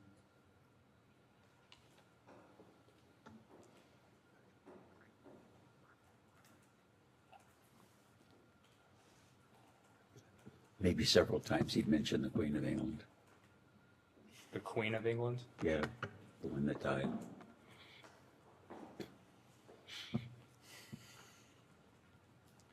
Did you ever get the impression that Mr. Epstein was trying to get close with people of power, influence, wealth to better shield himself from any type of scrutiny?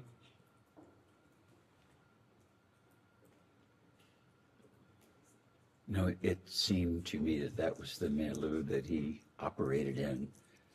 And so it made sense to me, in terms of advice he was giving me, that he was dealing with the most sophisticated people, and they were his clients.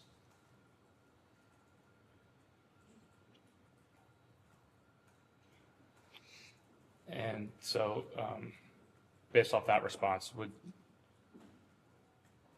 it be fair to say that you would believe that could be part of his con, was touting all of these connections he had all around the world? As I look back at it today, I'm positive it was his con. I mean, as positive as I could know. I mean, the founders of Google, the the President of the United States, the King of Saudi Arabia, go on and on. It was almost, every month I'm off to do this with that, or I'm going here and there. And he was in a trust position, and foolishly, I never questioned. He was just, it wasn't just, they was bullshitting me, or these weren't really his clients. And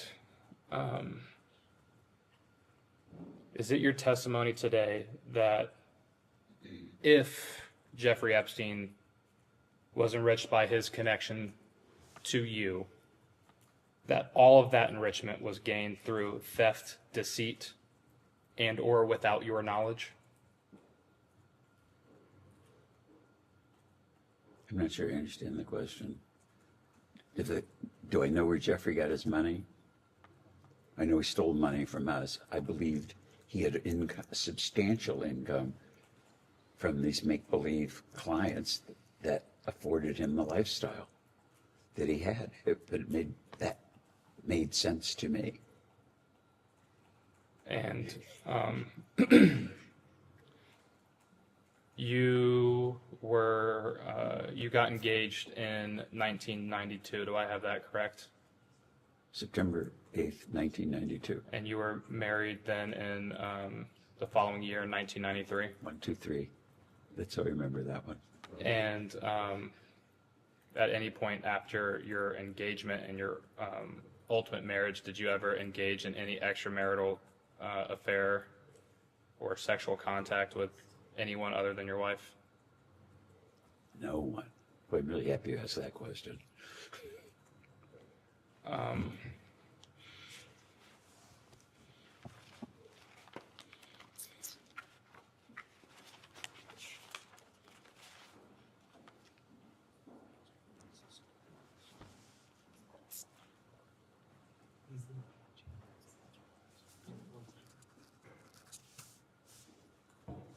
What's that connected to?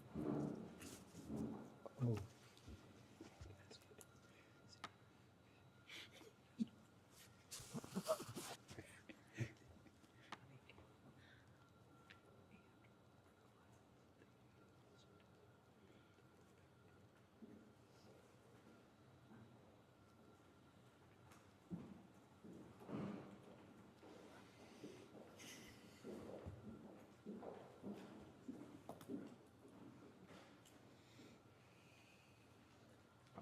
Is it, Mr. Wexner, is it your testimony here today that Mr. Epstein's wealth came from not only yourself, but also this extensive network of clients that also were wealthier, otherwise influential individuals? No question. Absolutely. And, sitting here today, with the benefit of hindsight being 2020, how do you think that the United States Congress could prevent the crimes and, in your words, cons and deceits that Mr. Epstein and by extension Ms. Maxwell committed on victims around the world and specifically in the United States? Well, I would hope that this interview or whatever it is today would help you to understand that he was a crook and a con man. And in hindsight, looking back, he would make Bernie Madoff look like a Boy Scout. So complete, so diabolical. I mean, just incredible, sinister. If I were giving the government advice, I'd tell the IRS to look into Jeffrey. He couldn't have made all that money and spent all that money and had the lifestyle he did and be the crook that he was and pay taxes. So if he would do the things that he did to those women and do the things that he did to me,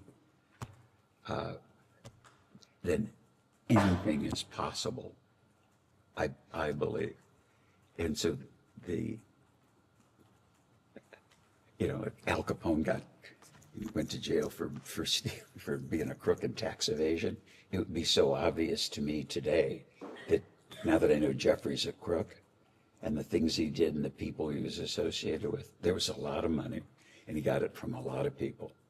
I can't believe that he had time to really work because he was playing so goddamn much and I never knew it.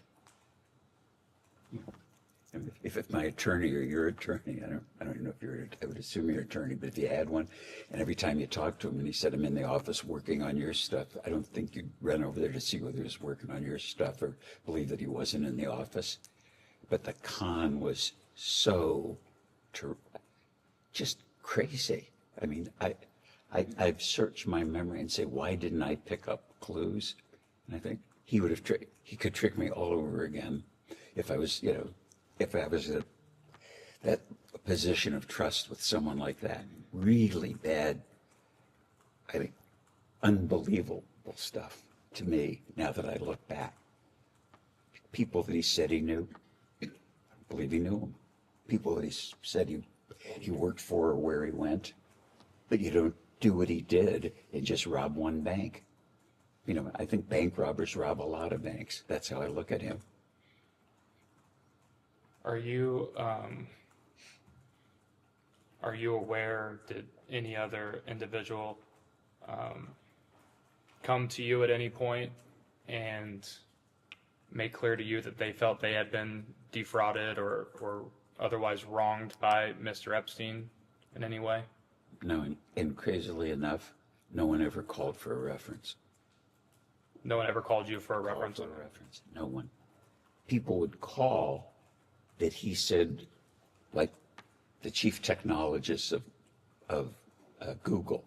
And then a guy would call up and say he was the chief technologist of Google and I want to build a boat. So somebody says that they know the chief technologist, a guy calls you up and says, hello, I'm the chief technologist.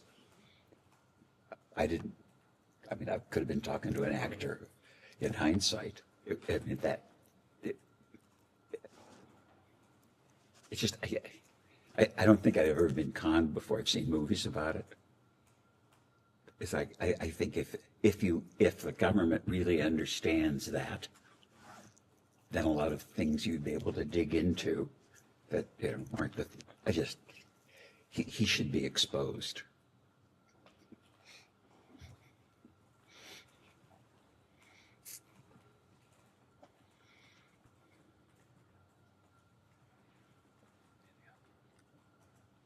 All right, I think that ends it for us right now. We'll go off the record.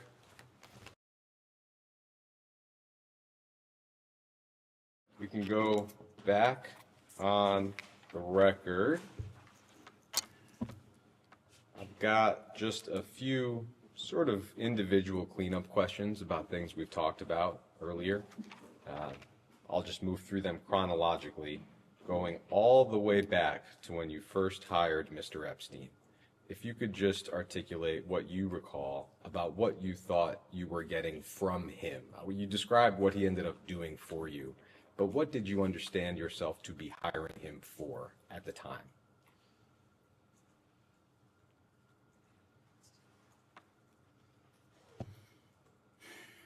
You got to figure out. Well,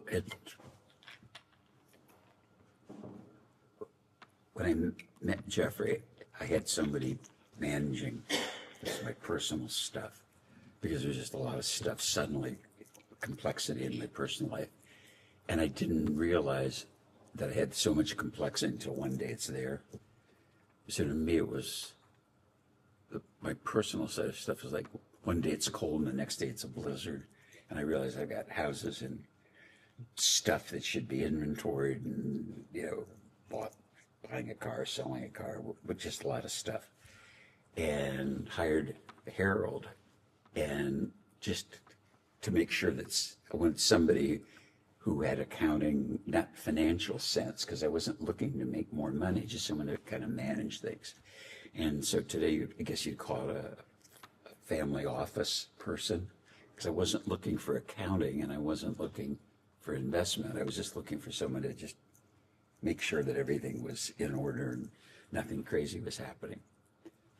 And I had sensed that Jeffrey, or that Harold wasn't doing a good enough job, just didn't have the bandwidth for the complexity. And mentioned to Bob and Wendy that things were a mess, or I was worried they were a mess. And then coincidentally, drove down the street, as I mentioned, met him, and I asked him, I don't know, it was 6 months later or a year later, something, talking to Bob and Wendy, and they said, we should call him. So I called him and said, you remember when we met? You know, I said, I've got a guy running my stuff, personal stuff, because I wanted to keep business away from personal. And could you take a look at it? You're smart, you're financially oriented. And he said, it's not what I do, but, you know, you're Wendy's friend, you're Bob's friend. I'll come and take a look. So he started doing that and said, Harold isn't very competent. Nothing's amiss, just it's not tidied up the way you think you should, way I think a professional would think things should be tidied in your financial personal life. And I said, you know, well, but you've been, you know, you looked at this, what do I owe you? And again, part of the con was, I don't want to be paid. And so after 2 years of him sorting it out, cleaning it out, I thought, started to pay him for the work. And I don't remember what it was at the time, but in terms of professional fees and whatever, I thought it was fair.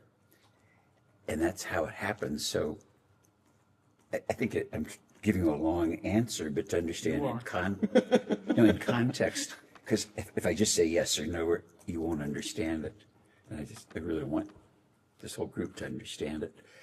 And I never would have guessed I was being conned. Never, ever. The deceit was so subtle. Yes, I know. Answer the question. Yeah, okay. I'm sure we all appreciate the stories. We're just trying to answer the questions they actually wanted the answers to. That's very helpful. Thank you. I hope it is. And could I ask you, I think you said in the last hour, it was your understanding that Mr. Epstein, while he was working for you, also had other clients. Is that right? Yes. So would that mean that his work for you, you understood it to be part-time?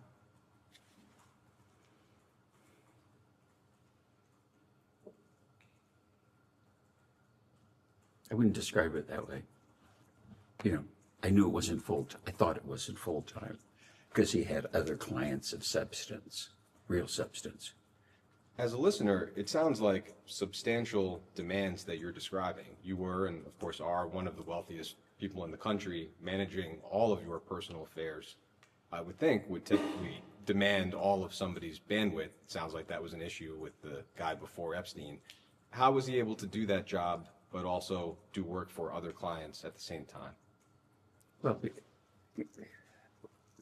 like Peg does the work now. I think you could supervise the work, overview it, which isn't the work that I do, and say you could do really thorough work if you were doing it 3 or 4 days a month, certainly a week or a day a month, just focusing on these things because there were accountants and tax lawyers and other people. And then once in setting up, as an example, I didn't have the idea to inventory furniture or valuables. And it's like, how could you have all silverware in your house and what? And I didn't count forks and spoons. And it's like, Jeff said people could be walking out with forks and spoons. I said, gee, that's a good idea. We ought to have an inventory. But then there was I hired a lady to be like the house manager who had run the U.S. Embassy in Rome. And she said, yeah, I know how to do this. And I said, well, why don't we keep inventories of stuff? And she said, well, yeah, I could do that. So she did that as kind of a puny example, but I wouldn't have had the idea. But then all the things were inventoried. That wasn't work for me or Jeffrey. It was just regularly done.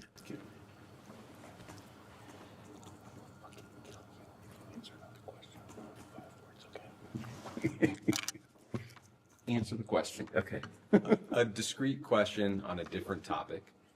We know that at one point you owned a property in Palm Beach. It was a large oceanfront estate.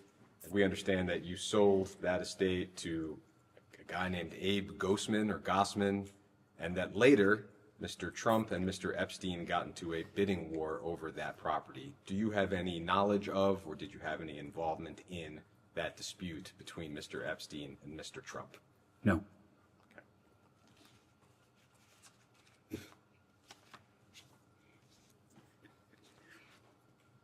I'd like to touch on a few specific allegations that have been made with respect to Mr. Epstein's crimes. Maria Farmer has been discussed several times today. I'll try not to repeat that too much, but there are a few aspects of her story that I did want to touch on with you. Ms. Farmer has said that the home that we've discussed, you said Mr. Kessler sold it to Mr. Epstein, it's adjacent to your property. Ms. Farmer has said that that home at the time was guarded by your security staff.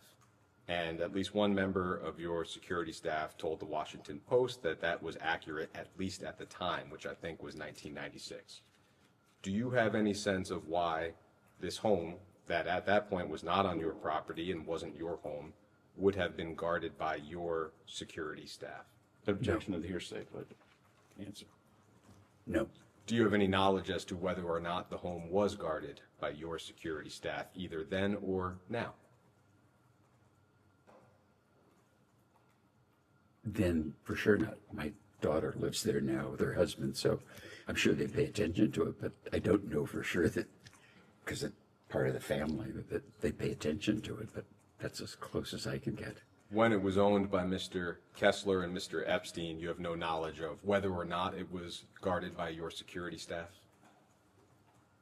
I have no knowledge. I would doubt that. It would be frankly fucking impossible. Does that sound strange at all? It sounds a little strange to us as readers and listeners that a home that is not yours would be affirmatively guarded by your security. Me too. Ms. Farmer says that she, in the wake of her assault, reached out to the county sheriff's office and that she was told, quote, "We work for Wexner."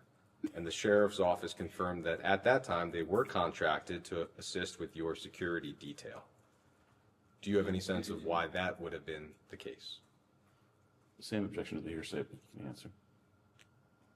No, the closest I could get to that would be sometime people who work for county security, Columbus Police Force, we would use part-time police, like at entrances or patrolling, but not, they wouldn't have been employees of ours. I mean, so it's possible, but I didn't, it's weird.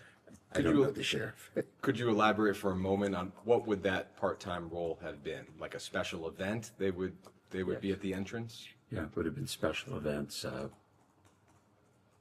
Yeah, that's very accurate. Okay. Ms. Farmer says that summer when she wanted to leave the home, she had to call the main house, your house, and ask for your wife's permission. Do you have any knowledge about whether that's accurate? I doubt that it's accurate, and I have no knowledge.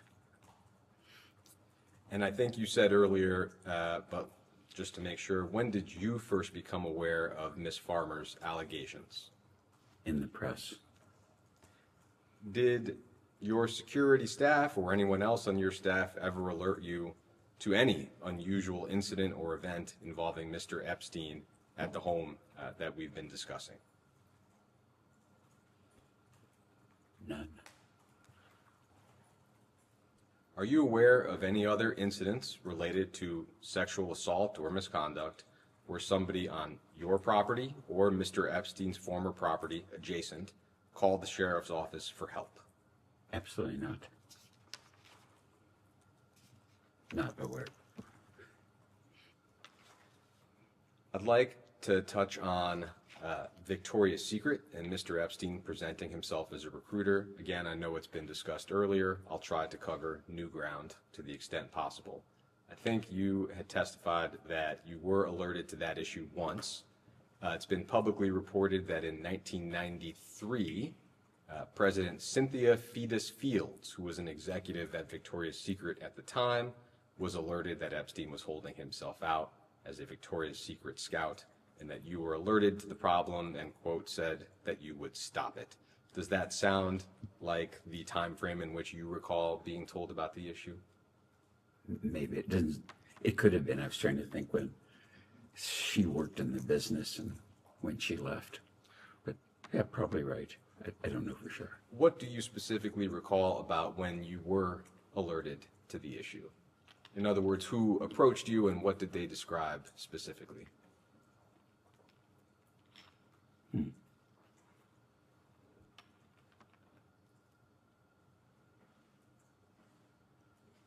Something like Jeffrey's trying to pick up women, and he says he's a Victoria's Secret talent scout.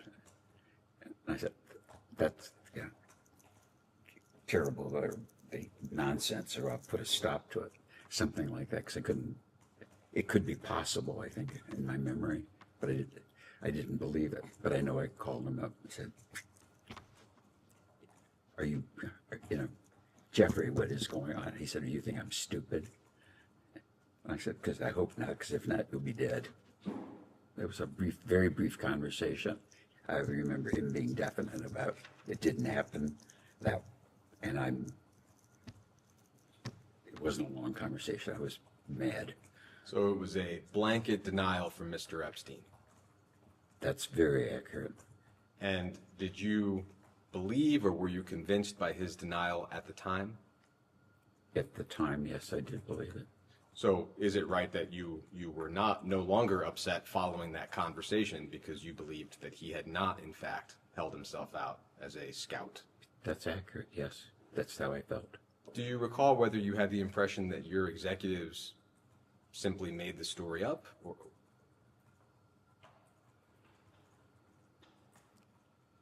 I don't recall. Just knowing how I think about things, I probably would have said this is just Jeffrey Single.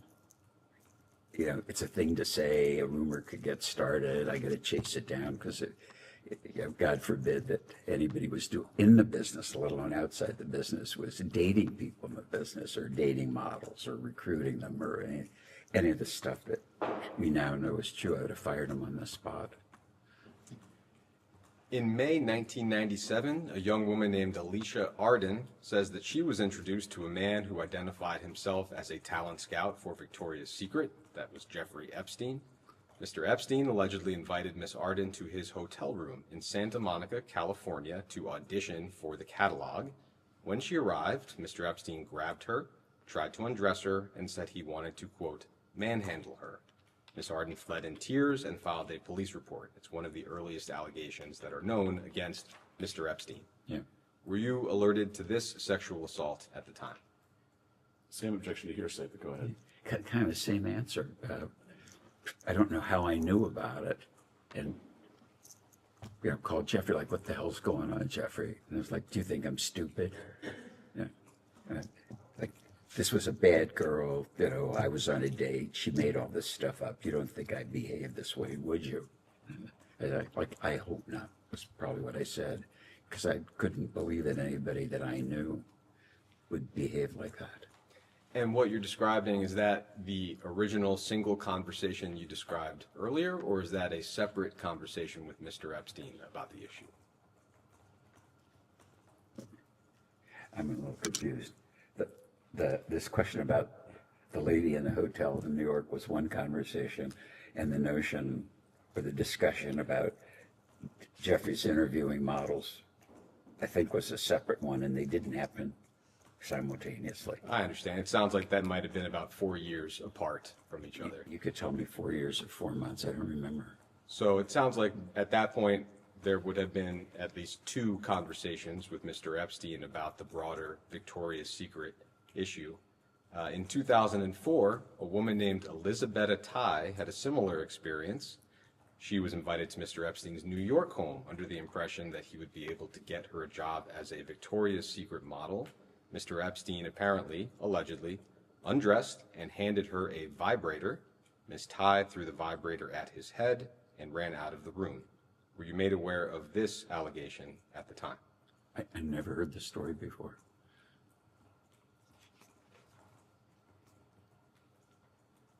In 2005, the New York Post ran an article describing a Romanian model who allegedly landed a gig at Wexner's Victoria's Secret brand thanks to Mr. Epstein.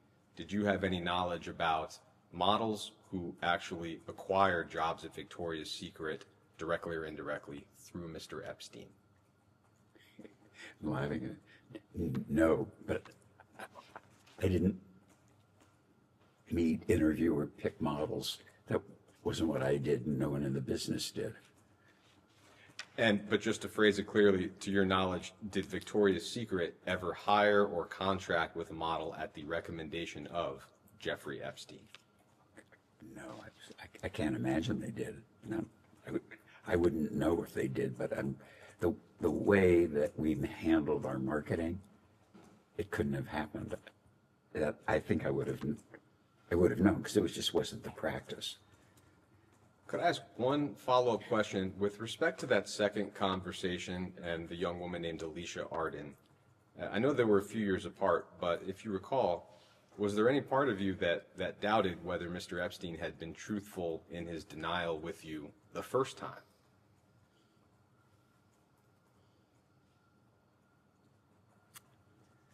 At the time, I don't think I connected them.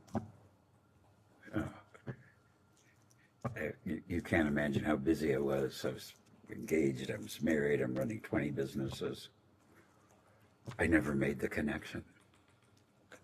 And as far as you recall, those are the only two times that you were alerted to Mr. Epstein holding himself out as affiliated with Victoria's Secret. Those stories, yeah.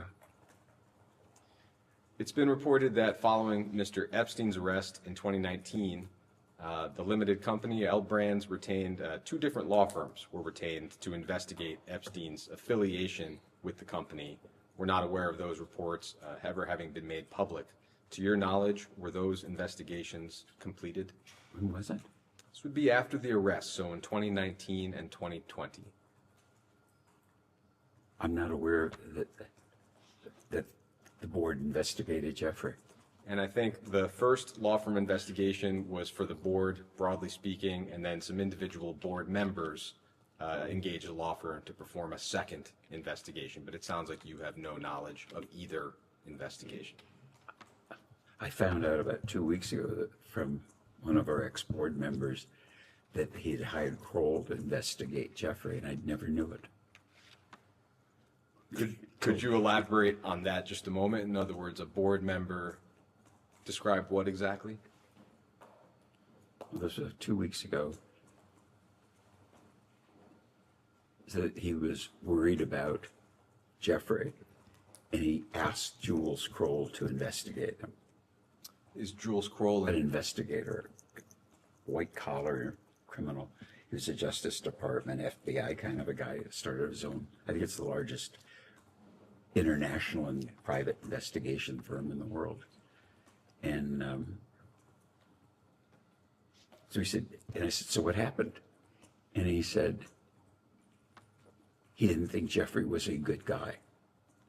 And I said, what else? He said, that's all he would say. He said, just not a good guy. And he said, he asked him for specifics. And Jules said, I don't have any specifics. He's just not a good guy, whatever that meant.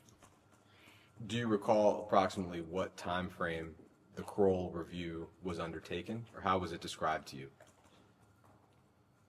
Well, the way it was described to me is the board member asked Jules Kroll. He didn't tell me it was a board thing. And so it must have been, I don't know, about 19 or 20, because I know when I retired, I know when I think I know when COVID was and all those things that happened, but I had no knowledge of it. And I was kind of, frankly, it made no difference to me, but I was kind of surprised that somebody on the board would investigate somebody and not tell me, or, as the founder, principal, whatever. They didn't, which is probably a good thing. So for the two law firm investigations I described and this separate Kroll inquiry, it sounds like you had no awareness of those when they occurred. Nothing.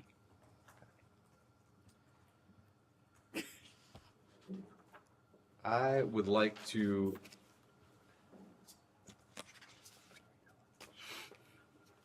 introduce Minority Exhibit J.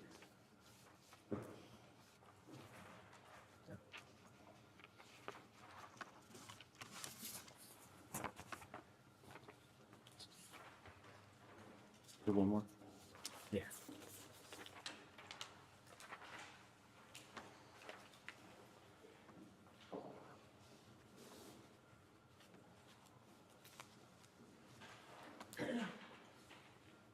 So, as you can see, this is an email from June of 2008, right around the time that Epstein pled guilty to soliciting a minor for prostitution. And you said to him, quote, "Abigail told me the result.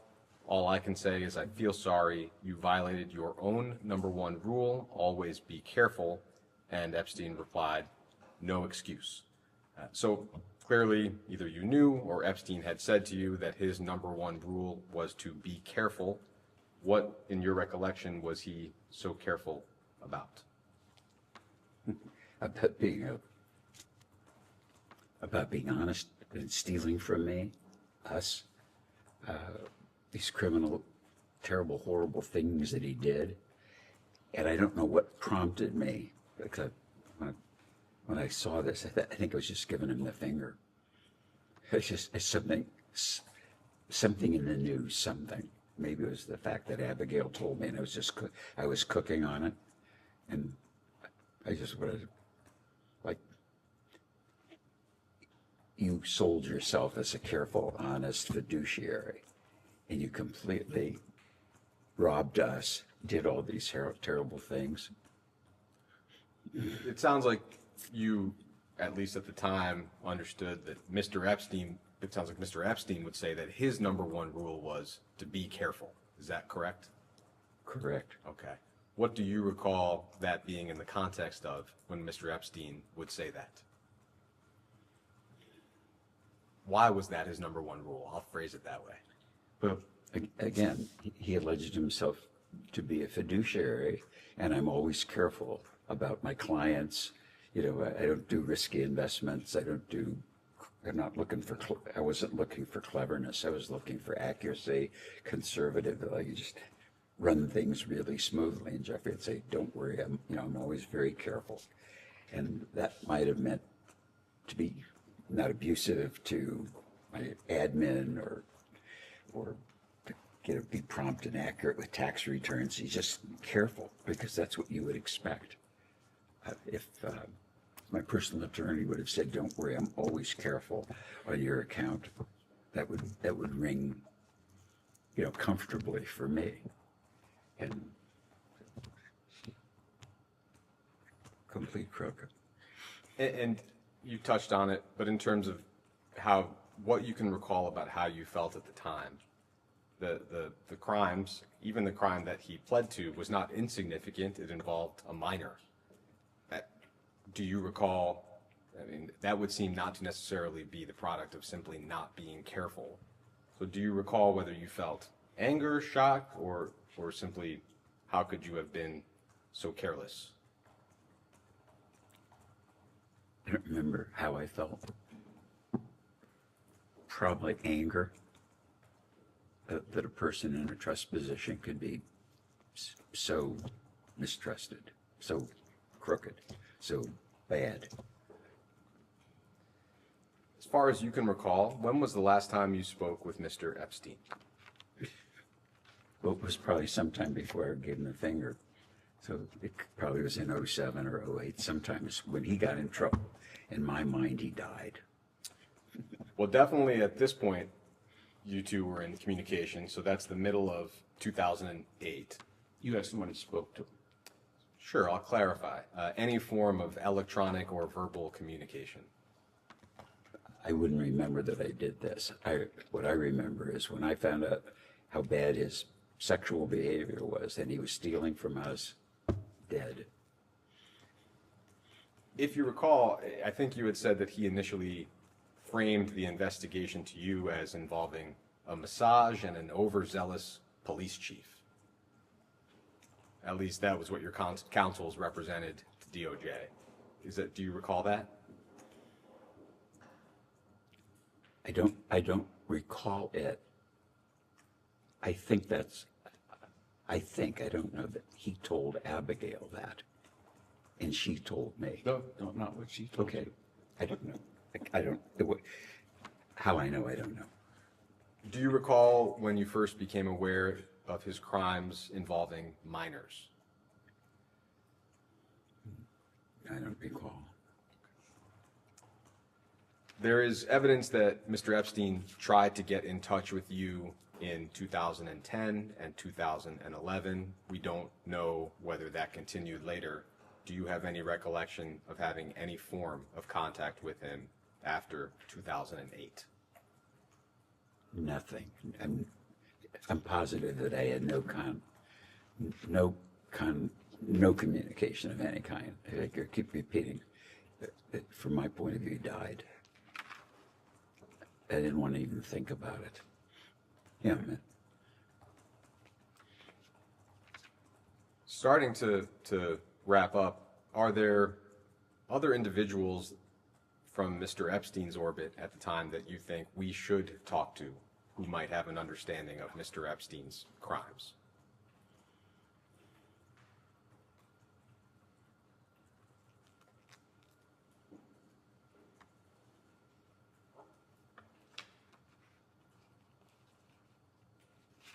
What I'm thinking is that he referenced several people that I never met. Do I think they might have information? Possibly, but I don't know whether he made it up or he really did it. Do you recall some examples of people he would reference? Yeah, he'd say, I was in Aspen last week. And I'd say, oh, what were you doing in Aspen? And he said, the family that owns Fidelity in Massachusetts, Johnson. He said, I worked for Abigail Johnson, and I was there, talking to her about their family situation. But he could have been making it up. But at the time, I said, geez, he works for the Johnson family. They're pretty sophisticated. He would talk about the founders of Google, that they were friends, and he'd visit them. He would talk about, you got to come out to San Francisco. You should meet the Amazon guy. Bezos. And I said, no, I'm not too busy, and I'm interested, and I don't do what he does. And I said, but he's really a smart guy. You should meet him. I said, if I'm ever in San Francisco, I'll look him up. I'm too busy. Trying to think if there's any others. The Google guys. And I never met them. I never met Abigail Johnson. But I know the name.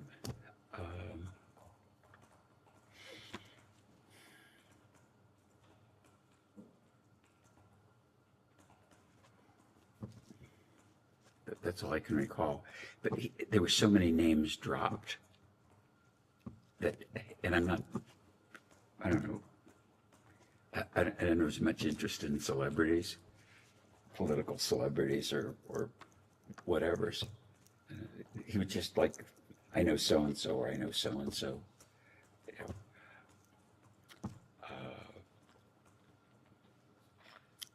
I don't want to mislead you and get a woman I don't know in trouble like Abigail Johnson. But up until the fact that I believed that he was a crook, I believed that he knew all these people. Do you recall whether he ever described anybody as his closest personal friends? Do you have an understanding of who his close friends would be?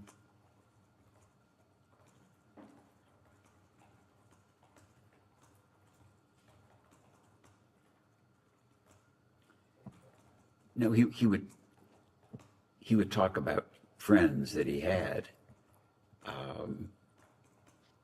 He would say he told me how friendly he was with Ava's husband.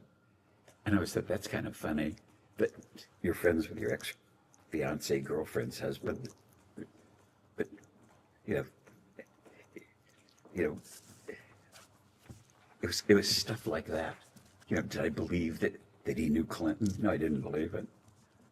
But sometimes people say that, you know, they knew high people in high places.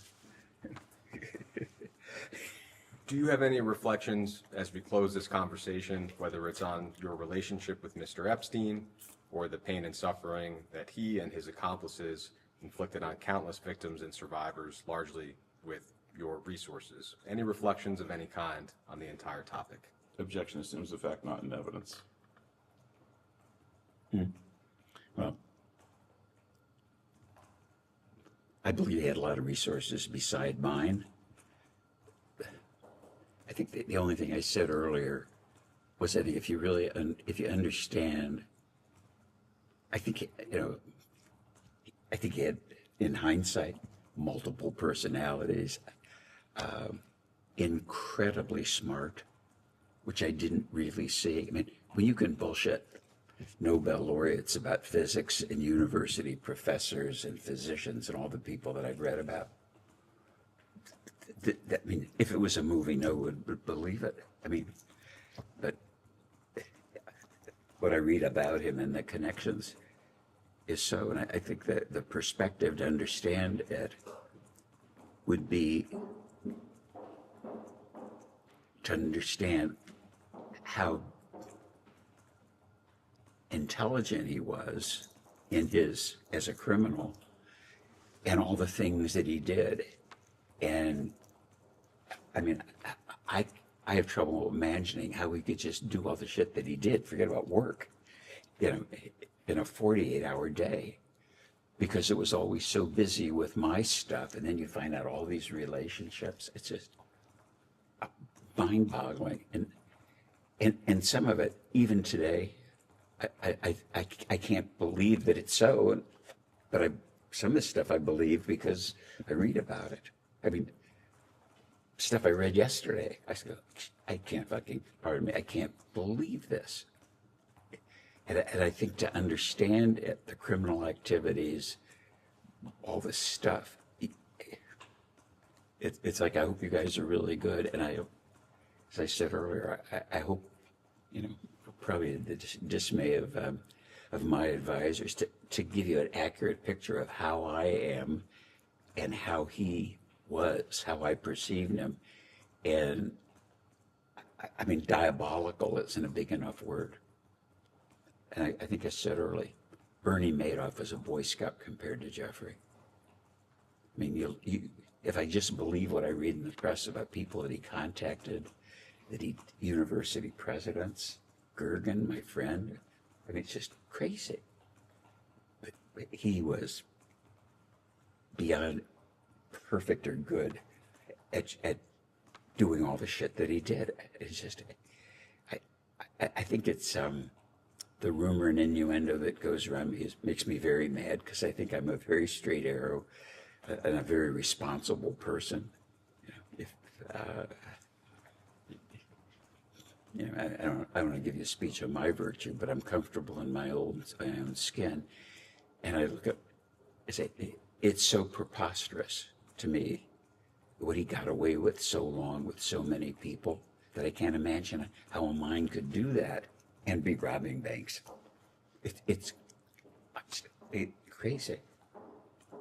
Thank you. And then one last question. I think your counsel has represented to DOJ that your assets accounted for virtually all of Mr. Epstein's wealth.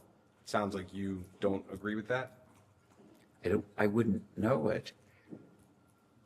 But I really don't know what his wealth is. But, you know, island house, all that, lifestyle, buying people's gifts, you know, and it would seem to me that having a good sense of how much money now he probably stole from us, or more than that, that we don't even know about yet, because it was disguised. I think it's a vast, I know, if you said it, to do all the things he did, and now I know he was, if you would, a bank robber. Bank robbers don't rob one bank. that was just, there's more there. And I can understand why people like myself who were robbed don't want to be mentioned because they don't want to talk about it. They don't want to, appear naive or dumb. I mean, when I look in the mirror, I know I see an honest person, but in this, I was completely blind. Okay. Thank you. We can go off the record.